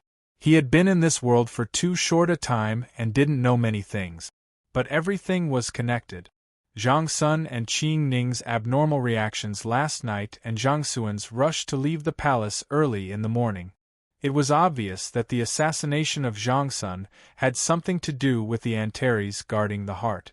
The Antares guarding the heart symbolized war. He didn't care about it at first because it wasn't a big deal at all. This thing would come once every 15 years or so. Sometimes it was obvious, sometimes it was weak. If the foundation of Xia Kingdom was shaken because of this, then the 1,000-year dynasty would have been destroyed many times over. If so, why would Zhongsun have such a big reaction? Ning Chen sighed softly and threw away the wooden stick in his hand. If he guessed correctly, Zhongsun most likely came out with a secret order from Emperor Xia, and it was a secret order that couldn't be known to the world. It was related to the Antares guarding the heart, and it couldn't be known to the world. The result couldn't be more obvious. Emperor Xia was going to mobilize the army, and it was the army of Zhongsun. Then it made sense that Zhongsun had been assassinated. Someone had guessed Emperor Xia's intention and even guessed the time when Zhongsun left the palace. They wanted to use the assassination of Zhongsun to create a rift between Zhongsun and Emperor Xia, and delay the time to mobilize the army. Thinking of this, Ning Chen couldn't help but feel a chill down his spine. If everything was true, then the scheming of the person who set this up was too scary. He could see so much because everything had already happened. There were all kinds of signs, so it was much easier to speculate. But the person who set this up had predicted all the things that hadn't happened and played into the game. The calculation involved was not something an ordinary person could do. Unfortunately, he was dragged into the game by Qing Ning and couldn't escape even if he wanted to. If possible, Ning Chen didn't want to face such a scheming person. If he wasn't careful, he would die without knowing why, and he wouldn't even have a chance to struggle. The only thing he could do now was to save Zhongsun first and then carefully deal with the person behind this. Fortunately, the game wasn't targeted at him. As a bystander, as long as he didn't carelessly enter the game, he wouldn't be as embarrassed as he was today. It's about time. Ning Chen stood up and looked at the door of the cell. It should be about time. Within the Zhongsun residence, Marquis Taiping's study, Zhongsun Yunxian knelt on the ground in fear. A middle-aged man with a cold expression stood in front of the desk. The veins on his clenched fists popped out, showing just how furious he was. Bastard! Marquis Taiping slammed the desk. In his fury, he grabbed the inkstone on the desk and threw it out. Bang! The inkstone struck Zhang Sun Yunxuan's forehead, causing blood to splatter. To the side, a beautiful middle-aged woman went up and hugged her son with a pained expression. She glared at Marquis Taiping. Marquis, your son has been beaten. It's fine if you don't stand up for him, but do you want to beat him to death? Shut up! Marquis Taiping's fury soared. The air around him trembled, and he pressed down on the desk with his hand, causing it to shatter. I don't hit women, but that's not a reason for you to be so impudent. Scram! With that, Marquis Taiping waved his sleeve, sending her out of the study. With a bang, the door closed. Only Marquis Taiping and the kneeling Zhang Sun Yunxian were left in the room. At this moment, Zhang Sun Yunxian was trembling even more violently. Do you know what happened to your aunt? Asked Marquis Taiping coldly. I do. Zhang Sun Yunxian lowered his head and trembled. The entire residence is looking for your aunt. Do you know? Marquis Taiping's voice was even colder. I know. Good, very good. Hearing this, Marquis Taiping could no longer suppress the anger in his heart. He took a step forward and slapped Zhang Sun Yunxian in the face. With a bang, Zhang Sun Yunxian was sent flying 5 steps away until he crashed into the screen. Marquis Taiping's slap was merciless. He could tolerate anything, but this was the only thing he could not tolerate. Zhang Sun Yunxian landed on the ground and vomited a mouthful of blood. He trembled, not even daring to cry out in pain. Reflect on your actions in the study. Without my orders, you are not allowed to take half a step out. With that, Marquis Taiping walked outside. When he saw the angry woman at the door, his eyes turned even colder. If you dare to let him out without permission, or if he takes half a step out of this room himself, you know the consequences. The Zhangsun estate is not a place that can tolerate just anyone, not even my wife and son. The woman trembled with anger, but she did not dare to say anything else. She knew that Marquis Taiping would definitely do what he said. An hour later, the door to the prison creaked open. The two people's eyes met for the first time. Marquis Taiping and Ning Chen, two people who should not have interacted with each other, stood facing each other. No one could see any emotion in their calm gazes. "What's your name?" asked Marquis Taiping after some time. Ning Chen. "A young hero," praised Marquis Taiping, not hiding the admiration in his voice. "Lord Marquis is too kind," replied Ning Chen modestly. "What a pity!" Marquis Taiping suddenly sighed. Although one did not ask where a hero came from, in truth, where they came from determined how high a hero was. Ah! Ning Chen was not moved. He knew what Marquis Taiping meant by what a pity, but that was not important to him. "Is the Empress okay?" Marquis Taiping walked up and asked seriously. "She's fine," replied Ning Chen. "Let's go." "Take me to see the Empress," said Marquis Taiping. "Just you." This time, it was Ning Chen's turn to be shocked. "Ah." Marquis Taiping smiled and replied, "I alone am enough." These simple words did not have any fluctuations in them. They were so calm that it made one feel like he was just stating a normal fact. As one of the 10 strongest marquises in Great Xia, the word Taiping was more important than Mount Tai. The Zhangsun bloodline, 1 family and 2 marquises, not only symbolized the grace of the imperial family, but also their strength that made people look up to them. In the study room of the Zhangsun manor, Zhangsun Yunxian struggled to get up. On his blood-stained face, the word Zhangsun could still be seen clearly. In the next moment, intense coughing sounded out. It was heart-wrenching, and the hair above his eyebrows flew up. It was like a crescent moon mark had appeared. It was as black as ink and unusually eye-catching. Chapter 12. In the inner courtyard of Duan Pharmacy, Zhang Sun sat by the bed and looked at Qin Ning, who still hadn't woken up. A faint sadness flashed across her beautiful face. Qing Ning was raised by her and was the only person she could talk to after entering the palace. The most heartless of all was the imperial family. The palace was filled with schemes and schemes. She had long been exhausted. Because of this, Qing Ning, who hadn't even reached 20 years of age, silently helped her shoulder all the matters in Weiyang Palace. 7 years was like one. Knock knock. Outside the room, there was a knock on the door.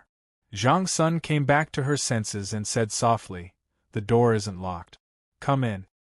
"Empress, I'm back." A familiar voice rang out. Zhang Sun turned around and ignored Ning Chen's smug smile. Instead, she looked at Marquis Taiping. "Big brother!" Zhang Sun was stunned, and a rare wisp of excitement flashed through his eyes as he spoke. "Wuyo, it's been hard on you." Marquis Taiping sighed softly as he looked at his younger sister, who was still beautiful but had aged. On the side, Ning Chen's smile was very bright. He did his best to open his eyes wide. "See, this is all my work. Praise me, hurry up and praise me."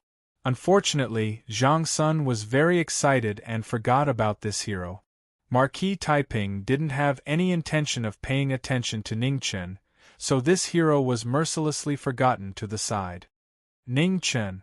Fortunately, Zhang Sun wasn't an ordinary person.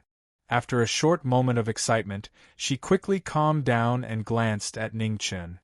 "Huh?" Ning Chen's face lit up. He finally remembered this hero, and quickly stood up straight. His meaning was, "Praise me, I'm listening." "Go out for a moment. I have something to say to Marquis Taiping." Ning Chen ran out with tears in his eyes. His heart was broken like tofu. This child is not bad. Marquis Taiping weighed the pros and cons and finally decided to remind Zhang Sun. He was quick-witted and daring, but he didn't lose his composure. He was a good seedling. If he was nurtured well, he would definitely become someone who could hold his own. Zhang Sun glanced at Marquis Taiping in surprise. There weren't many people who could receive such praise from his big brother. They could be counted on one hand. Marquis Taiping briefly recounted what had happened today. Hearing this, Zhang Sun nodded inwardly. Marquis Taiping's quick wit was indeed extraordinary. While praising him, he could not help but lament his nephew's incompetence. Yunxian is still young. It's okay to punish him, but don't hurt the relationship between father and son.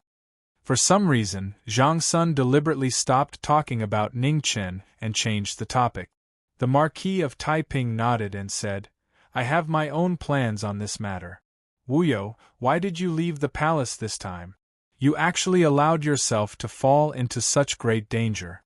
This is not in line with your usual rigorous style of doing things." "We have no other choice." Zhang Sun sighed softly. "You must know that the northern border is in danger. The northern Meng royal court is no longer what it used to be. Emperor Xia's wish to send troops is hindered by the will of heaven. Now, only my father, who is in charge of the northwest, can secretly send reinforcements. Although I heard about it, I did not expect the northern Meng royal court to become such a huge problem." The Marquis of Taiping's heart was heavy. The barbarian land of the past had now become a thorn in the back of Great Xia. It was truly unexpected. Most of the officials in the court still have the impression of the northern Meng royal court from 10 years ago, so they do not care much about it. Unfortunately, the will of heaven plays tricks on people. It was not easy for Emperor Xia to go against the opinions of the masses and decide to send troops, but it was suddenly disrupted. Zhang Suan's heart was abnormally heavy. If they missed this opportunity, who knew what kind of price Great Xia would have to pay? But without a doubt this price would be unbearable. The northern Meng royal court had been building up their troops in recent years, and their intentions were clear. The soldiers of Great Xia at the northern border were no longer enough to defend against the northern Meng cavalry. The matter of sending troops could not be delayed. In the end, the existence of the Eternal Night Cult is the greatest source of calamity. This organization that has existed for thousands of years controls the faith of the world. Its influence is truly terrifying.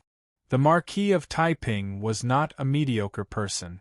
Naturally, he could guess the reason why Emperor Xia did not send troops. Although Great Xia was strong, it was not strong enough to be the enemy of the entire world. Sending troops now would give the Eternal Night cult the best excuse to push the world to attack Great Xia. The most terrifying thing was that this was probably just the beginning. The existence of the Northern Meng Imperial Court and the Eternal Night cult had tied up too much of Great Xia's energy, and they had no time to care about other things. Some of the forces that had submitted to Great Xia in the past might very well surface one by one. Great Xia, who had sat in the Central Plains for thousands of years, had been invincible for too long. Without a doubt, they had become the target of everyone. Those who were tempted to make a move were just waiting for an opportunity. The Central Plains were prosperous and rich, and it was like a piece of fat meat that everyone wanted to take a bite out of. Now that Great Xia had a strong military deterrence, no one dared to be the first to take a bite out of it. However, if the world attacked Great Xia, these hidden powers would definitely reveal their fangs. Wuyo, I'll send you back to the palace first. Time was of the essence, and Marquis Taiping made a prompt decision. The earlier he sent reinforcements to the north, the earlier Great Xia's crisis would be resolved. There was not much time left, and there was no room for hesitation. An hour later, the carriage was already waiting in the courtyard. As the coolie, Ning Chen was naturally in charge of carrying Qing Ning into the carriage. Shopkeeper uncle, don't forget to return the money for the tea at the Lingyan Pavilion tomorrow. Once I get my salary, I'll return it to you. Before leaving, Ning Chen was still unwilling to leave. After nagging for a while, he noticed that Zhang Xuan's expression was not right. Only then did he reluctantly follow Zhang Sun back to the palace. By the time Zhang Sun and Ning Chen returned to the palace, the sky was already as dark as it could get. Since it was inconvenient for Marquis Taiping to enter the palace, he left after sending Zhang Sun to the palace gates. What's going on? After entering the palace, Zhang Sun and Ning Chen both noticed that the atmosphere in the palace was not right. The guards were running around, as if something big had happened. What happened? Zhang Sun asked Ning Chen to stop one of the guards. Reporting to the Empress, someone has barged into the imperial study. His Majesty is furious and has ordered a search of the entire palace, the guard respectfully replied. Hearing this, Ning Chen was shocked and extremely anxious. Ning Chen, take Qing Ning back first. I need to go to the Heavenly Mandate Palace, Zhang Sun ordered as she got off the carriage. Yes. Ning Chen lowered his head to avoid Zhang Xuan's attention. A trace of worry flashed through his eyes. That silly woman, don't do anything stupid. After Zhang Sun left, Ning Chen hurriedly took Qing Ning back to Weiyang Palace. Because he was in a hurry, he did not even hear the soft moans from the carriage. After returning to Weiyang Palace, Ning Chen carried Qing Ning back to her room and rushed back to his room without stopping. However, he did not notice that behind him, a pair of bright eyes quietly opened. She looked at his back thoughtfully without saying anything. Mu Chengxue. Opening the door, the first thing he saw was that beautiful figure lying on the bed with her clothes stained with blood. Ning Chen was shocked. He quickly closed the door and carried the former to the bed. Seeing that Mu Chengxue's right shoulder was stained with blood and half of her clothes was bleeding, Ning Chen could not care less about the difference between men and women. He tore open the clothes on his shoulder and saw that there was a sword wound on his right shoulder. Other than that, there was no other wound. Ning Chen was anxious and his heart was even more anxious. This sword wound was obviously not fatal. Mu Chengxue was seriously injured and unconscious. However, he did not know medicine and did not know what the real injury was. Medicine, yes, medicine. Ning Chen remembered the life-saving medicine that Mu Chengxue had given him. At this moment, he could only hope that she had left him one. Gritting his teeth, he did not care about anything else and started to search her body.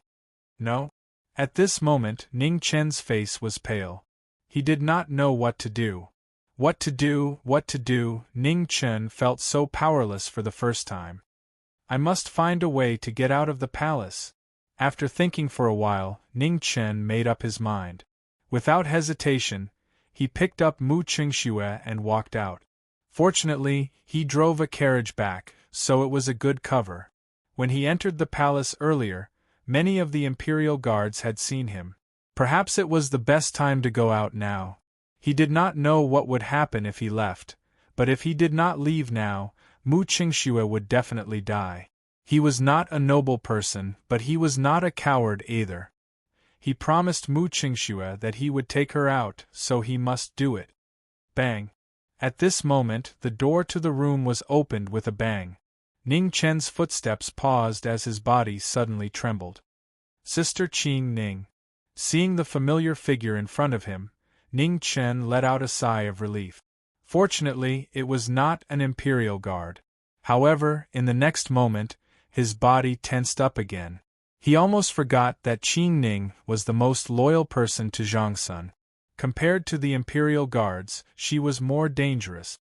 Why are you here? Ning Chen thought for a while, and did not feel that he had exposed himself. Moreover, Qing Ning had been unconscious the whole time, so it was impossible for her to notice anything. You are not a careless person. How could you not notice that I have woken up? The only explanation is that you have something on your mind. Qing Ning's face was still pale. She blocked the door and said coldly, "Is she the assassin who entered the palace? Ning Chen, you have really disappointed me." Qing Ning glanced at the woman in Ning Chen's arms. Her eyes gradually turned cold. She did not expect that the assassin that the imperial guards could not find was actually hiding in Weiyang Palace. She was too careless. Ning Chen sighed deeply. He knew that it was useless to explain further. He took 2 steps back and pulled the rope beside the bed. Immediately, the door closed with a bang and a rope net fell down silently. Qing Ning felt that something was wrong and wanted to dodge. However, she felt that her chest was blocked and her breathing was not smooth. Her steps slowed down and she was caught by the rope net. Ning Chen did not expect that the trap he set would be used on Qing Ning one day. Fortunately, Qing Ning had just woken up and even moving was difficult for her. Otherwise, this small trap would be useless. Sister Qing Ning, I am sorry. Ning Chen put Mu Qingxue down and immediately walked forward to tie Qing Ning's hands and feet and sealed her mouth. Then, he untied the rope net and carried her to the bed. Sister Qing Ning, whether you believe me or not, I have never thought of harming you and the Empress. I met Mu Qingxue by chance that night when I entered the palace. She helped me, so I must save her. This is what I promised her. I will not break my promise. Ning Chen covered Qing Ning with a thin blanket and talked endlessly. He knew that after he left, they might never have the chance to meet again. He had only been in this world for a few days. Qing Ning was the person who treated him the best. He did not want to hide anything from her, but he also did not want to lie. After doing all this, Ning Chen carried Mu Qingxue and walked out. Before he left, he looked back one last time. As his eyes met, he smiled brightly and said, "Finally, I have something to say, but I did not dare to say it. Sister Qing Ning, you are so fierce. Let's see who will want you in the future." The door closed and Ning Chen left. On the bed, Qing Ning stared at the door. Her tense body slowly relaxed. She did not know if what she did was right or wrong. However, she knew that she did not regret it. Not today, not in the future. He was still so stupid. Why didn't he think about how she could be trapped by such a simple rope net? She did not avoid it, but it did not mean that she could not break free. Fortunately, he was still so stupid. Chapter 13. Outside the Weiyang Palace, it was brightly lit. Groups of imperial guards were patrolling the palace. It was a spectacular sight. Ning Chen led the carriage out. As soon as he left the Weiyang Palace, he stopped. Seeing a group of imperial guards passing by, he took the initiative to stop them. "Little eunuch, what's the matter?"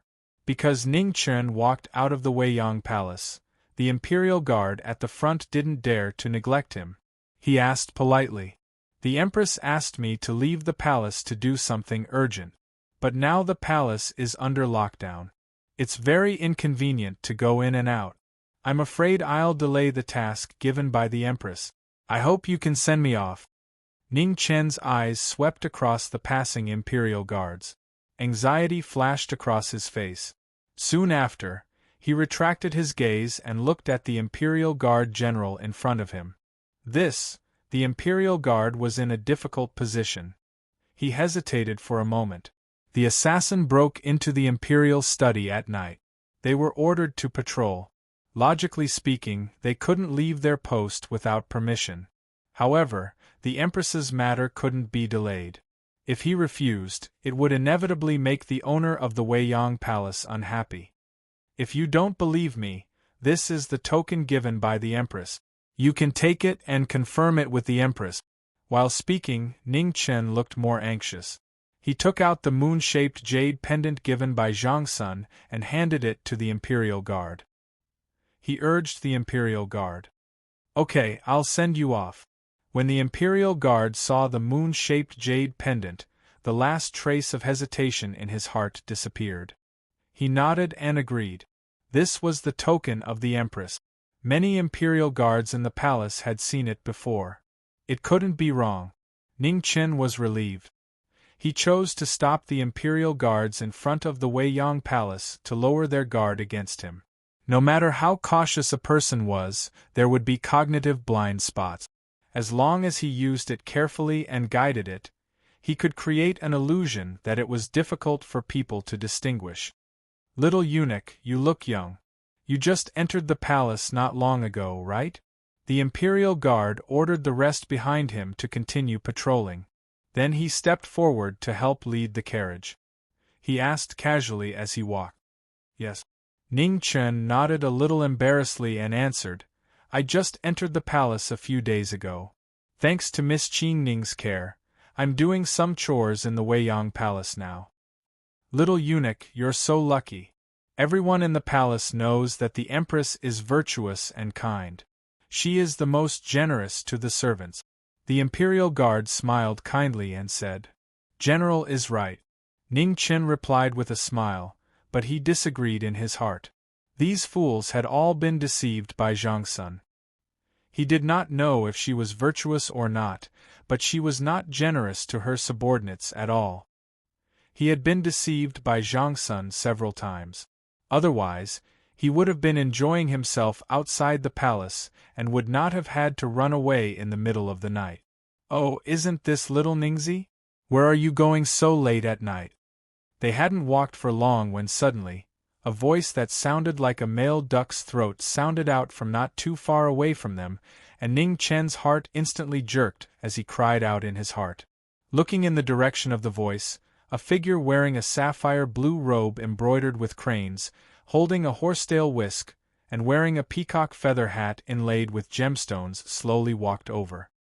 He looked at Ning Chen and smiled ambiguously. What a coincidence! Eunuch Zhao Jin. The leader of the guards recognized the person who had come. He politely cupped his hands in greeting. General Ling, Zhao Jin returned the greeting, then asked with a smile, Where are you and little Ning going? Little eunuch Zhao is going out of the palace on the orders of Her Majesty the Empress. I just happened to send him off. Does eunuch Zhao know this little eunuch Zhao? Ling Xiao was slightly surprised. Zhao Jin had served by Emperor Xia's side for more than 20 years, and his status was not ordinary. How could he know a little eunuch who had just entered the palace? We've only met once. Zhao Jin gave a perfunctory reply and didn't explain much. Then he looked at Ning Chen who was beside Ling Xiao and smiled sinisterly. He said with a hidden meaning, Little Ning, I originally wanted to transfer you to work by my side, but I didn't expect Her Majesty the Empress to take you to Weiyang Palace first. What a pity! Ha! Ning Chen laughed foolishly to cover it up, and tactfully didn't explain much. No matter what he said, he would offend people. You'd better go fight with Zhang Sun yourself. Zhao Jin walked around the carriage and said with a fake smile, The palace is in a bit of a mess right now. General, you have to check carefully so that you don't lose anything. Ning Chen's heart sank and his expression changed slightly. This damned old pervert. Ling Xiao looked at Ning Chen awkwardly. It was not good for them to ask about Weiyang Palace's affairs, but eunuch Zhao had already reminded him. If he still didn't check, it would be somewhat unreasonable. General Ling, do things according to the rules. However, please be careful, Ning Chen said in a low voice. Ling Xiao nodded and stepped forward to lift the curtain. Then he boarded the carriage and prepared to check. The carriage was filled with boxes, one on top of another. Ling Xiao opened the outermost box, and what entered his eyes were pieces of porcelain. He moved them away and put them to one side. When he opened another box, it was still filled with porcelain. Ling Xiao had been in the palace for nearly 10 years and recognized that these were all commonly used items in the palace. They were exquisite, but in terms of value, they could only be said to be so. There were so many treasures in Weiyang Palace. Any one of them was not something this carriage of porcelain could compare to. If it was stolen, the gains would not make up for the losses. General, be careful. Just as Ling Xiao moved a box that had been checked to one side, Ning Chen's expression changed and he shouted. Immediately, there was a series of crackling sounds. The entire box of porcelain was revealed from the bottom of the box and fell into the carriage, shattering into pieces. Panic appeared in Ning Chen's eyes as he said anxiously, I forgot to tell the general that the boxes below are quite old. Her Majesty the Empress said in a hurry that she wouldn't check them again once we have the token. It's not a problem. I was anxious and forgot about it. Ling Zhao's expression was also ugly. Although it was not some rare treasure that was broken, it was still something from Weiyang Palace. Moreover, the Empress had said in a hurry, it must be important. Thinking of this, Ling Xiao looked at Zhao Jin with an unkind expression. It was all this damned old eunuch's fault. If it was not for this old fellow being so meddlesome, he would not have made such a big mistake. Below the carriage, Ning Chen sighed softly and said with a bitter face, General, you should check quickly so that I can finish my task quickly and ask for forgiveness from Her Majesty the Empress. Hearing that Ning Chen didn't intend to push all the blame onto him, Ling Zhao's impression of the former instantly improved. Comparing it to Zhao Jin, who was watching from the side, there was no need to think about who could be trusted and who couldn't be trusted. Thinking of this, Ling Xiao jumped down from the carriage and said seriously, There's no need to check. Little eunuch, quickly leave the palace. Don't delay Her Majesty the Empress's task. If Her Majesty blames you for breaking things, Ling Xiao will definitely bear the responsibility with little eunuch. Thank you, General. Ning Chen's face showed gratitude, but he felt a little guilty in his heart. This Ling Xiao was so righteous. Was it bad for him to trick him like this? Of course, this feeling of guilt only lasted for a moment before it disappeared without a trace. Buddha said, If I don't go to hell, who will? Unfortunately, he had always believed that if he did not go to hell, others would go to hell. Moreover, a little eunuch ran away from the palace. Even if it was found out, it was not a big mistake.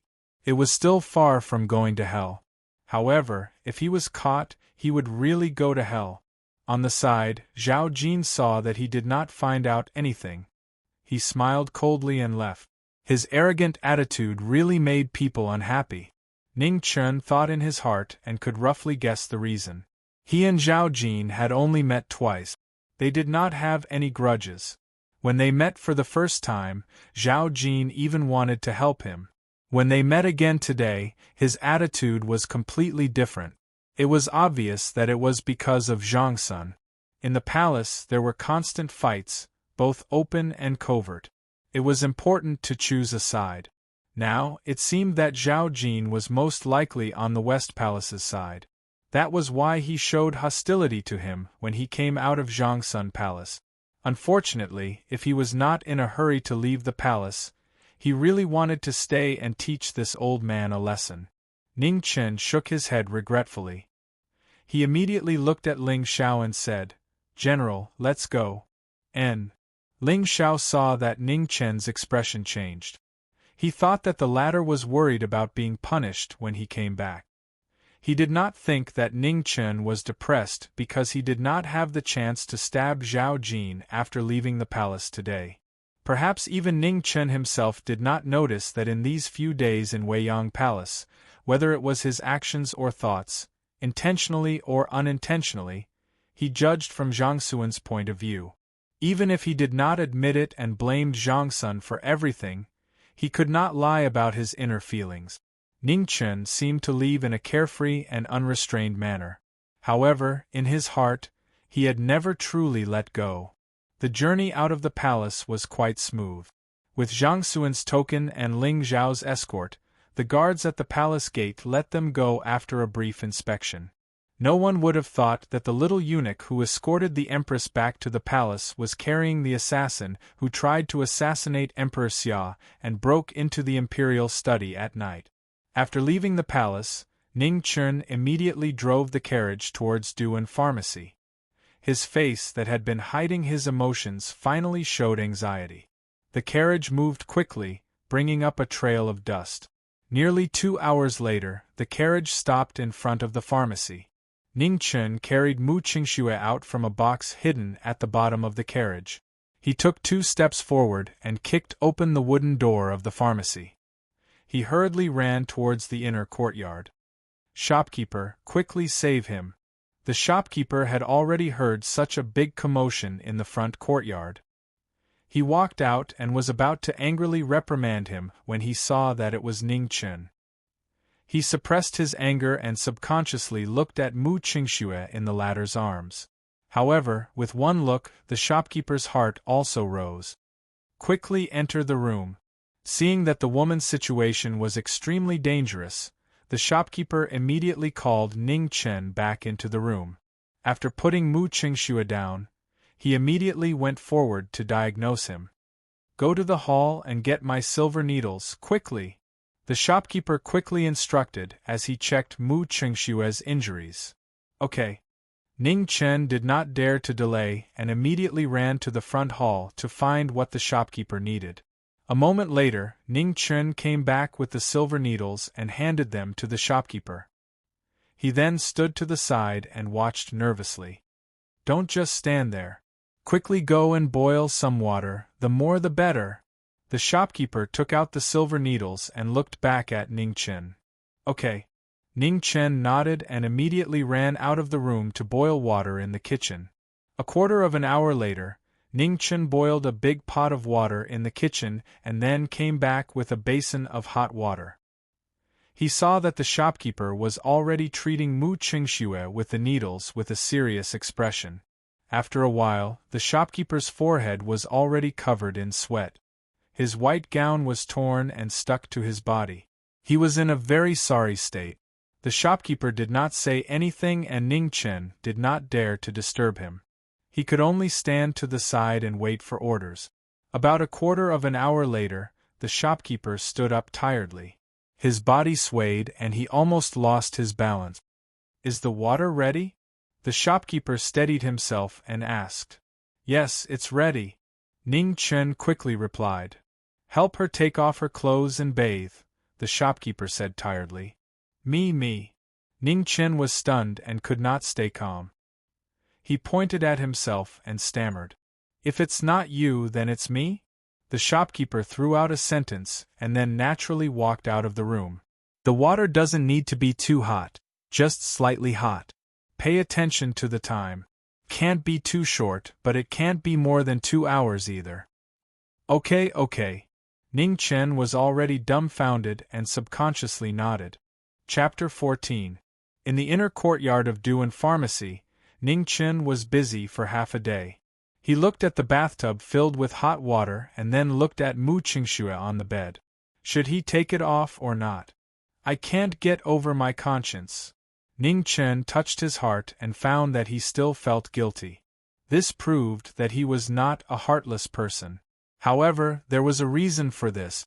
Could he not care about trifles? Ning Chen tried to convince himself. He reached out his hand but then retracted it. He suddenly remembered that women in this era were quite conservative. Even if there was a reason for him to do this, it did not seem appropriate. "Shopkeeper, you've killed me," Ning Chen complained in his heart. He stared at Mu Qingxue for a while and finally sighed. He made up his mind. "If I don't go to hell, who will?" Ning Chen made up his mind and carefully walked to the bed. He carefully looked at Mu Qingxue and confirmed that she would not wake up anytime soon. Only then did he feel relieved and reached out to take off her clothes. Suddenly, Mu Qingxue softly moaned and her delicate body moved. Ning Chen was so scared that he immediately retracted his hand.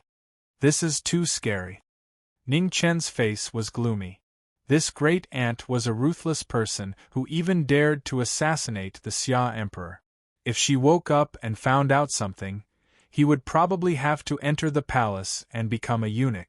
With a ripping sound, Ning Chen tore a piece of cloth from his clothes and covered his eyes. He could not help but sigh in his heart. "I'm really a gentleman." After covering his eyes, he really could not see anything. Ning Chen sighed and felt a little regretful at the same time. There was a famous saying, "Men, another name for you is beast." Ning Chen did not know if he was considerate, but he was really good at taking off people's clothes. Moreover, Mu Qingxue's clothes were not too hard to take off. He was able to do it quickly and easily. However, whether there was any accidental physical contact during this period of time was purely up to his conscience. Of course, even if there was, he would not admit it. After a while, Ning Chen carefully carried Mu Qingxue into the bathtub. Only then did he remove the cloth from his eyes. Then, he looked at his hands and smiled foolishly. He would not wash his hands for the next 2 days. The rest of the things were much easier. Ning Chen waited beside the bathtub.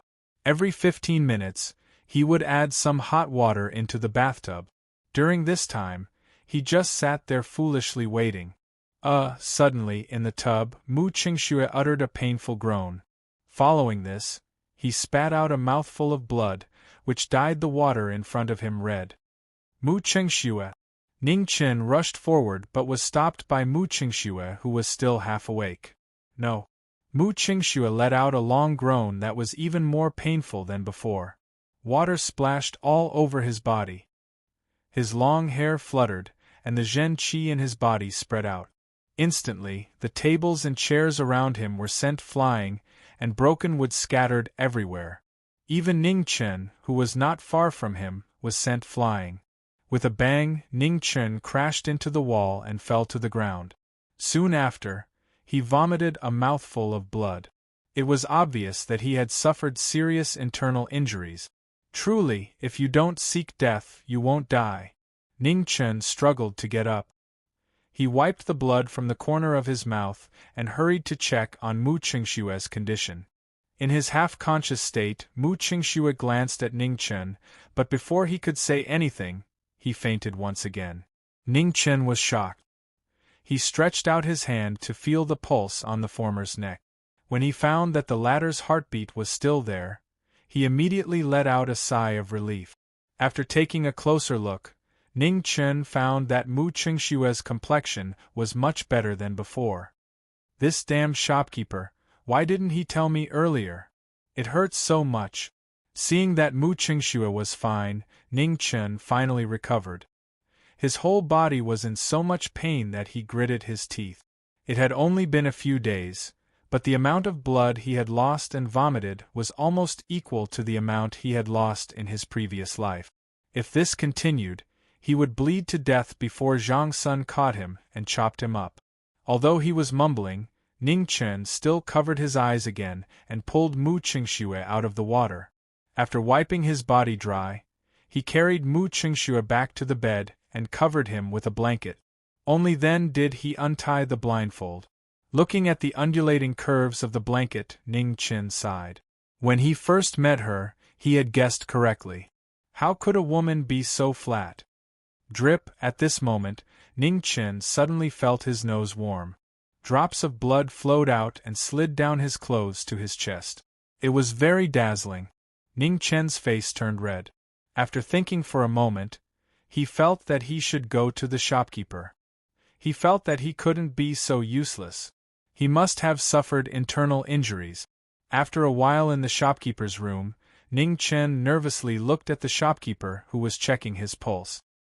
He was afraid that the latter would say something like his internal organs were injured and there was no cure. It's nothing serious. Just take 2 sets of medicine. The shopkeeper calmly withdrew his hand and said. Phew, Ning Chen secretly sighed in relief. Fortunately, he remembered that he had a nosebleed for no reason. He still worriedly asked, "Are you really okay?" "I also had a nosebleed just now." Hearing this, the shopkeeper calmly glanced at Ning Chen and said, "It's normal for young people to have excessive liver heat. If you care, I can give you another set of medicine to reduce liver heat." Cough cough, it's different. No need. Ning Chen was embarrassed. He hurriedly coughed to cover it up and refused. "Brother Ning, didn't you already go back to the palace with the Empress?" "Why?" The shopkeeper paused. He didn't know if he could say this. After all, it was a matter of the palace. He couldn't ask too much. Ning Chen smiled awkwardly. He didn't want to lie, but he couldn't tell the truth either. He could only smile foolishly. Seeing that Ning Chen was in a difficult position, the shopkeeper didn't force him. He said straightforwardly, "Since Brother Ning doesn't want to say more, I won't force you.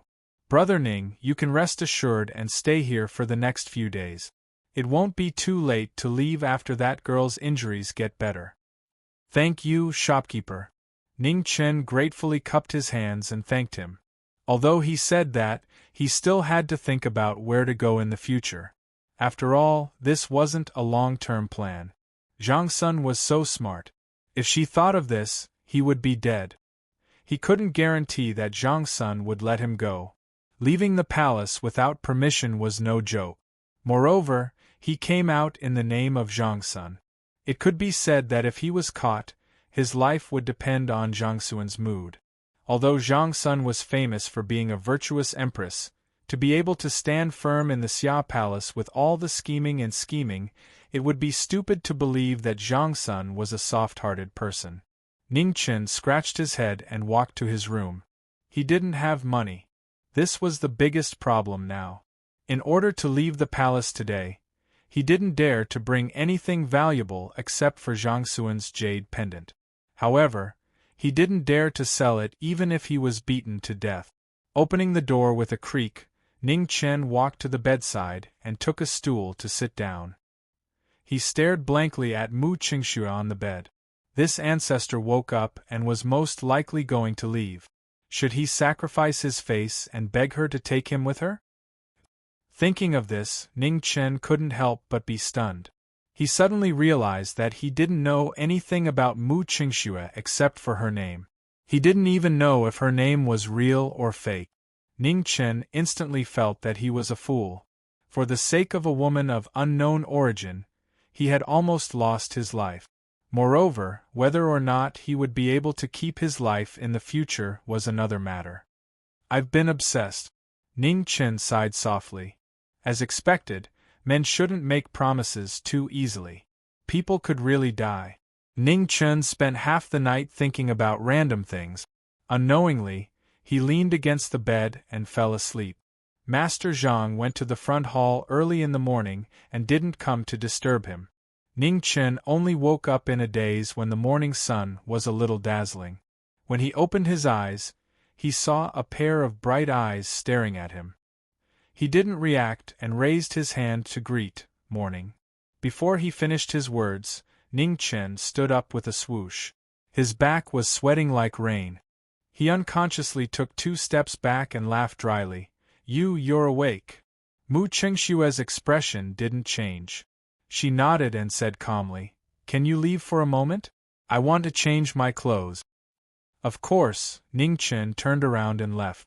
He was nervous. Although he was trying to save someone, he still didn't do it properly. This era was too harsh on women. What he did was to destroy someone's innocence. Mu Qingxue's calmness made him feel a little uneasy. Maybe he was thinking too much. He had only been in this world for a few days, but he had experienced a lot. Thinking about it carefully, he still felt like he was in a dream. It was too unreal. This kind of unreal feeling made him feel like he was just in a dream. He was afraid that when his mirror's image was shattered, no one would remember his existence. The door opened and Mu Qingxue walked out. Her face was a little pale, but it couldn't hide her moving beauty. "Thank you." Mu Qingxue said it calmly, but it made Ning Chen's heart feel heavy. In the silent atmosphere, the two didn't know what to say. They both had their own thoughts and couldn't speak. "I'm leaving." After a long time, Mu Qingxue softly said. "So fast." Ning Chen was startled. He raised his head and looked at the former's beautiful face. "I've been out for a long time. It's time to go back." Mu Qingxue looked deeply at Ning Chen, but her tone was firm. "Today." Ning Chen felt an indescribable irritation. He couldn't suppress it, as if he was about to lose something very important. "Yes." Mu Qingxue nodded. His expression and tone were as calm as usual, and no one could see the slightest ripple in his expression. Then I wish you a safe journey. If fate wills it, we'll meet again." Ning Chen smiled and pretended to be at ease. Mu Qingxue sighed in her heart. She also wanted to say, "If fate wills it, we'll meet again." She opened her mouth, but in the end, she couldn't say it. She flipped her hand and a golden piece of paper appeared. She immediately handed it to Ning Chen and said, "This is for you. Don't let anyone know about it." "What is it for?" Ning Chen took the paper and looked at the small words on it. He curiously asked. "Mental cultivation," Mu Qingxue softly said. "Is it for strengthening the body?" Ning Chen smiled as he thought of their conversation that night. "Yes." Mu Qingxue's beautiful face also revealed a smile as she nodded. "Remember to take care of yourself. Don't do anything stupid." Ning Chen couldn't be at ease as they were about to leave. "Yes." Mu Qingxue obediently nodded. Her expression also softened. "Since we're about to leave, let's hug." Ning Chen didn't want the atmosphere to be too heavy. He stretched out his arms and joked. Mu Qingxue was slightly startled, but she didn't avoid it. She let Ning Chen hug her. "You must be good." Feeling the soft and fragrant body in his arms, Ning Chen's arms unconsciously tightened, as if he wanted to keep this feeling in his heart forever. Mu Qingxue still left. The last bit of warmth in his arms disappeared along with the gentle breeze. Ning Chen's heart ached, so much so that he couldn't speak. The golden piece of paper in his hand still had some bloodstains. Ning Chen wasn't stupid. He naturally knew where this mental cultivation method came from. For an unintentional joke, Mu Qingxue risked her life to break into Emperor Xia's imperial study at night. She was really stupid. Until the end, he still didn't know anything about her. It was as if the two of them had met by chance. They had no choice but to know each other and believe each other. Ning Chen's suppressed emotions fluctuated, bringing out a touch of vermilion. His legs wobbled and he almost couldn't stand still. Sigh. Not far away, the shopkeeper sighed softly. He didn't go forward, but left the sad person alone to lick his wounds. Chapter 15. Half a day later, Ning Chen also bid farewell to the shopkeeper. Before leaving, the shopkeeper gave him a small silver ingot as travel expenses. Ning Chen looked at the silver ingot in his hand and was so happy that he couldn't even close his mouth, completely forgetting the sadness of the morning. After thanking the shopkeeper, Ning Chen smiled and left. He didn't say where he was going, because even he didn't know where he could go. In order to avoid being caught by Zhang Sun, leaving the imperial city was the best choice. After weighing the pros and cons, Ning Chen finally made his decision. But before that, he had to go to the Lingyan Pavilion to pay off the money for 2 cups of tea. The bustling streets were filled with hawkers. This was the first time Ning Chen was in the mood to walk around. He was curious about this and that was rare. It seemed that it wasn't a bad idea to cross over. Once he left the city, he could start a small business, marry a gentle girl, and have a few children. As long as he wasn't caught by Zhang Sun, his life would be beautiful. Just as Ning Chen was fantasizing about his beautiful future, at the end of the street, a bell suddenly sounded. Amidst the sound of horse hooves, a group of people dressed in gorgeous but somewhat strange clothes came from not far away. The people in front all moved aside to avoid blocking the road. The envoy of true extreme nation is so ostentatious. The crowd was in a heated discussion. Most of them were indignant. Clearly, they didn't have a good impression of the envoy of true extreme nation. Ning Chen more or less had some understanding of true extreme nation. True extreme nation was located in the northeast of Grand Xia. It didn't have a large territory, but it was full of shit. All day long, they shouted that they were number one in the world and constantly stirred up trouble. After the founding of Grand Xia, the third generation of the Ming dynasty was fed up with it and directly sent troops to the northeast. However, in these years, Grand Xia had relaxed its policies toward true extreme nation due to its peaceful intentions. This made true extreme nation think that Grand Xia was weak and easy to bully. They provoked them again and again. Marquis, who was in charge of the northeast, had sent troops more than once, but he was forcefully suppressed by the current Xia emperor.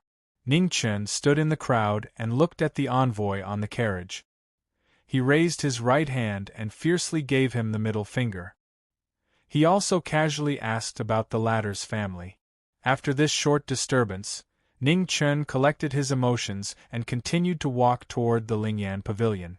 As for the envoy, let Zhang Sun and the others have a headache. In front of the Lingyan pavilion, it was still as deserted as it was yesterday. However, this was also normal. When he arrived, it was already close to noon. At this time, who would still stay in the brothel? Ning Chen walked over and stared at the luxurious hall.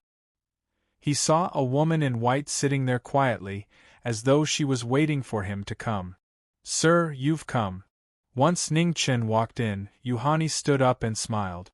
"I'm here to return the money." Although one would not slap a smiling face, especially when facing a charming girl, the disgust in his heart made Ning Chen unable to smile. He slapped the one tael of silver he had exchanged on the table and arrogantly said, "Keep the change." Then he turned around and left. "Young master, please wait." Yuhani reached out to block Ning Chen's path, still smiling. Ning Chen frowned. 2 cups of tea for 1 tael of silver, that's enough. Yuhani faintly smiled and said, "Young master really is forgetful. 2 cups of tea would be enough, but the table, chairs, and tea set that young master broke is far more than that." Ning Chen stared blankly and immediately felt a bit guilty. He really had neglected this matter. Looking at Ning Chen's expression, Yuhan felt very relieved and continued, "Young master may not know, but the tables and chairs in Ling Yen Pavilion are all made from the best sky phoebe wood, and the tea set is also made by a famous master in the imperial city. This little girl has already calculated for young master. Excluding the money you just paid for the tea, young master is still missing 110 taels of silver. But since young master came to return the money so quickly, I'll give young master a round number. 100 taels will be enough." 100 taels. Ning Chen stretched out a finger and stammered. Yuhani nodded and smiled even more charmingly. "Who told you to be arrogant? Who told you to be savage?" Ning Chen trembled as he took out all of his belongings and stammered, "But I only have less than 4 taels of silver left." The shopkeeper had given him a small silver ingot worth 5 taels. He had bought a sesame seed cake and spent 2 copper coins, leaving the rest here. He had thought that he would be able to use it for a long time, but who would have thought that he would have to repay such a huge debt of 100 taels? "Young master can go home to get it, this little girl will wait here." Yuhan smiled and kindly reminded him. "I can't go back." Ning Chen was very depressed. If only he could go home. "You really don't have any money?" Yuhan Yi's lips curled as she asked. "I really don't have any money." Ning Chen nodded and sighed. The smile on Yuhan Yi's face immediately disappeared and she lightly said, "Then stay here and do odd jobs to repay the debt. Li take him to the back hall to wash the girl's clothes." "Yes." As soon as she said that, a pretty girl around 12 or 13 years old walked out and pulled Ning Chen, who had not yet recovered from his shock, towards the back hall. With his sleeve pulled by the girl, Ning Chen walked and looked back. He did not want to follow in. What was going on? He was in a hurry to run away. "What about me? You owe Big Sister E money, yet you still dare to be so arrogant. Big Sister E has been waiting for you for a long time." How could Li allow Ning Chen to struggle? She tugged on the latter's sleeves and dragged him to the rear hall. "Aunt Lu, Aunt Zhao, you rest first. Give these clothes to him to wash." As soon as they entered the back hall, they saw two women sitting next to a pile of clothes busily. Li went forward and said a few words. Then she looked at the dazed Ning Chen and shouted, "So much!" Seeing the pile of clothes like a small mountain, Ning Chen almost jumped up. He stretched out a trembling finger and said, "How long would this take? And there was no washing machine. Hurry up, or you won't have dinner tonight." Li put her hands on her hips and said fiercely, "I'll wash it." "Why are you so fierce?" Ning Chen muttered and walked slowly to the pile of clothes. At the same time, he comforted himself that a good man would not fight with an evil woman. After sitting down, Ning Chen was about to start working. But looking left and right, he felt that something was missing. "Li is there no soap?" Ning Chen looked for a long time and finally found something missing. He raised his head and asked. Li raised her eyebrows and said, "Soap? What soap? Are you talking about soap? That is used by rich people to wash their hands. Who would be willing to use it to wash clothes?" "Then how do I wash it?" Ning Chen had a headache. He looked at the lass and asked doubtfully, "What era is it now? Why hasn't soap appeared yet?" "So stupid," Li muttered. She walked forward and took the stick beside the clothes. She used force to hit the clothes on the wooden board and said, "See? Wash it like this." "I use brute force to solve everything?" Ning Chen felt that he was stunned. If he finished washing the clothes like this, he would basically be crippled. "Wash well. I will come and check before dark," Li said and immediately left while humming a tune. Ning Chen looked at the pile of clothes and sighed softly. "If I knew this would happen, I would have continued to be a eunuch. Out of the wolf's mouth and into the tiger's mouth. It seems that I still have to find a chance to escape. What a headache!" As the sun went west, the pile of clothes beside Ning Chen became fewer and fewer. Finally, before the sun set, the last piece of clothing was washed and hung up. When he got up, his whole body was in pain and he was dizzy. He almost fell to the ground. "Finished washing? That's pretty fast." Li came to check on time. Looking at the clothes fluttering in the wind, she nodded with satisfaction and said, "SOSO. Let's go. I will take you to eat," Li said and was about to leave. However, she found that Ning Chen was standing there motionless. She immediately put her hands on her hips and said, "Didn't you hear what I said?" At this time, Ning Chen couldn't care about the little girl's mood. He raised his hand and called out, "Li come and help me. My legs are numb." "Really?" Li walked over doubtfully and said, "Don't tell me you want to take advantage of me." Ning Chen was almost choked to death by the little girl's words. His eyes subconsciously glanced at the latter's chest. Needless to say, it wasn't very peaceful. "Pervert." Seeing Ning Chen's gaze, Li's face turned red. She lifted her foot and stepped on Ning Chen's leg. Then, she walked away with a red face. Tisk! After being stepped on, Ning Chen gritted his teeth and took a few cold breaths. It wasn't that the little girl stepped on him too hard. The main thing was that being stepped on when his legs were numb really didn't feel good. "Wait for me." Seeing that Li really didn't have any intention to help him, Ning Chen limped and followed her. When he entered the kitchen, there was already no one around. He casually took 2 steamed buns and a plate of vegetables back to the courtyard. He sat by the stone stool and ate silently. Lier couldn't bear to see him like this. She walked forward and touched Ning Chen's shoulder. She said kindly, "Hey, you better apologize to Big Sister E. Big Sister E is very easy to talk to." Ning Chen raised his head and grinned. He spat out 3 words, "Impossible." "You." Lier was extremely angry. She pointed at the person in front of her. She had never seen someone who didn't know what was good for him. "Lier, where are your parents?" Ning Chen didn't mind the little girl's angry look. Instead, he asked softly, "Parents?" Hearing this, Lier was stunned. To them, this was such a distant and unfamiliar term. Looking at Lier's gradually darkening face, Ning Chen sighed in his heart. He got up and gently rubbed the little girl's head. In his world, a girl like Lier was still a little princess that her parents doted on. But here, she had to be a slave to make a living. She couldn't even decide her own chastity. Thinking of this, Ning Chen hated Yuhani even more. She didn't even let off such a little girl. She was truly cruel and unscrupulous. Her heart was like a snake and scorpion. "Lier, do you want to leave this place?" Ning Chen tried asking. He knew that his ability was limited and he couldn't help everyone. But he believed that if he tried his best, there was still hope to save a little girl. Lier thought for a moment. After a long time, she lightly shook her head. She said gloomily, "I don't want to." She had grown up in Ling Yen Pavilion since she was young. She had already treated this place as her own home. Even if she could leave this place, how could she live? Moreover, she was a slave. No matter where she went, she couldn't escape this fact. Ning Chen looked at Lier's expression. After carefully thinking it over, he understood what had happened.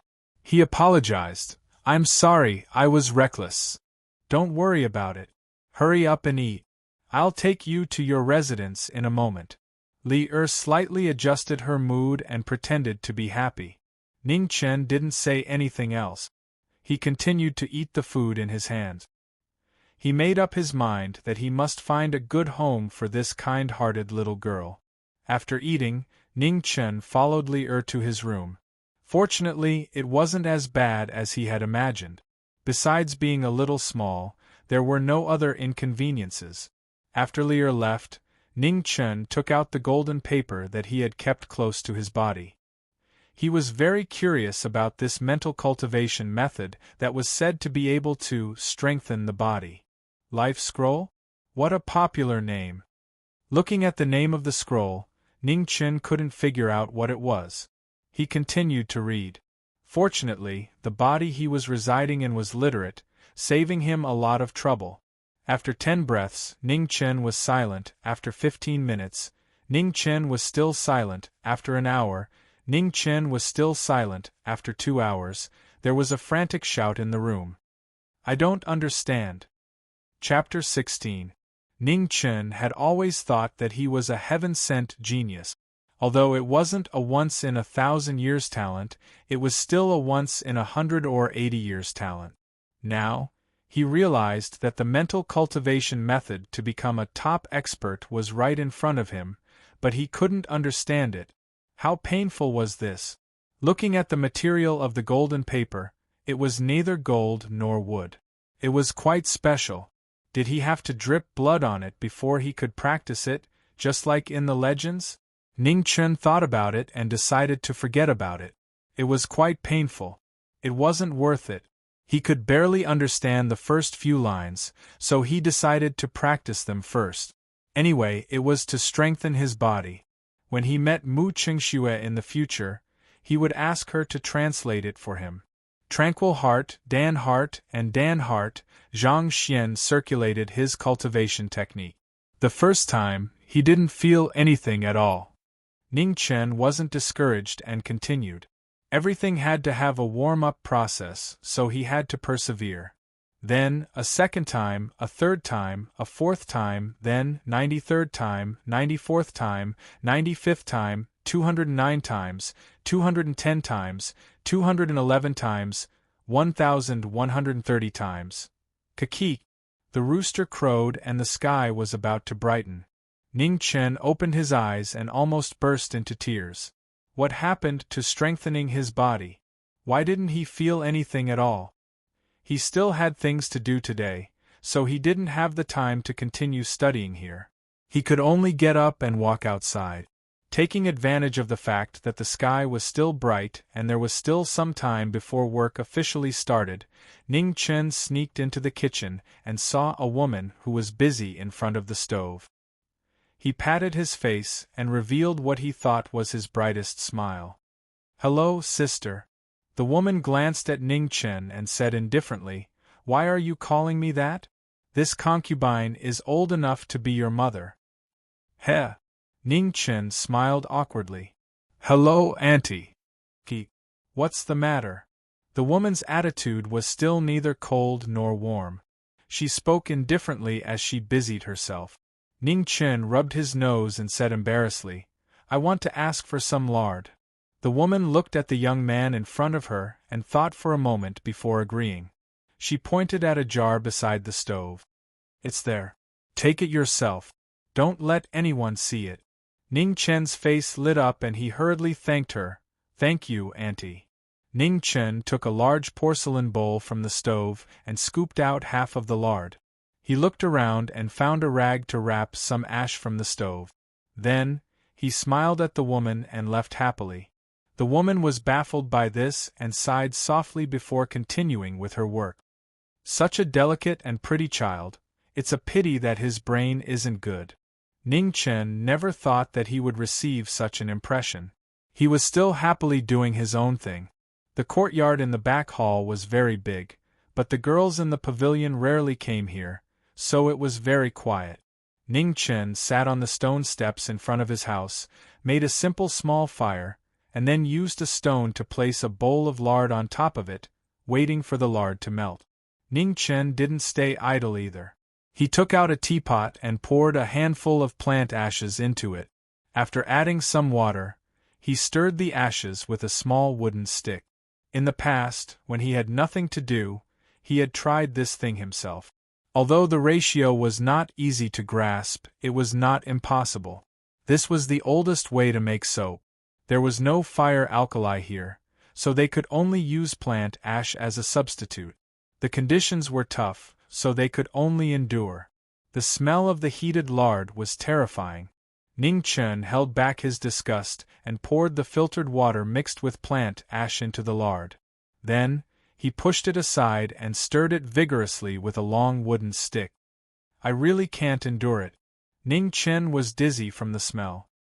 He hurriedly ran into the house and covered his nose with a wet towel. Then, he came back and stirred. "Hey, what are you doing? It smells so bad." Not long after, Leah ran over from not far away while covering her nose. Her eyes were filled with anger. She was very dissatisfied with Ning Chen's terrifying killing machine early in the morning. "Leah, come, help me stir it for a while. Brother is about to collapse."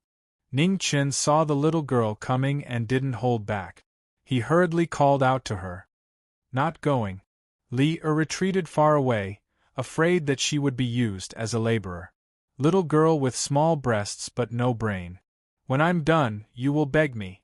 Ning Chen was dizzy from the smell, but he still couldn't hide the nature of his poisonous tongue, and said, "You rogue." Leah looked at her breasts and reprimanded him with a red face. However, she was curious and didn't run away to see what Ning Chen was doing. "It's foaming." Ning Chen saw the white foam in the bowl and was shocked. He didn't care about his nose and went forward a few steps. He took the wooden stick and stirred with all his might. "It's time to eat." Unknowingly, Leah ran to the kitchen. When she came back and saw Ning Chen was still stirring, she shouted from afar. "I'm busy. Help me get some food." Ning Chen was busy and couldn't leave. He casually shouted, "No, I'll starve you to death." Li still remembered Ning Chen's poisonous tongue and refused without hesitation. After waiting for a while, seeing that Ning Chen still didn't have the intention to eat, Li pouted and left angrily. About half an hour later, Li was full. She held a bowl of food in her hand and reluctantly came back. It's time to eat, Li shouted from afar. Ning Chen was busy and didn't notice. It's time to eat, Li shouted again. Ning Chen was still busy with his own things and didn't pay much attention. Li's pretty face was angry. She pinched her nose and ran to Ning Chen's side.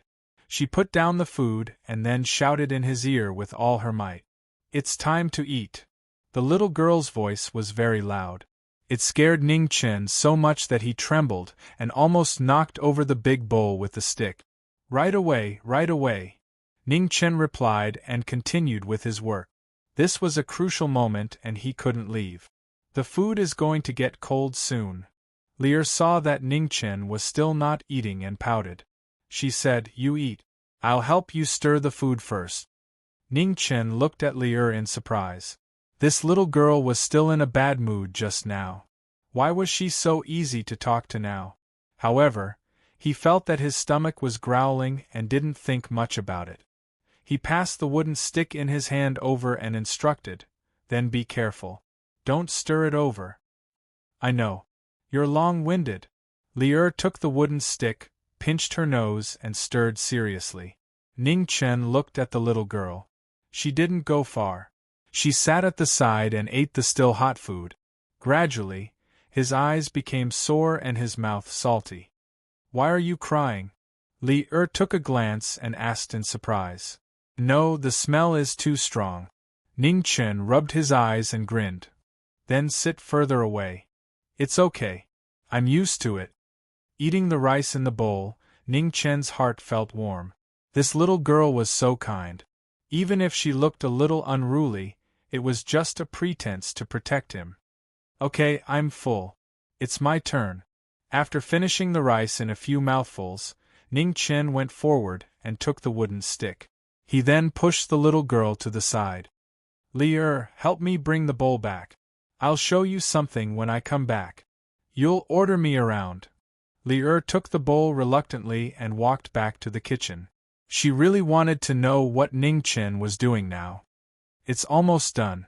After a while, Ning Chen saw that the lard and plant ash in the big bowl had basically reacted. The unpleasant smell from before was also gone. He was in a good mood. His luck was not bad. Is it done? Li asked expectantly. It's done. Ning Chen extinguished the fire and poured the half-solidified lard into the layers of waste cloth that he had prepared earlier. He wrapped it tightly and then squeezed hard, squeezing all the unreacted lard into the waste cloth. After a while, a white thing with a light brown color condensed in the waste cloth. Ning Chen looked at the result of his labor and was so happy that he could not close his mouth. What is this? It's so ugly. Seeing that the thing that she had been looking forward to was actually like this, Li was very disappointed and pouted. Ning Chen's face turned slightly red. The color and shape were not his strong point. It was indeed a little ugly. Little girl, what do you know? This is good stuff. Follow me. In order to save his face, Ning Chen decided to broaden Li's horizons and establish his tall image. Li followed Ning Chen into the house doubtfully to see what tricks he was playing. Li, give me your hand. Ning Chen smiled slyly. It did not look like something good was going to happen. What are you doing? Li asked worriedly, but she still obediently extended her hand. Ning Chen smiled slyly. He quickly smeared the lard on his hand onto Li's hand. In the blink of an eye, the little girl's fair and beautiful hand was stained with dirty little claws. Ah, what are you doing? Your hands are so dirty. Li's face changed. She quickly retracted her hands, but it was still too late. You're bullying me. Looking at her hands full of oil, Li's eyes turned red. She looked as if she was crying. Her aggrieved look made one's heart ache. Li, don't cry. I'm just playing with you. Seeing that the little girl was really crying, Ning Chen immediately panicked. He apologized and coaxed her helplessly. Li did not make a sound. Her tears fell from her eyes. Her delicate little face was full of grievance. Li, be good. Don't cry. I'll wash it for you now, okay? Ning Chen quickly pulled the little girl to the side of the wooden basin and comforted her gently. Li did not make a sound and continued to cry silently. Ning Chen had a headache. He quickly put his hands in the water and rubbed them twice. He soaped his hands and rubbed them carefully. Then, he washed his hands in the water. Without taking a towel, Ning Chen rubbed the water on his body. Then, he put his hands in front of the little girl and said gently, "Look, didn't I wash it all off?" Li was attracted by this magical scene and forgot to cry. She looked at Ning Chen's hands and then looked at the dirty water in the basin. Her little brain could not understand what was going on. Seeing that the little girl was no longer crying, Ning Chen quickly poured the water away and changed it to a basin of clean water. "Li try it too." Li put her hands into the water doubtfully. Then, like Ning Chen, she soaped her hands and rubbed them. Then, she washed them in the water. "Come, wipe the water on me." Ning Chen looked around and found a towel. He smiled and said. Li smiled through her tears. She pouted and really wiped her hands on Ning Chen's clothes. Her dirty hands disappeared and turned into beautiful white hands. Li stretched out her hands and stopped smiling. She pretended to be angry and said, "Give this to me." Ning Chen's face showed a hint of pain. He hesitated for a while and bargained, "Leave half for me." Li did not make a sound. Her face was still tense, and she did not take back her hands. 1/3? 1/4. In the end, Ning Chen did not keep anything and gave it all to Li. Looking at the back view of the little girl leaving happily, he could not help but smile. The painful expression disappeared. He made this soap for Li. As for using it to make money, he did not even think about it. If he made some novel things and got noticed by others, and accidentally passed it to Zhang Xuan's ears, then he was really tired of living. For the sake of his life, he had to continue to keep a low profile. Chapter 17. For 3 days in a row, Ning Chen did laundry and did odd jobs in the backyard of the Lingyan Pavilion. He never went to the front hall. Other than Li who came to talk to him from time to time, the others rarely came to the backyard. The front hall's luxury and the rear courtyard's desolation would form a stark contrast when night fell. The moment the lanterns were lit, the Lingyan Pavilion would display its most flourishing aspect. The red light district was always a warm and tender place where men would linger and forget to return. At this time, the backyard was the quietest. Ning Chen liked to look at the stars. He always felt that there was a star in the sky that was his home. Although he couldn't find it yet, he would find it sooner or later. He was puzzled. Where did he come to? If this was not the original Earth, why could he still see the starry night guarding the heart, which should only be seen on Earth? Looking at the stars in the sky, Ning Chen's eyes were confused. His heart was even more confused. The starry sky, the crescent moon, how could he not see the most familiar blue memory? Tired of looking and counting, Ning Chen shifted his gaze to the moon in the sky. He carefully looked at it. The moon in this world was indeed different from the one in his previous world. It had a faint red color. It looked like it was covered with a layer of blood fog. It was so illusory that it was somewhat unreal. It was said that this world was created by the gods, and the moon in the sky was created by the ancient creator god. The eternal night cult believed in the only god in the legend, and always believed that the god would come again one day. Ning Chen didn't like this legend. If the gods really existed, then what was the belief that he firmly believed in his previous life? The gods were more valuable in legends. The human world didn't need gods. The cultivation method that Mu Qingxue gave him was not very smooth. There were too many parts that he couldn't understand. He practiced the parts that he could understand for a few days, but he didn't feel any effect. However, he believed that with accumulation the effect would show. Sure enough, on the 4th day, he could feel a slight flow of air flowing along his meridians. Every time it circulated, the flow of air would slightly increase. Ning Chen was overjoyed. He was indeed a peerless genius that appeared once in 100 years. However, he didn't know that Zhen Yuan needed moves to be effective. It was recorded on the golden paper. Unfortunately, he couldn't understand it. Mu Chengshue's original intention was to strengthen his body. Thus, even though he knew that other than the first few lines, he would not be able to understand the rest, he did not intend to teach him. Ning Chen didn't mind. It wasn't that he was open-minded, but that he didn't know about this at all. Anyway, he knew that his practice was effective, so he didn't care about anything else. Just like this, he worked during the day and cultivated at night. He had been tossing and turning for nearly half a month. Ning Chen enjoyed the peace and quiet, but he didn't know that something big had already happened outside. Li'er still came over every day to bicker with him as usual. Unfortunately, in the face of Ning Chen's poisonous tongue, she was undoubtedly defeated every time. Sometimes, she was so angry that she would fiercely bite him with her little canine teeth, and then happily run back to the front hall. Ning Chen didn't know how many teeth marks there were on his arm, but every time she didn't learn her lesson. With just a few words, the little girl was so angry that her teeth itched. The bickering between the two had become a common occurrence. Even if she was angry the day before, it couldn't stop Li'er's enthusiasm to run to the back hall. Once she talked about the big news that was spreading outside. Ning Chen was stunned for a while, but finally he threw it to the back of his mind. He had already come out, so these things had nothing to do with him. Let Zhang Sun and the others have a headache. However, after 2 days, Ning Chen found out one thing that really gave him a headache. His only shoe was scrapped when he ran away. He had brought a change of clothes, but forgot to bring shoes. This pair of shoes had lasted for so long, but finally they were sacrificed. This time, he had no choice but to go out. However, he had no money. The shopkeeper had given him back to Yuhani. He didn't have any money now.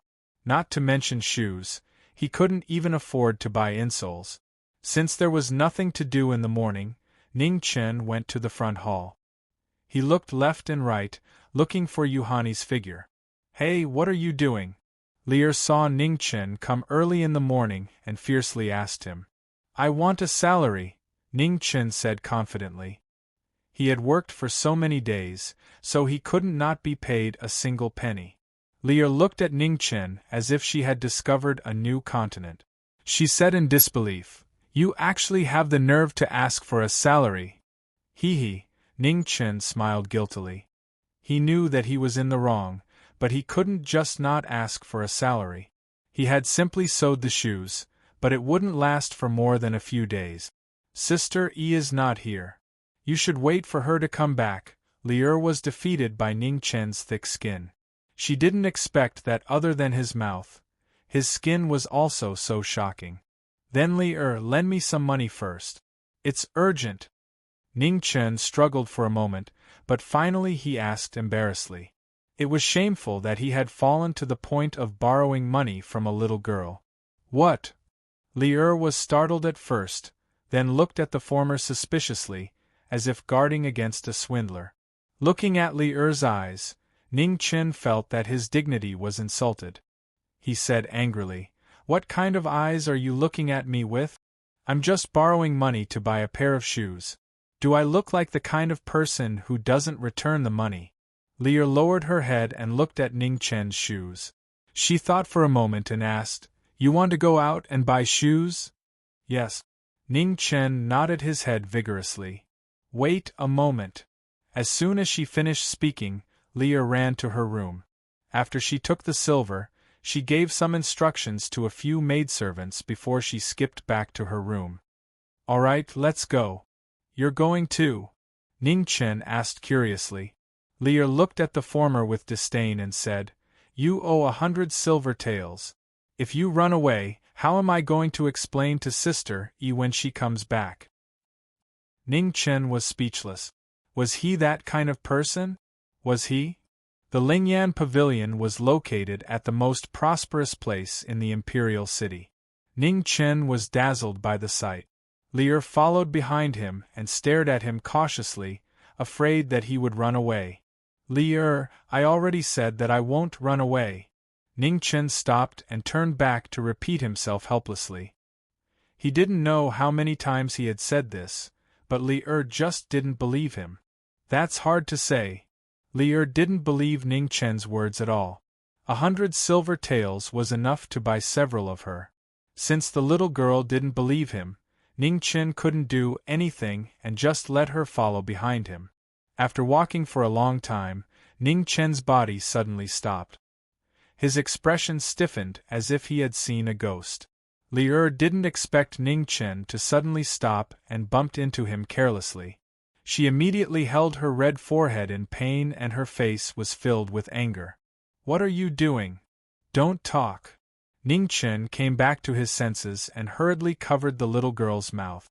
He half pulled and half dragged her to the fortune-telling booth at the side to block his body. Using the fortune-telling booth as a cover, Ning Chen carefully looked in front and didn't even dare to breathe loudly. Why was she here? Woo-woo.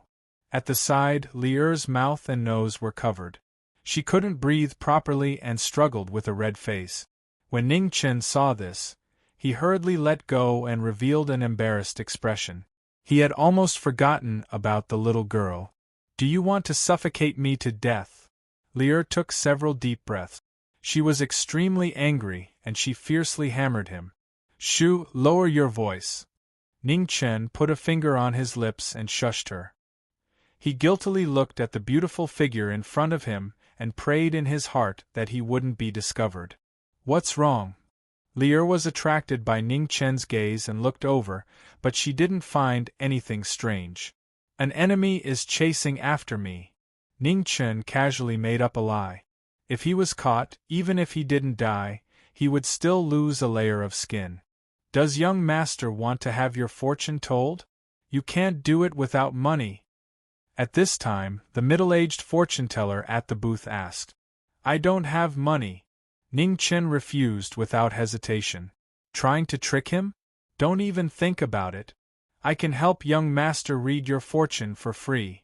The middle-aged fortune-teller smiled and didn't mind. Ning Chen ignored him and continued to observe the enemy. Why hadn't this great aunt left yet? She couldn't have been sent by Zhang Sun to catch him, right? Young master, are you hiding from someone? The middle-aged fortune-teller smiled. Nonsense. Ning Chen replied disdainfully. Even a blind person could see that. A woman. The middle-aged fortune-teller added. Yes. Ning Chen was still unmoved. In this world, there were only men and women. If it wasn't a man, then it was a woman. It wasn't strange for him to guess correctly. From the palace. The middle-aged fortune-teller continued. Hm? Chem? Ning Chen first responded, but then he was stunned. He looked at the great hoodwinker in front of him in surprise. He had some ability to even guess correctly. Young master, is what I said correct? The middle-aged fortune-teller asked with a chuckle. Ha ha! Ning Chen gave a perfunctory laugh. What was there to be proud of? Just because he got it right twice, he thought he was a divine fortune-teller. Fuck, this signboard really did say that he was a divine fortune-teller. When the middle-aged fortune-teller saw that Ning Chen still didn't believe him, he continued, Young master, forgive me for being blunt. Sometimes, fate is inevitable. If it's not destined, don't force it. Cause and effect are determined by the heavens. It's not something that you can hide from just because you want to. After waiting for a while, Ning Chen saw that the beautiful figure had finally left. He heaved a sigh of relief and looked at the fortune-teller. He pointed at his nose and said, Tell me where I'm from. The middle-aged fortune-teller was stunned. From your accent, you should be from the capital. Bullshit, I'm from Earth. After saying that, Ning Chen pulled Li Er and quickly left. They couldn't stay here any longer. If they were caught, they would be in trouble. Li Er was confused by the conversation between the two and still hadn't reacted. Seeing Ning Chen walking back, she subconsciously asked, Why are you going back? Aren't you going to buy shoes? I'm not buying any more. My life is more important. Ning Chen replied nervously. Li Er didn't know what was going on, but when she saw how nervous the former was, she still obediently followed him back. When they reached the Lingyan pavilion, Ning Chen looked left and right. Seeing that no one was paying attention, he pulled Li and ran in. Then, he heaved a sigh of relief. That was close. Luckily, he had good eyesight. You must be tired. Have a cup of tea. In the midst of a soft and moving voice, a cup of tea was handed to him. Ning Chen's mouth was dry. Without thinking, he took the cup and drank it in one gulp. He also thanked her while he was at it. Thank you. Pfff. When the tea entered his mouth, Ning Chen suddenly spat it out. He trembled as he turned around and said with a trembling voice, Sister. Sister Qing Ning. You hid in a good place. It took me a while to find you. Qing Ning replied indifferently. Her beautiful face didn't show any anger, but it still scared Ning Chen so much that he didn't even dare to breathe loudly. Ning Chen remembered very clearly that when he ran away, he tied Qing Ning up. He had offended this great aunt. This time, he was dead meat. His mind turned again and again, thinking of how to escape. But when he thought of Qing Ning's skills, he dispelled these suicidal thoughts. Alright, you've been out for so many days. You've played enough. It's time to go back with me. Qing Ning glanced at Ning Chen. The warning in her eyes was very clear. If he didn't listen, don't blame her for being impolite. Ning Chen's heart trembled. He asked tentatively, Nyang Nyang is angry? What do you think? Qing Ning was so angry that she laughed. This guy still had the nerve to ask. When Ning Chen heard this, his head immediately shook like a rattledrum. If I don't go back, Nyang Nyang will chop off my head. Now you know how to be afraid? Qing Ning wanted to slap this guy to death. Falsifying the Empress's imperial edict, stealing objects from the palace, and secretly escaping from the palace. Every one of these crimes was a capital offense. This guy was good. All of a sudden, all of them. I know. Ning Chen hurriedly nodded. Seeing Ning Chen's nervous appearance, Qing Ning didn't want to scare him. Her tone softened a little. Come back with me first. Nyang Nyang has already suppressed this matter in order to save your little life. When you go back, properly apologize to Nyang Nyang. As for how to deal with it, that will depend on Nyang Nyang's mood. Chapter 18. Ning Chen thought for a while and felt that if he went back to the palace now, he would most likely be beaten. Zhang Sun was in a fit of anger. If he went back now, wouldn't he be looking for a beating? Suddenly, Ning Chen remembered what Li told him 2 days ago. He rolled his eyes and walked to Qing Ning.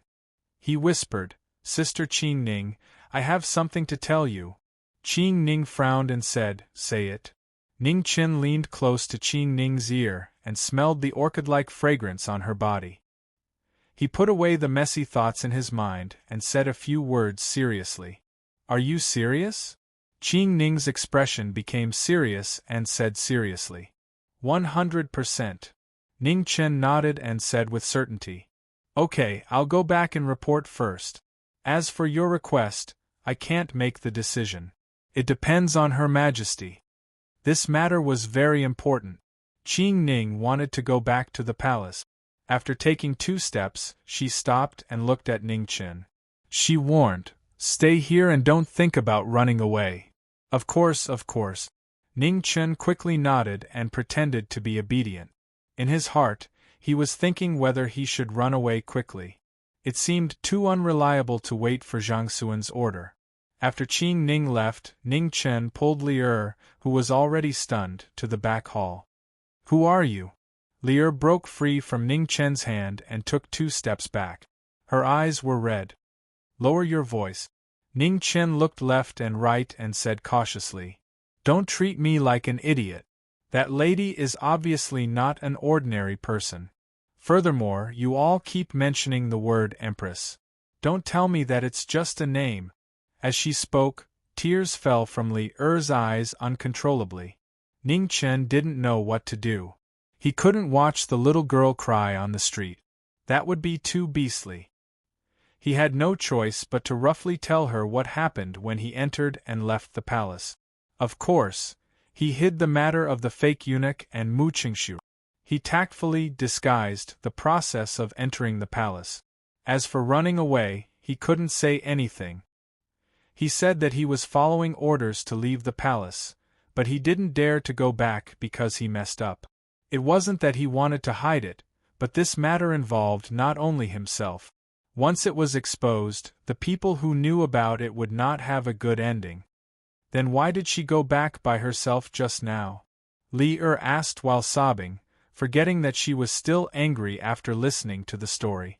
Ning Chun patted the little lass's head and said softly, "Didn't you tell me 2 days ago that the emissary from Jinji State had given Great Xia a difficult question? I proposed to use the answer in exchange for the grace of leaving the palace." At the end of his speech, Ning Chen was in a bad mood. The feeling of not being able to control his own fate was hard to accept. However, the reality was that he was far from being able to control his own future. "Did you really solve the problem of the messenger of the true extreme nation?" Li didn't hear the helplessness in Ning Chen's words, but she was very surprised by the answer.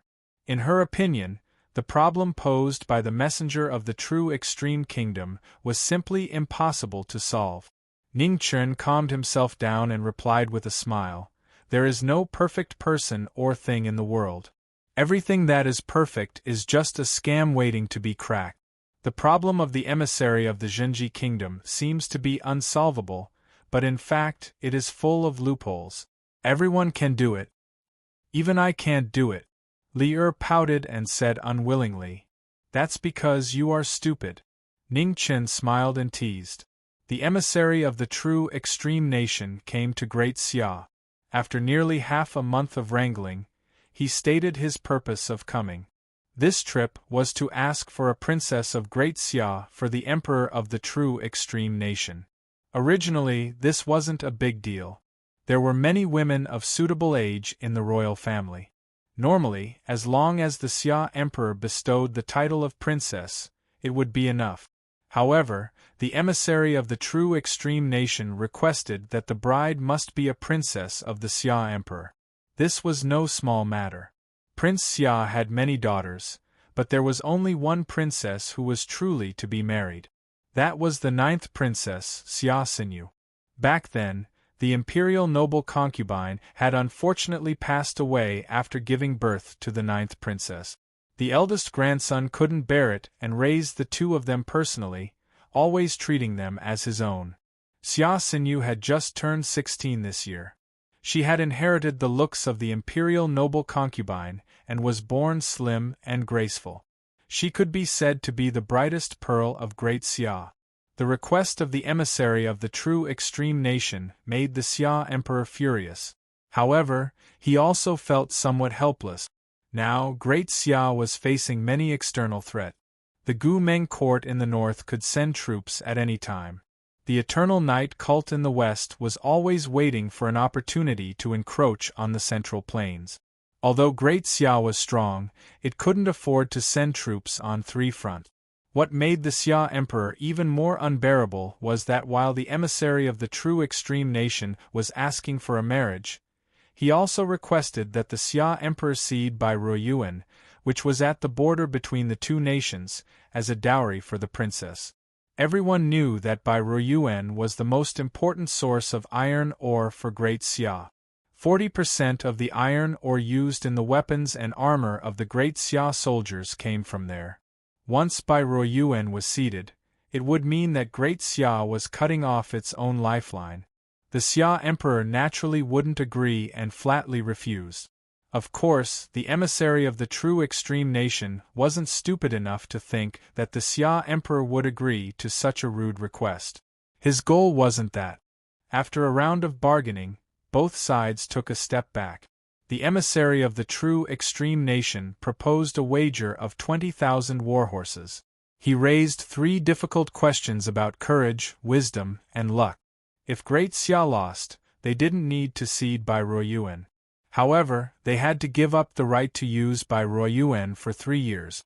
The emissary of the true extreme nation used the method of taking a step back in order to advance.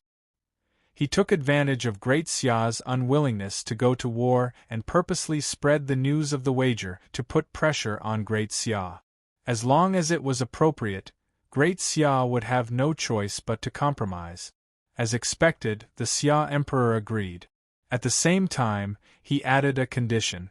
If the true extreme nation lost the wager, the Xia Emperor would have to choose the princess to marry. The emissary of the true extreme nation didn't have any objections. Their goal was by Royuan. As for marrying the princess, it was just an excuse. The Xia Emperor also had his own considerations. 90% of the reason why Great Xia was so afraid of the northern Meng court was because of their iron cavalry. Although Great Xia was strong, they had a fatal weakness. Great Xia didn't have horses. It wasn't that they didn't have ordinary horses, but rather that they didn't have war horses. The northern Meng court lived as nomads, and their people were valiant. They were good at riding and shooting. Their unique Fergana horse was a rare breed, and the production rate of war horses was very high. In this aspect, Great Xia was much worse. Their warhorse production rate was less than 10%. 20,000 warhorses was almost half of the true extreme nation's stockpile. It would be a great relief to Great Xia's shortage of warhorses. However, what the Xia Emperor didn't expect was that Great Xia would be defeated in just the first round of the competition of courage. It wasn't that Great Xia lacked loyal and brave people, but that the problem posed by the emissary of the true extreme nation wasn't something that could be solved by ordinary people. Boiling oil to remove the needle, and the person to remove the needle had to be decided by the other party.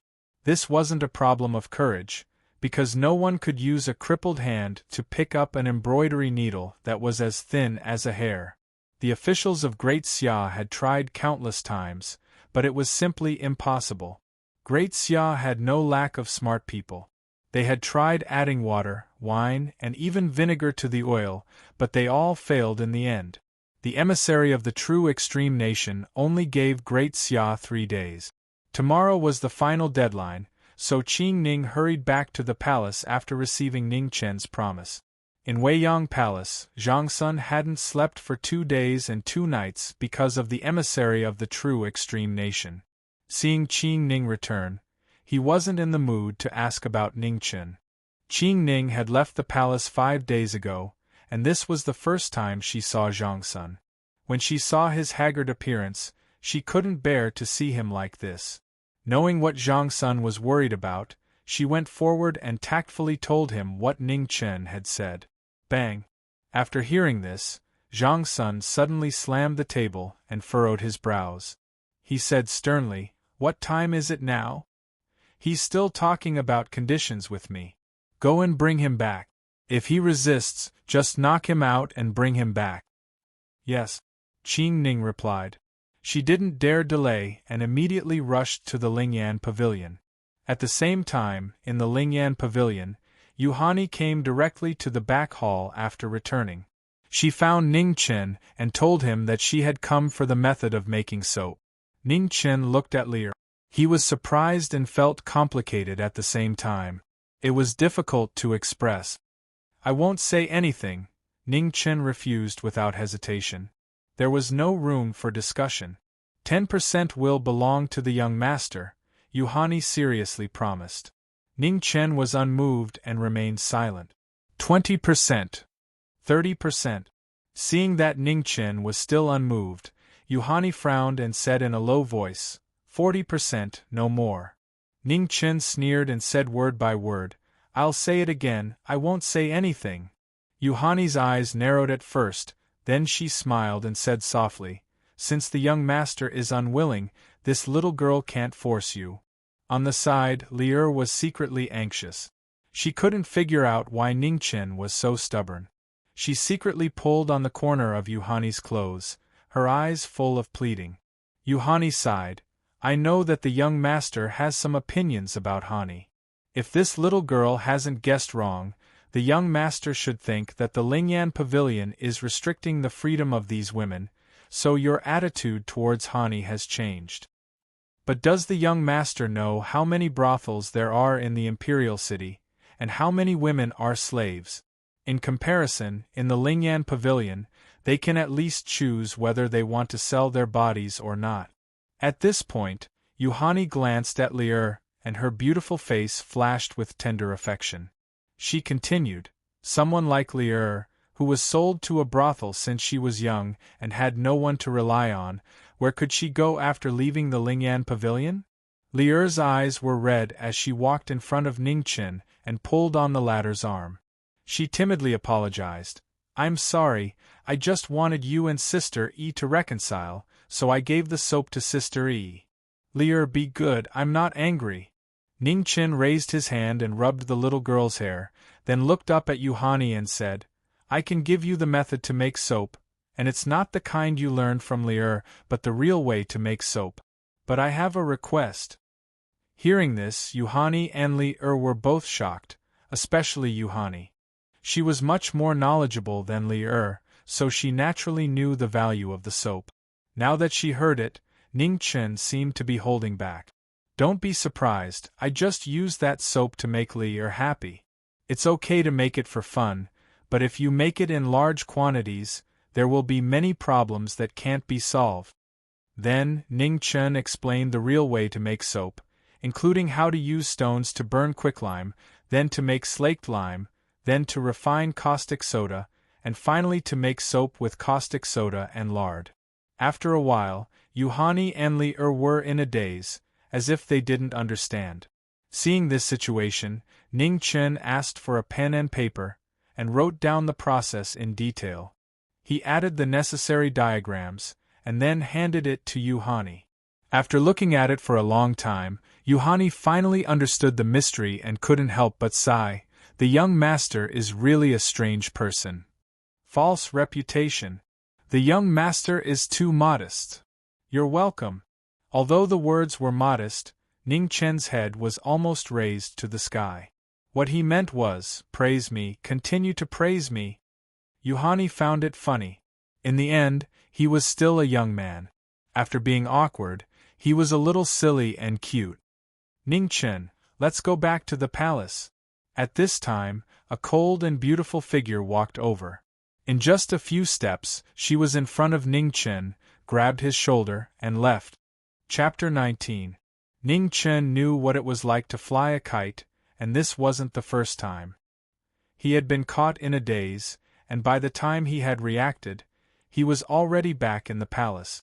Ningchen was filled with regret. He hadn't even had the time to state his request. If he had known this would happen, he would have negotiated with Yuhani first. Now he had lost everything. Seeing that Ningchen was still distracted, Qing Ning had an urge to kick him. She warned, the Empress is still angry, so be careful what you say. And Ningchen responded and immediately reacted. He was a little nervous. Zhang Sun wouldn't really hit him with the plank, would he? Sister Qing Ning, you have to say a good word for me. Ningchen shamelessly begged. Now you know how to be afraid.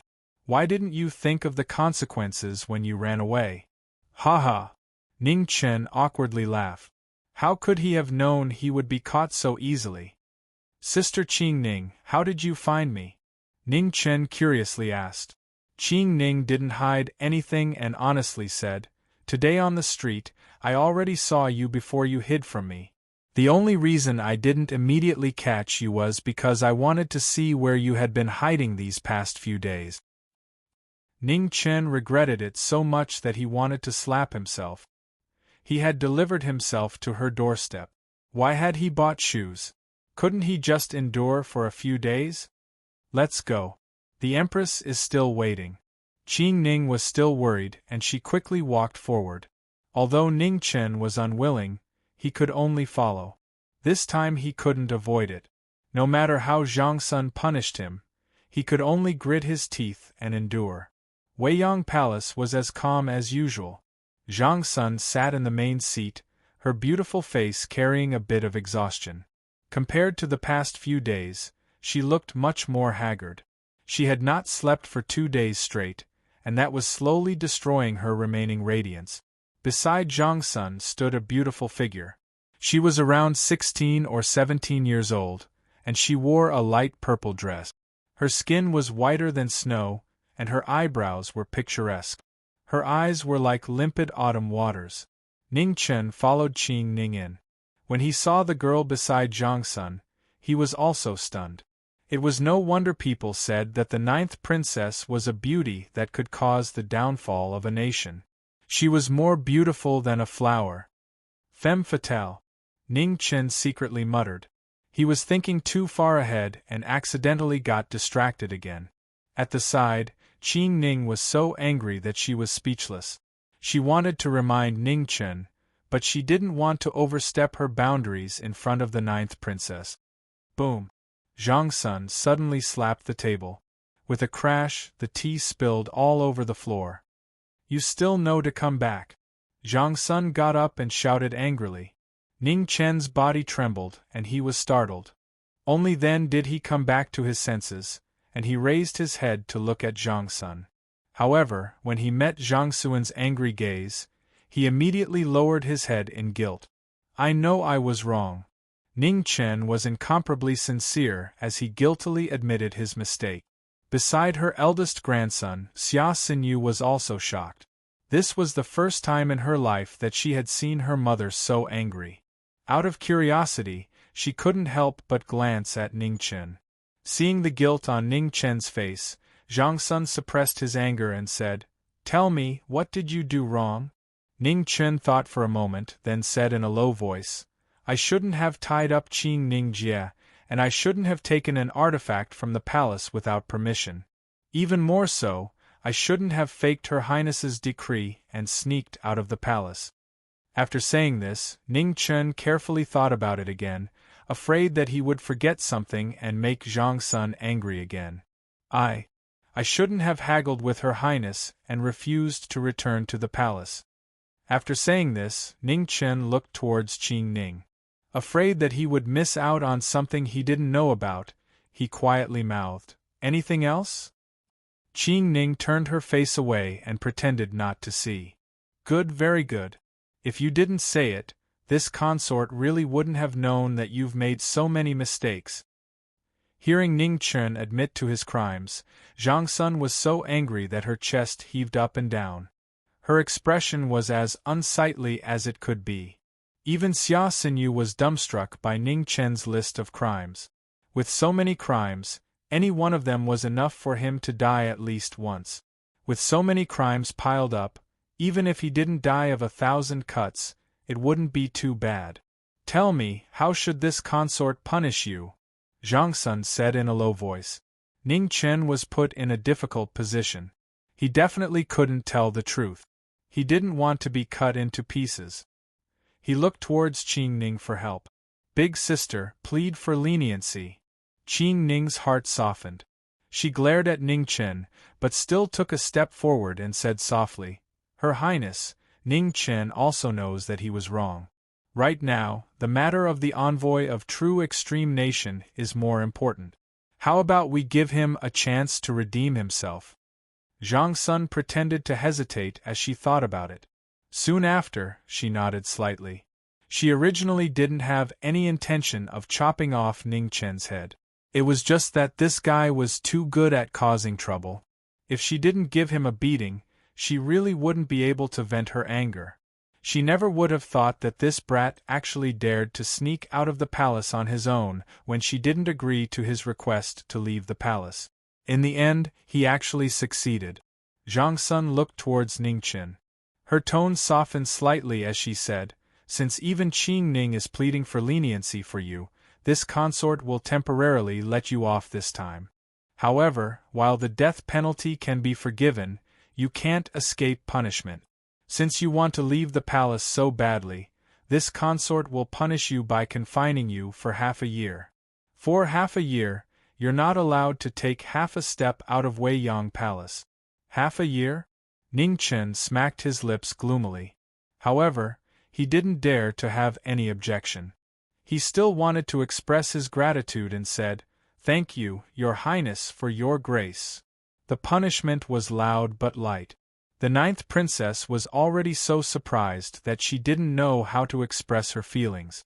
Compared to the mistake made by this little eunuch, confining him for half a year was really not a punishment. After dealing with this matter, Zhang Sun collected her emotions and turned her attention back to the matter of the envoy of the Jinji nation. This is the 9th princess. You haven't met her yet, Zhang Sun introduced seriously. 9th princess, nice to meet you, Ning Chen bowed and saluted. Xia Xinyu saw such a salute and greeting for the first time. Suddenly, she didn't know how to respond. On the main seat, the anger that Zhang Sun had just suppressed almost rose again. Qing Ning, teach him proper etiquette during his confinement period. What nonsense is he talking about? Yes, Qing Ning answered softly and said helplessly. Zhang Sun stretched out her hand slightly and then looked at Ning Chen. She said seriously, Ning Chen, you said before that you can solve the problem of the envoy of the Jinji nation. Is it true? Hearing this, Xia Xinyu's delicate body trembled slightly. She looked at the little eunuch who had surprised her several times. It was really hard to believe that he could solve the problem that made everyone feel helpless. Absolutely. Ning Chen couldn't stand being stared at by Zhang Sun and the 9th princess, so he answered honestly. What do you need? Zhang Sun had a glimmer of hope in her heart. She knew that although this little guy had a lot of problems, he was really smart. At the critical moment, he could always impress people. A pot of oil, vinegar, and a kettle that has been used before, Ning Chen said seriously. Qing Ning, send someone to get it, Zhang Sun ordered immediately. Yes. Qing Ning took the order and then left quickly. Taking advantage of the leisure time, Zhang Sun expressed her doubts and reminded him. The method of adding vinegar to oil has been tried, and it has been confirmed that it is not feasible. It is indeed not feasible, Ning Chen nodded and said. Later generations said that taking things out of oil was because vinegar was added to the oil. When the vinegar boiled, the temperature of the oil was only 40 or 50 degrees. Every time Ning Chen heard such nonsense, he wanted to slap them.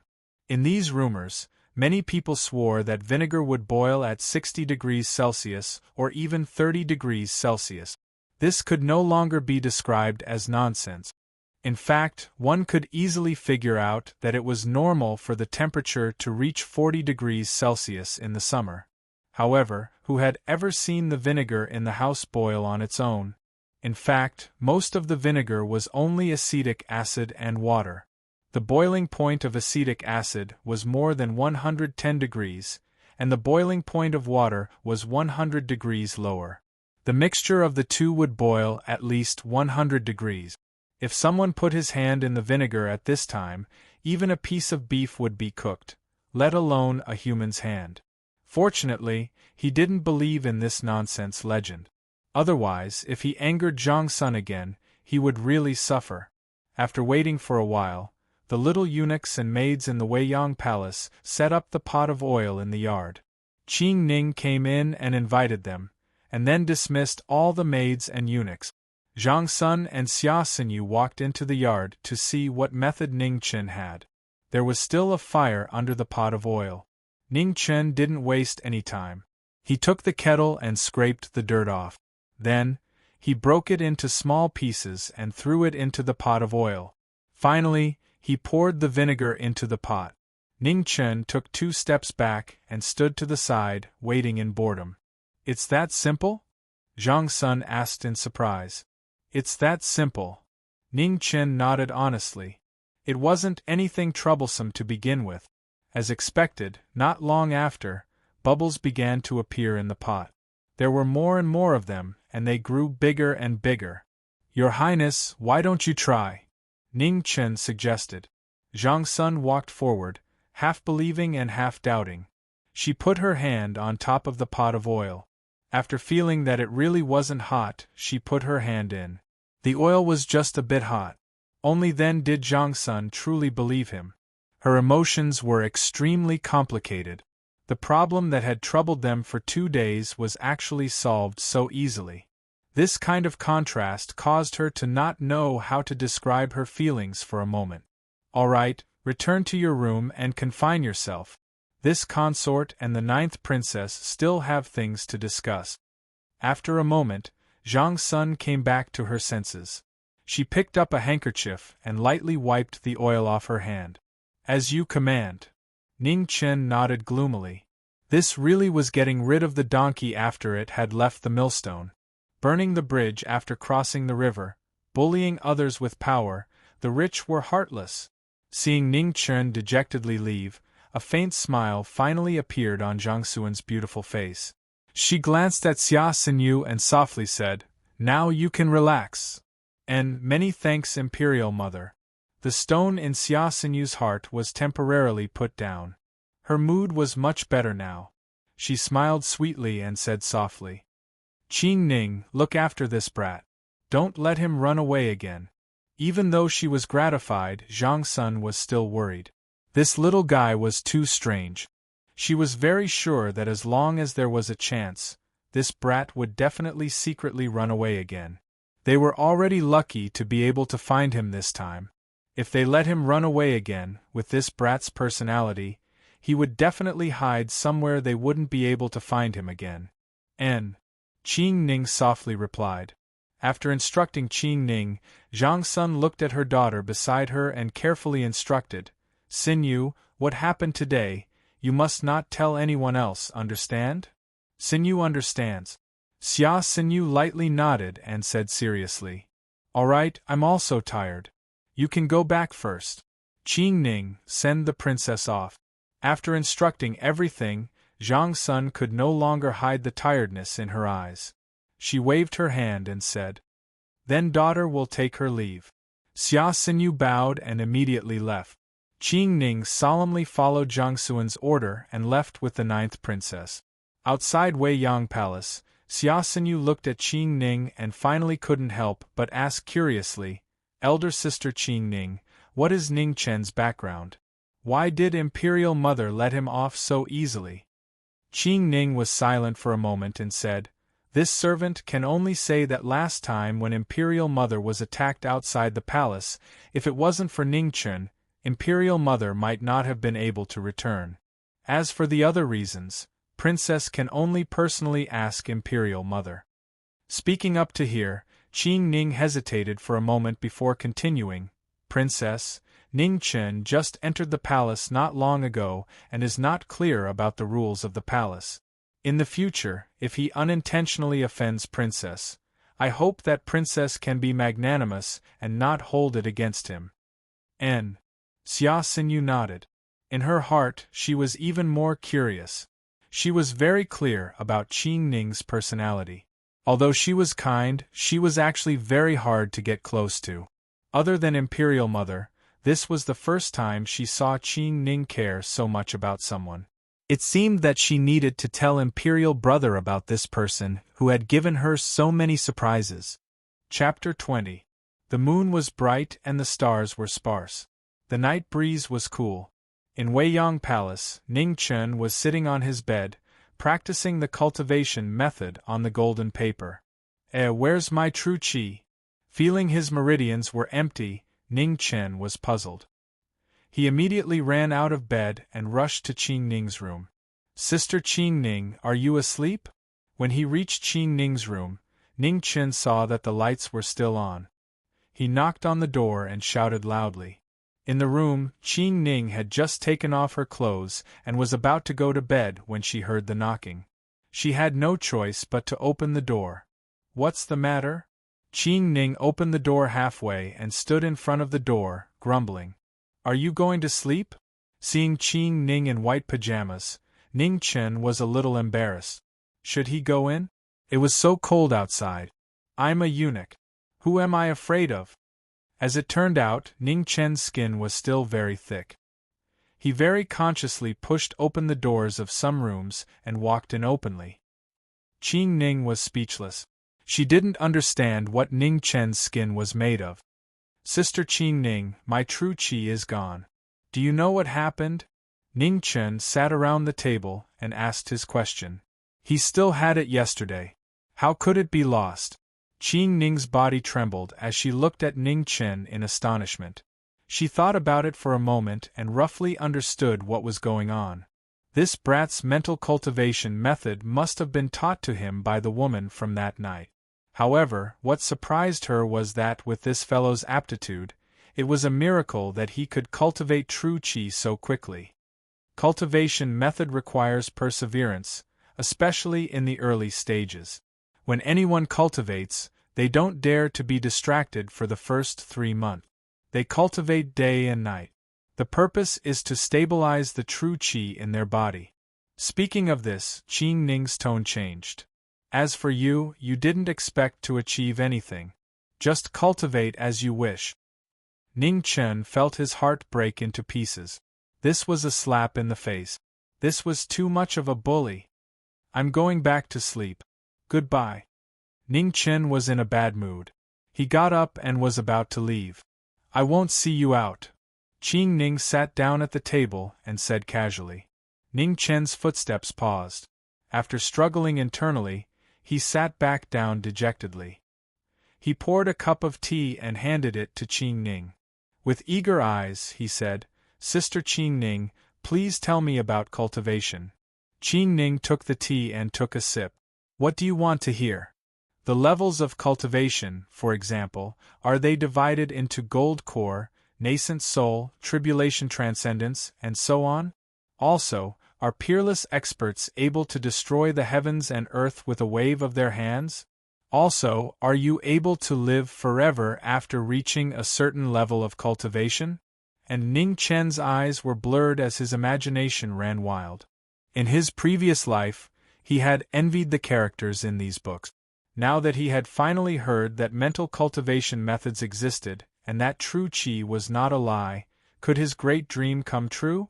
Sister Qing Ning, why aren't you saying anything? After talking for a long time, Ning Chen noticed that Qing Ning was sitting there without saying a word. Are you still asleep? Qing Ning glanced at Ning Chen and asked indifferently. Ning Chen knew that he was being looked down upon again. Qing Ning placed the teacup on the table and said helplessly, I really don't know where you heard all this nonsense. I've never heard of any of the things you said, and I'm afraid no one else has either. Ning Chen was depressed. He asked, Then how do you differentiate between experts? Hotian and Xiantian, Qing Ning replied. Then what realm are you in? Ning Chen's curiosity rose again. Mu Qingxue had said that Qing Ning was very strong, and even said that he was slightly stronger than Qing Ning. Of course, Ning Chen had always thought that she was bragging. Although he had never seen Mu Qingxue fight, he had seen Qing Ning fight. Even after suffering such a heavy injury, she was still extremely powerful. In comparison, Mu Qingxue's battle record was a bit worse. He went out twice and was saved by Ning Chen once. The other time, he fainted and was saved by Ning Chen again. Thinking of this, Ning Chen became even more enthusiastic. He stared straight at Qing Ning, waiting for an answer. Qing Ning felt uncomfortable being stared at, but she still answered honestly, Peek Hotian. Not really. Ning Chen was greatly disappointed. He thought that Qing Ning would at least be a Xiantian expert. However, Mu Qingxue might be a Xiantian expert. However, even though he was already a Xiantian expert, he still couldn't survive in the palace. He was injured again and again. It seemed that no matter how good his martial arts were, he was still afraid of kitchen knives. There were many people in the palace and many knives. Seeing Ning Chen's disappointed expression, Qing Ning said unhappily, Do you know how many Xiantian experts there are in this world? How many? Ning Chen asked indifferently. Qing Ning calmly stretched out 5 fingers. So few? This time, it was Ning Chen's turn to be surprised. He thought that Xiantian experts were as common as dogs, and Hotian experts were everywhere. Do you think it's so easy to reach the Xiantian realm? Qing Ning paused for a moment, then continued, There are countless people in this world who are stuck between Hotian and Xiantian, but only 5 succeeded. Where are they? Ning Chen asked curiously. Eternal Night Cult has 2, De Xia and Gu Meng each have 1, and the last one is in Du Yi Temple in the southwest. There's only one in De Xia. Ning Chen was a little disappointed. The Eternal Night cult had 2 innate experts, and even the Du Yi Temple, which he didn't know where, had one as well. Yet, the Great Xia dynasty was only allocated 1 innate expert. This was really upsetting. Qing Ning introduced the 5 Xiantian experts to Ning Chen one by one. These 5 supreme experts were the 2 hall masters of Eternal Night cult, the abbot of Du Yi Temple, the dean of Dixia's Tsang Academy, and the Golden Staff State preceptor of Northern Meng Imperial Court.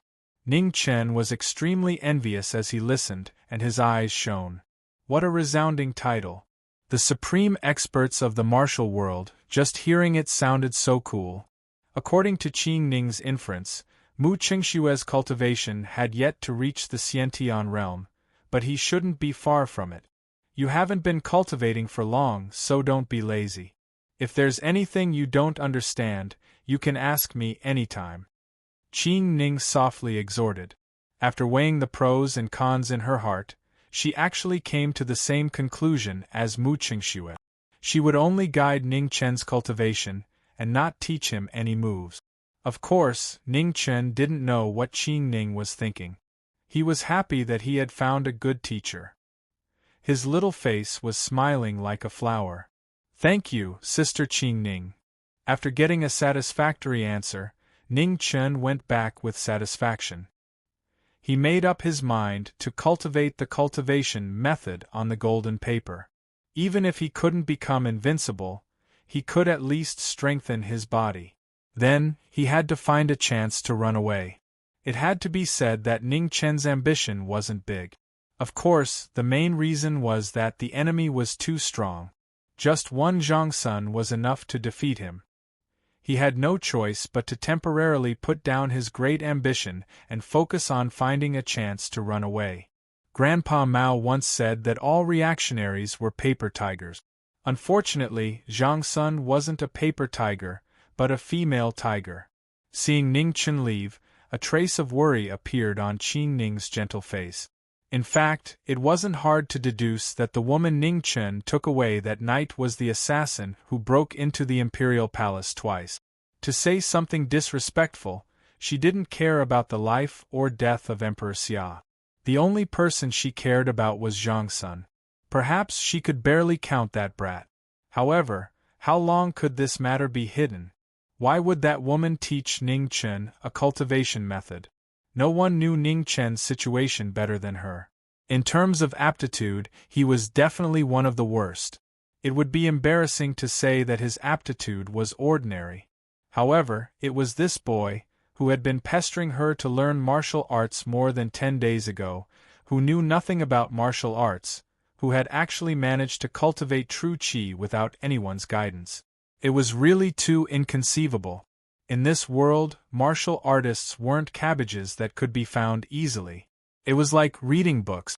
There were countless people who had read books, but how many of them could truly be called scholars? Simply put, with Ning Chen's aptitude, even with the guidance of a good teacher, it would take him 3 to 5 months to cultivate true qi. If he fumbled around on his own, it would really depend on the will of the heavens. A bold guess flashed through Qing Ning's mind, but then she shook her head. It shouldn't be the heavenly book, because the heavenly book had been extinct for thousands of years. Moreover, each heavenly book required at least the Xiantian realm to cultivate. She couldn't figure it out, so Qing Ning could only temporarily suppress the doubts in her heart. She made up her mind to check Ning Chen's meridians when she had time. As long as it wasn't the kind of cultivation method that would harm the body, she would let him do as he pleased. Ning Chen didn't know what Qing Ning was thinking, otherwise he would have been scared out of his wits. A few days ago in Xi'an Pharmacy, he dared to let the shopkeeper check his pulse because the shopkeeper already knew that he was a young eunuch who had just entered the palace. It was normal that his pulse didn't change much since he hadn't been cleansed for a long time. However, Qing Ning was different. Her martial arts cultivation had reached the peak of the acquired realm, and her perception of the meridians in the body was far beyond that of ordinary people. With a little attention, she could easily determine that this eunuch wasn't certified by the palace. This night was destined to be an extraordinary night. However, no matter how extraordinary it was still over. After dawn, Qing Ning accompanied Zhangsun to the Heavenly Mandate Palace. Today was the deadline given by the messenger of the true extreme kingdom. The officials of Great Xia had been waiting in the palace for a long time. The three chancellors sat quietly at the head of the officials. As usual, they were as calm as water, indifferent and detached, and did not participate in any court affairs. Compared to the calmness of the three chancellors, the officials looked a little too solemn. Some of the older officials had dark circles around their eyes, and their eyes were bloodshot. It was obvious that they didn't have enough sleep. The officials of Great Xia might not be virtuous or talented, but they were rarely disloyal. This huge empire, this invincible dynasty, was built with the blood of more than 20 generations of emperors, officials, generals, and soldiers. Every inch of land was stained with the blood of generations. No matter what, they would not allow any forces to invade them. The strength of Great Xia was not accidental. After all, not every generation of wise emperors and virtuous officials were born. However, it was this loyalty that made Great Xia invincible and proud for 1,000 years. Emperor Xia and Zhangsun arrived. The messenger of the true extreme kingdom was summoned. The emperor and empress came together to show respect for the messenger. Great Xia was proud, but pride didn't mean arrogance. Great Xia never lacked the necessary etiquette. The messenger of the true extreme kingdom came to the palace with 4 companions. They were dressed strangely and gorgeously. Their heads were held high, and their nostrils were about to reach the sky. There was a lot of space in the palace. The officials stood on both sides. Zhangsun sat below Emperor Xia, and Qing Ning stood behind him. They looked at the messenger of the true extreme kingdom as if he were an idiot. Emperor Xia, have you solved my problem? The messenger of the true extreme kingdom asked, full of confidence. Messenger, you will know later. Come, prepare the banquet, Emperor Xia said indifferently. At the same time, Qing Ning frowned slightly. She lowered her head and whispered in Zhangsun's ear, Empress, something is wrong. This messenger of the true extreme kingdom and the people he brought are all martial artists. Zhangsun's eyes narrowed. She understood immediately what was going on. Go and call Ning Chen over. Yes. Qing Ning left quietly, and then quickly rushed to Weiyang Palace. Chapter 21. What was Ning Chen doing? Ning Chen was brushing his teeth with a self-made toothbrush. It was simple and made of pig hair. Once he brushed it, the hair would fall off. Bah! Bah! Early in the morning, Ning Chen squatted in front of the door and brushed his teeth while spitting out pig hair. He was so focused that he did not even know when Qing Ning arrived. Woo! Ning Chen whimpered as a form of greeting. Her Majesty is looking for you. Come with me. Qing Ning did not have time to talk nonsense and pulled Ning Chen away. Ning Chen was shocked. Before he could drink water to rinse the salt out of his mouth, he was pulled away by Qing Ning. Wait, drink some water. It's too late. There will be plenty of time to drink later. Ning Chen felt miserable. How could it be the same as now? If you have the ability, try to swallow a mouthful of salt. With Qing Ning pulling him, the distance from Weiyang Palace to Heavenly Mandate Palace was not close. In the time it took to drink a cup of tea, they arrived. On the way, Qing Ning quickly explained the situation in the palace. As Ning Chen listened, he despised the actions of the emissary of Jinji Nation. It was strange that the emissary could be so shameless. In fact, the most difficult part of the problem of taking the needles out of a pot of oil was the person who would take the needles out. Previously, the emissary of Jinji Nation suggested that the other party should decide who to take the needles out, which was a reasonable request. However, the emperor and officials of Great Xia underestimated the emissary's shamelessness. Now, in the palace, there were only 5 representatives from Jinji Nation, and all of them were martial artists. How would Great Xia choose? Zhangsun also realized this point, which was why he called Ning Chen over. If a martial artist had vital energy to protect his body, it would not be a problem for him to put his hand into a pot of oil for a short period of time. This way, Great Xia would be at a disadvantage in terms of candidate. Ning Chen followed Qing Ning behind Zhang Sun and quickly whispered a few words into his ear, explaining a few things. Will it work? Zhang Sun asked worriedly.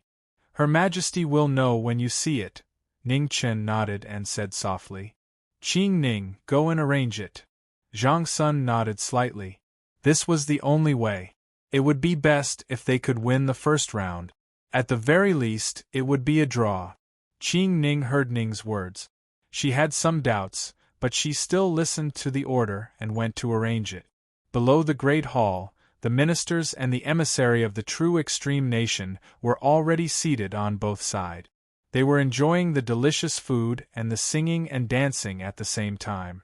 Ning Chen was very jealous. He hadn't even finished brushing his teeth, let alone eating. Thinking of this, he looked at the messenger of the true extreme country with even more displeasure. He revealed his signature shy smile and cursed his entire family in his heart. Suddenly, Ning Chen felt a pair of eyes looking at him from the side. When he looked back, he was startled. Wan Gui Fei. Among all the women Ning Chen had seen, Mu Qingxue and the 9th Princess Xia Xinyu were definitely not inferior to anyone in terms of beauty. In terms of dignity, Zhang Sun was naturally the best. Even Qing Ning, without considering personal prejudice, was also a rare beauty. However, in terms of feminine charm, Wan Yunchang was definitely the most outstanding. She was 70% beautiful and 30% seductive. Combined perfectly, she was a femme fatale. Of course, it wasn't to say that these people were not as charming as Wan Yunchang. It was mainly because they had too many shortcomings. Simply put, Mu Qingxue was too cold, the 9th princess was too young, Qing Ning was too fierce, and Zhang Sun, he didn't dare to comment. How did it feel to be stared at by a beauty? If someone said yes at this time, Ning Chen would definitely slap them with a smile. Lowering his head, Ning Chen secretly prayed that Wan Yunchang didn't recognize him. On the first day he entered the palace, he offended the noble Wan Gui Fei. At that time, she didn't seem to care, but who knew what she was thinking? Fortunately, Wan Yunchang's gaze only swept past him and didn't linger for too long. Ning Chen let out a sigh of relief and relaxed his tense body. Ning Chen didn't know that Wan Yunchang had almost forgotten what happened that day. However, when she saw him just now, she remembered. After all, the person sitting in front of him was Zhang Sun. Wan Yunchang retracted her gaze and smiled. Her smile was mesmerizing and soul-stirring. The hearts of the ministers who were looking at her subconsciously skipped a beat. Zhang Sun naturally noticed this gaze, but he didn't say anything. He quietly waited for Qing Ning to prepare the things. In this banquet where the nobles gathered, the eunuchs were the least noticed. Even if someone noticed that the eunuch behind the empress looked unfamiliar, they wouldn't take it to heart. After all, in the 1,000-year history of the Great Xia, eunuchs had never been the center of attention. Emperor Xia's expression was still calm. The dignity of an emperor radiated without being angry. No one would believe that someone who had protected such a large empire for nearly 20 years was useless. Zhang Sun had already sent someone to inform Emperor Xia last night. Therefore, Zhang Sun was the main character of today's event. Emperor Xia wasn't in a hurry. He quietly waited for Zhang Sun to make the arrangements. No one knew Zhang Sun's personality better than him. If he wasn't completely confident, he wouldn't interfere. Zhang Sun's message last night was simple. The Great Xia will not lose the first round. The meaning was clear. It would either be a draw or a victory. Emperor Xia didn't think there would be a better result, so he let Zhang Sun make the arrangements. The emissary of the true extreme nation was also waiting quietly. He was in no hurry. He was already in an invincible position and didn't need to fight for a little while. After waiting for a long time, Qing Ning finally returned. She stood behind Zhang Sun and signaled with her eyes that she was ready. Zhang Sun nodded slightly, and then looked at Emperor Xiao without revealing anything on his face. He nodded slightly. Set up the oil pot. Emperor Xia didn't remain silent after receiving the signal. Not long after, a huge oil pot with a stove was moved to the entrance of the Heavenly Mandate Palace. The fire under the oil pot jumped violently. It looked very frightening. Please choose your candidate, Emperor Xia said. Hearing this, the officials of the Great Xia couldn't help but tremble. It wasn't that they were afraid of death, it was just pure fear. In reality, they were overthinking things. No matter how bold the emissary of the true extreme nation was, he couldn't force the officials of the Great Xia into a pot of oil. It wasn't hard to guess who would be the next candidate. It was nothing more than a palace maid, a guard, and a eunuch who had no power or influence. Thinking further, the guards were all martial artists, so it was impossible. The palace maid was a woman, after all. Even if he didn't have tender feelings for the fairer sex, he didn't want to bear the bad reputation of bullying women. The only candidate left was a eunuch. Ning Chen was very smart. He thought more clearly than anyone else, so he lowered his head more than anyone else. If it weren't for the fact that this wasn't the right place, he would have run away. He had said all that needed to be said. Why should he go up and do such a thankless thing? Young eunuch, please. The emissary of the true extreme nation stepped forward and looked at the oil pot. After seeing that it was fine, he turned around and looked around the hall. At first glance, he saw Ning Chen, who lowered his head the most. He had the right status, the right age, and he wasn't a martial artist. He was the best candidate for the oil pot. If Ning Chen knew what the emissary of the true extreme nation was thinking, he would cry out that he was wronged. He was a martial artist. He really was. Unfortunately, he was just a lowly martial artist who hadn't been graded yet. And in the past 2 days, he had lost his only bit of genuine qi. No wonder no one noticed. Seeing that the emissary of the true extreme nation had chosen Ning Chen, Zhang Sun was stunned. She couldn't help but feel a little bit of anticipation. She was worried because she had been trying to hide Ning Chen's existence to protect him from the undercurrents in the palace. So, no matter how great Ning Chen's achievements were, she didn't say anything.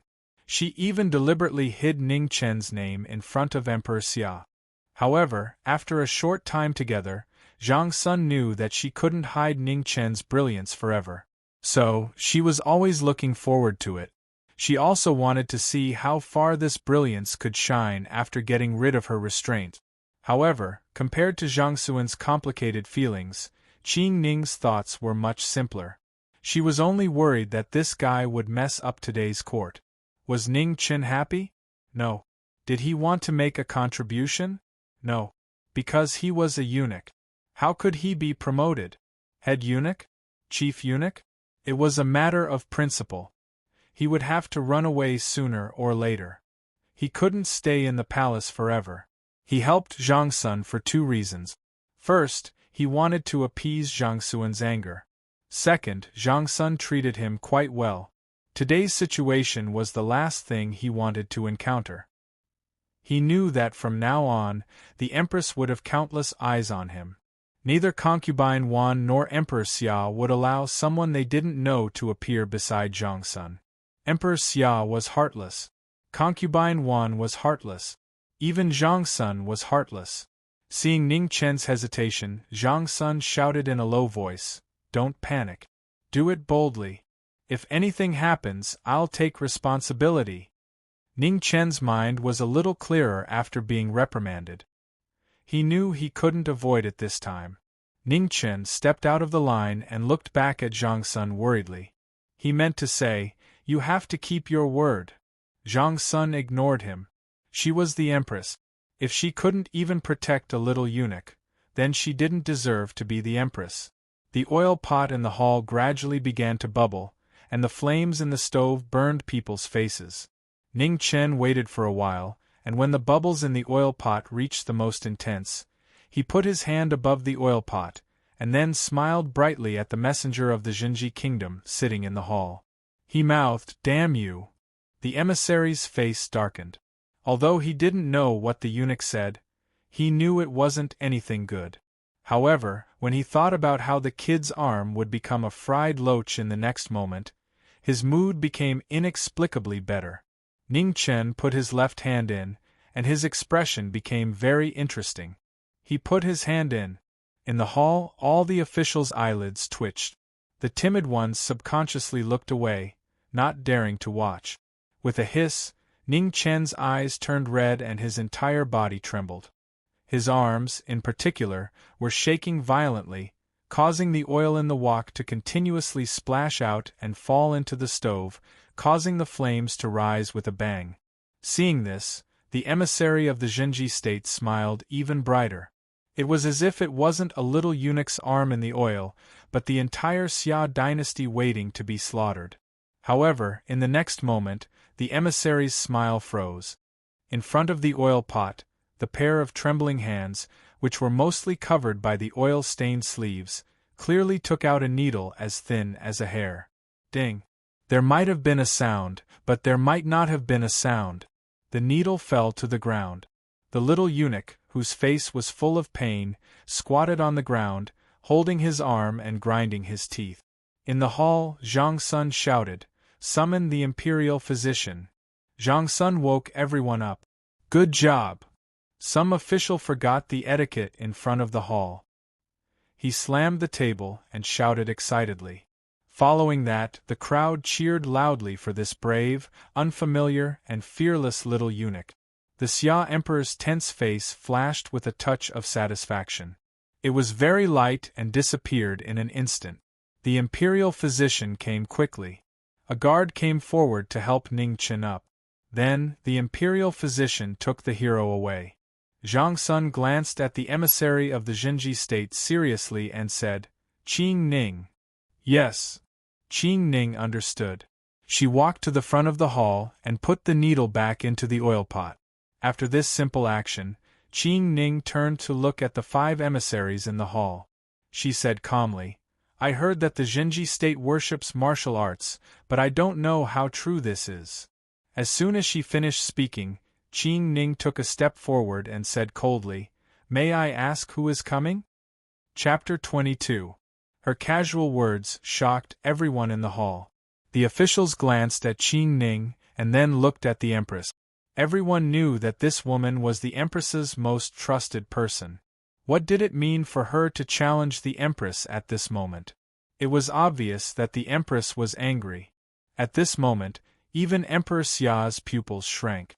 No one knew what he was thinking. However, Emperor Xia did not say anything, which meant that he accepted Qing Ning's challenge. While the officials were guessing Emperor Xia's intentions, they were also wondering why the Empress was so angry. Was it because the envoy of Zhenji state chose someone beside her? Among the 3 dukes, the Grand Advisor opened his eyes a little and then closed them again, as if he heard nothing. Wan Yunshang's charming face flashed with a charming smile. She knew that their Empress would not be angry over such a boring reason. Her intuition told her that it had something to do with that little eunuch. It had to be said that a woman's sixth sense was sometimes a scary thing. Wan Yunshang's baseless guess was infinitely close to the truth. The envoy of Zhenji state had an interesting expression. He did not know why Emperor Xia did not stop this ridiculous and meaningless challenge. He struggled and was caught in the dilemma of accepting or rejecting. In the end, the envoy of Zhenji state agreed. Without any surprises, he had to accept. "Gold One, you go," the envoy of Zhenji state ordered. A man in his 30s walked out.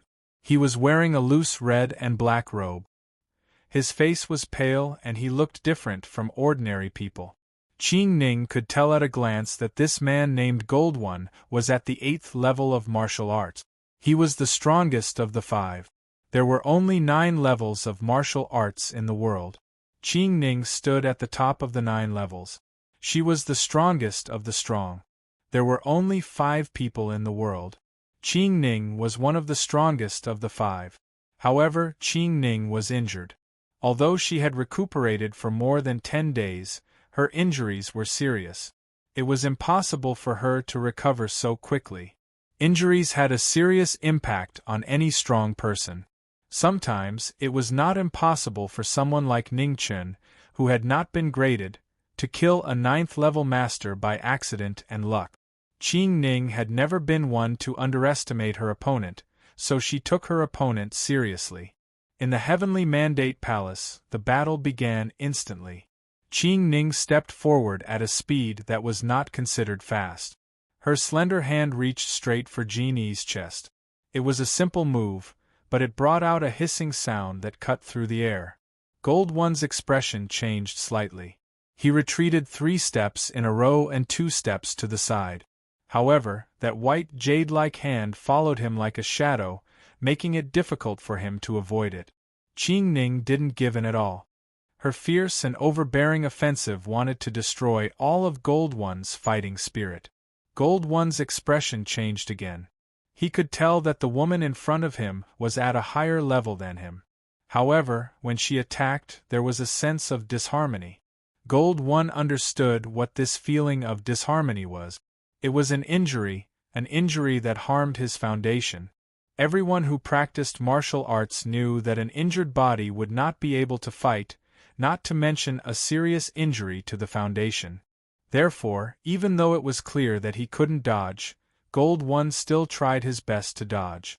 After retreating 3 steps, he raised his Zhen Qi to the peak and punched out with his right fist to meet that slender and terrifying hand. He was ready to take advantage of the force to retreat again. As long as he delayed, his chances of winning would be greater. Unexpectedly, at the moment when the two came into contact, Qing Ning's fierce offensive changed instantly. Her slender hand turned and avoided the full-force punch in front of her. The moment she turned sideways, she pressed her palm on Gold One's right shoulder. Boom, the palm fell, and Gold One's right shoulder immediately burst with a waterfall of blood. However, Qing Ning, whose pace was not fast, flashed and reached the extreme speed. Her afterimage flashed, and a slender hand fell again.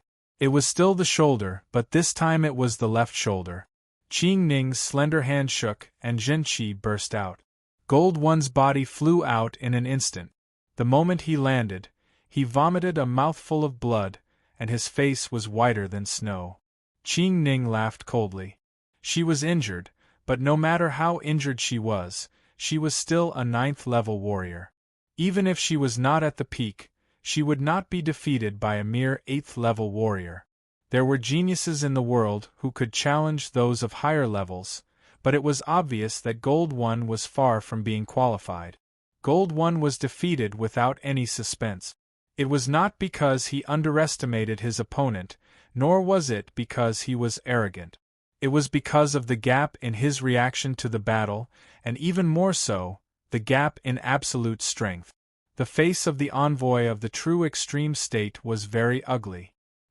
He did not expect that such a young palace made of the Xia Empress would have the strength of a 9th-level warrior. He also did not expect that Gold One would be defeated so quickly. There was a gap between an 8th-level warrior and a 9th-level warrior, but it was not to the extent that one side would win by an overwhelming margin. The atmosphere in the hall was very strange. Ning Chen had sneaked back at some point and stood behind Zhang Sun with a painful expression. His right arm was covered with white ointment, and a red cloth wrapped around his arm and hung around his neck. He looked very much like a disabled person. The officials of the Xia Empire looked at Ning Chen with satisfaction in their eyes. This little eunuch was not bad. Ning Chen felt uncomfortable being stared at. He came back to watch the show, not to be stared at. However, for the sake of the exciting scene in a while, he endured it. "Thank you for letting me win," Qing Ning said coldly with cupped fists. Gold One got up, and his expression changed again and again. In the end, he endured the pain in his shoulders and cupped his fists in return. Seeing this, a smile flashed across Ning Chen's face. It was as bright as a flower blooming. Zhang Sun could not bear to see Ning Chen so proud. She said, "Ning Chen, you have done well for the Xia Empire. This empress will give you a favor." The envoy of the true extreme state will be chosen by you. Ning Chen's smile immediately froze. However, he did not dare to go against Zhang Xuan's decree in public. He said with a face that deserved a beating, "Thank you, Empress, for your grace." Zhang Sun made a sound of acknowledgement, but her expression did not change. Ning Chen glanced at the emissary of the Jinji kingdom, and then at the three people behind the emissary. Finally, he shifted his gaze to the injured Gold One. With a slightly bitter expression, he said, "Since this general's arms are fine and he can still salute, then let this general do it." Hearing this, the eyes of the envoy of the true extreme state turned cold. He looked at Gold One and asked, "How is it? I will not fail the mission." Gold One endured the pain and said in a low voice, "Good." The envoy of the true extreme state nodded in satisfaction. He coldly glanced at the eunuch behind Zhang Sun. His eyes were cold. At the entrance of the main hall, a cool breeze blew past, but it couldn't blow away the billowing heat wave. Gold One approached and looked at the bottomless oil pot. Circulating his true qi, he concentrated all his strength on his right arm, and then suddenly reached in. Intense pain came from his damaged tendons and veins. The true qi in Gold One's arm vibrated violently. Boiling oil kept seeping through, burning his skin and intensifying the intense pain. At this moment, not only the envoy of the true extreme state, but even the officials of the Great Xia Empire became nervous. Zhang Sun glanced at Ning Chen. He could not understand what this kid was thinking. As time went on, Gold One's body began to tremble. His expression became more and more unsightly. However, he still did not pick up the needle. To be more precise, it was not that he did not pick it up, but that he could not find it. Seeing this, Ning Chen was laughing so hard that he could not close his mouth. It would be strange if he could find it. "You son of a bitch!" Zhang Sun did not understand. The Emperor of Xia did not understand. The envoy of the true extreme state was even more confused. They watched as time passed, but Gold One still did not take out the needle. The heat poison attacked his body. Gold One could not bear the heart-wrenching pain. He took a step back and pulled his arm out. "Imperial physician," Zhang Sun spoke. It was too timely. "No need." The envoy of the true extreme state coldly snorted. He glanced at the kneeling Gold One and said, "We lost the first round. Tomorrow at this time, I will come over to announce the second round. However, this time, I will not give you 3 more days. I hope that the Emperor of Xia and the Empress will still be so lucky." With that, the envoy of the true extreme state led the 3 people behind him out of the palace. He did not look at Gold One again. Gold One's head was on the ground. His body was trembling. It was unknown whether it was because of the pain or because of some other reason. With the court session about to end, the Emperor of Xia was in a good mood. Before leaving, he looked at Ning Chen with praise. He was not happy, but it scared Ning Chen into a cold sweat. Wan Yunshang stood up as well. A fragrant wind blew past. She paused in front of Ning Chen but did not say anything. She merely laughed softly and left. "Let's go." Zhang Sun was in a good mood. Supported by Qing Ning, she stood up and returned to the palace. Ning Chen followed behind without any status. He played the wounded and also had to reveal the secret to satisfy Zhang Xuan's evil curiosity. His demonstration of cheating yesterday was enough. Who knew that the envoy of the true extreme state was even more shameless than him? He directly brought 4 martial arts masters. Therefore, he added a little something. He changed the oil he had prepared to soybean oil. He also had Qing Ning beat Gold One up. The boiling point of soybean oil was very high, close to 400 degrees. It was almost twice as high as ordinary oil. Gold One's arms were broken and his jinqi was unstable. He would not be able to last long. Why can't Gold One find the needle in the oil? Zhang Sun was curious. This was what she could not understand. Gold One had searched in the oil for so long. Logically, he should have found the needle. Hearing Zhang Xuan's question, Ning Chen smiled embarrassedly. He said bitterly, "That needle is made of tin. It has already melted in the oil. Let alone him, even I can't find it." He had noticed that there were many exquisite tin products in the palace. Therefore, he specially asked Qing Ning to send a craftsman in the palace to make a tin needle. Tin would melt when it was more than 200 degrees. Before the oil boiled, it would have melted completely. It would be strange if gold one could get it out. Zhang Sun nodded thoughtfully.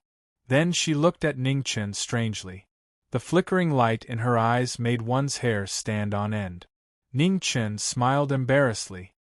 He knew that Zhang Sun was thinking about the strange things in his head again. As they talked, they arrived at Weiyang Palace. Zhang Sun immediately returned to her nature of burning bridges. She stopped in her tracks and said lightly, "Okay, we're here. You can continue to be grounded. I want to rest." Ning Chen was speechless. He finally knew what it meant to change faces faster than the weather. However, before Zhang Sun left, Ning Chen could not help but remind her, "Nyang Nyang, that gold one might be useful. Don't worry about things that you shouldn't care about." Zhang Sun stopped and did not respond. Instead, she warned calmly. At night, stars dotted the sky. In Ning Chen's room, a silver light shone brightly. It whistled and surged, creating circles of ripples. The qi that reappeared was even stronger than before. It broke through the first barrier of a martial artist in one fell swoop. In the Dantian's qi sea, the qi vortex gathered and turned into a rolling silver cloud. It continuously emitted waves of qi. Unbelievable! Outside the room, Qing Ning's hand that was about to knock on the door stopped. She stood at the door, not daring to disturb. The shock in her heart could not be concealed. There was no lack of geniuses in this world. It was not rare for someone to reach rank 1 in half a month. However, this kind of thing should never happen to Ning Chen. The path of martial arts was never fair. The gap between a genius and a mortal was unimaginably large. Although it was cruel, this was the truth. Not good. At this moment, Qing Ning's expression changed. She felt that the qi in the room had suddenly become chaotic. Without thinking, she broke the door open. Her beautiful figure flashed, and she arrived beside Ning Chen in 2 steps. Her delicate hand pointed at the latter's qi sea. "Concentrate, don't be distracted." Seeing the silver cloud in Ning Chen's qi sea shaking, and about to disperse, Qing Ning used her own qi to forcefully protect the dispersing silver qi vortex in Ning Chen's body.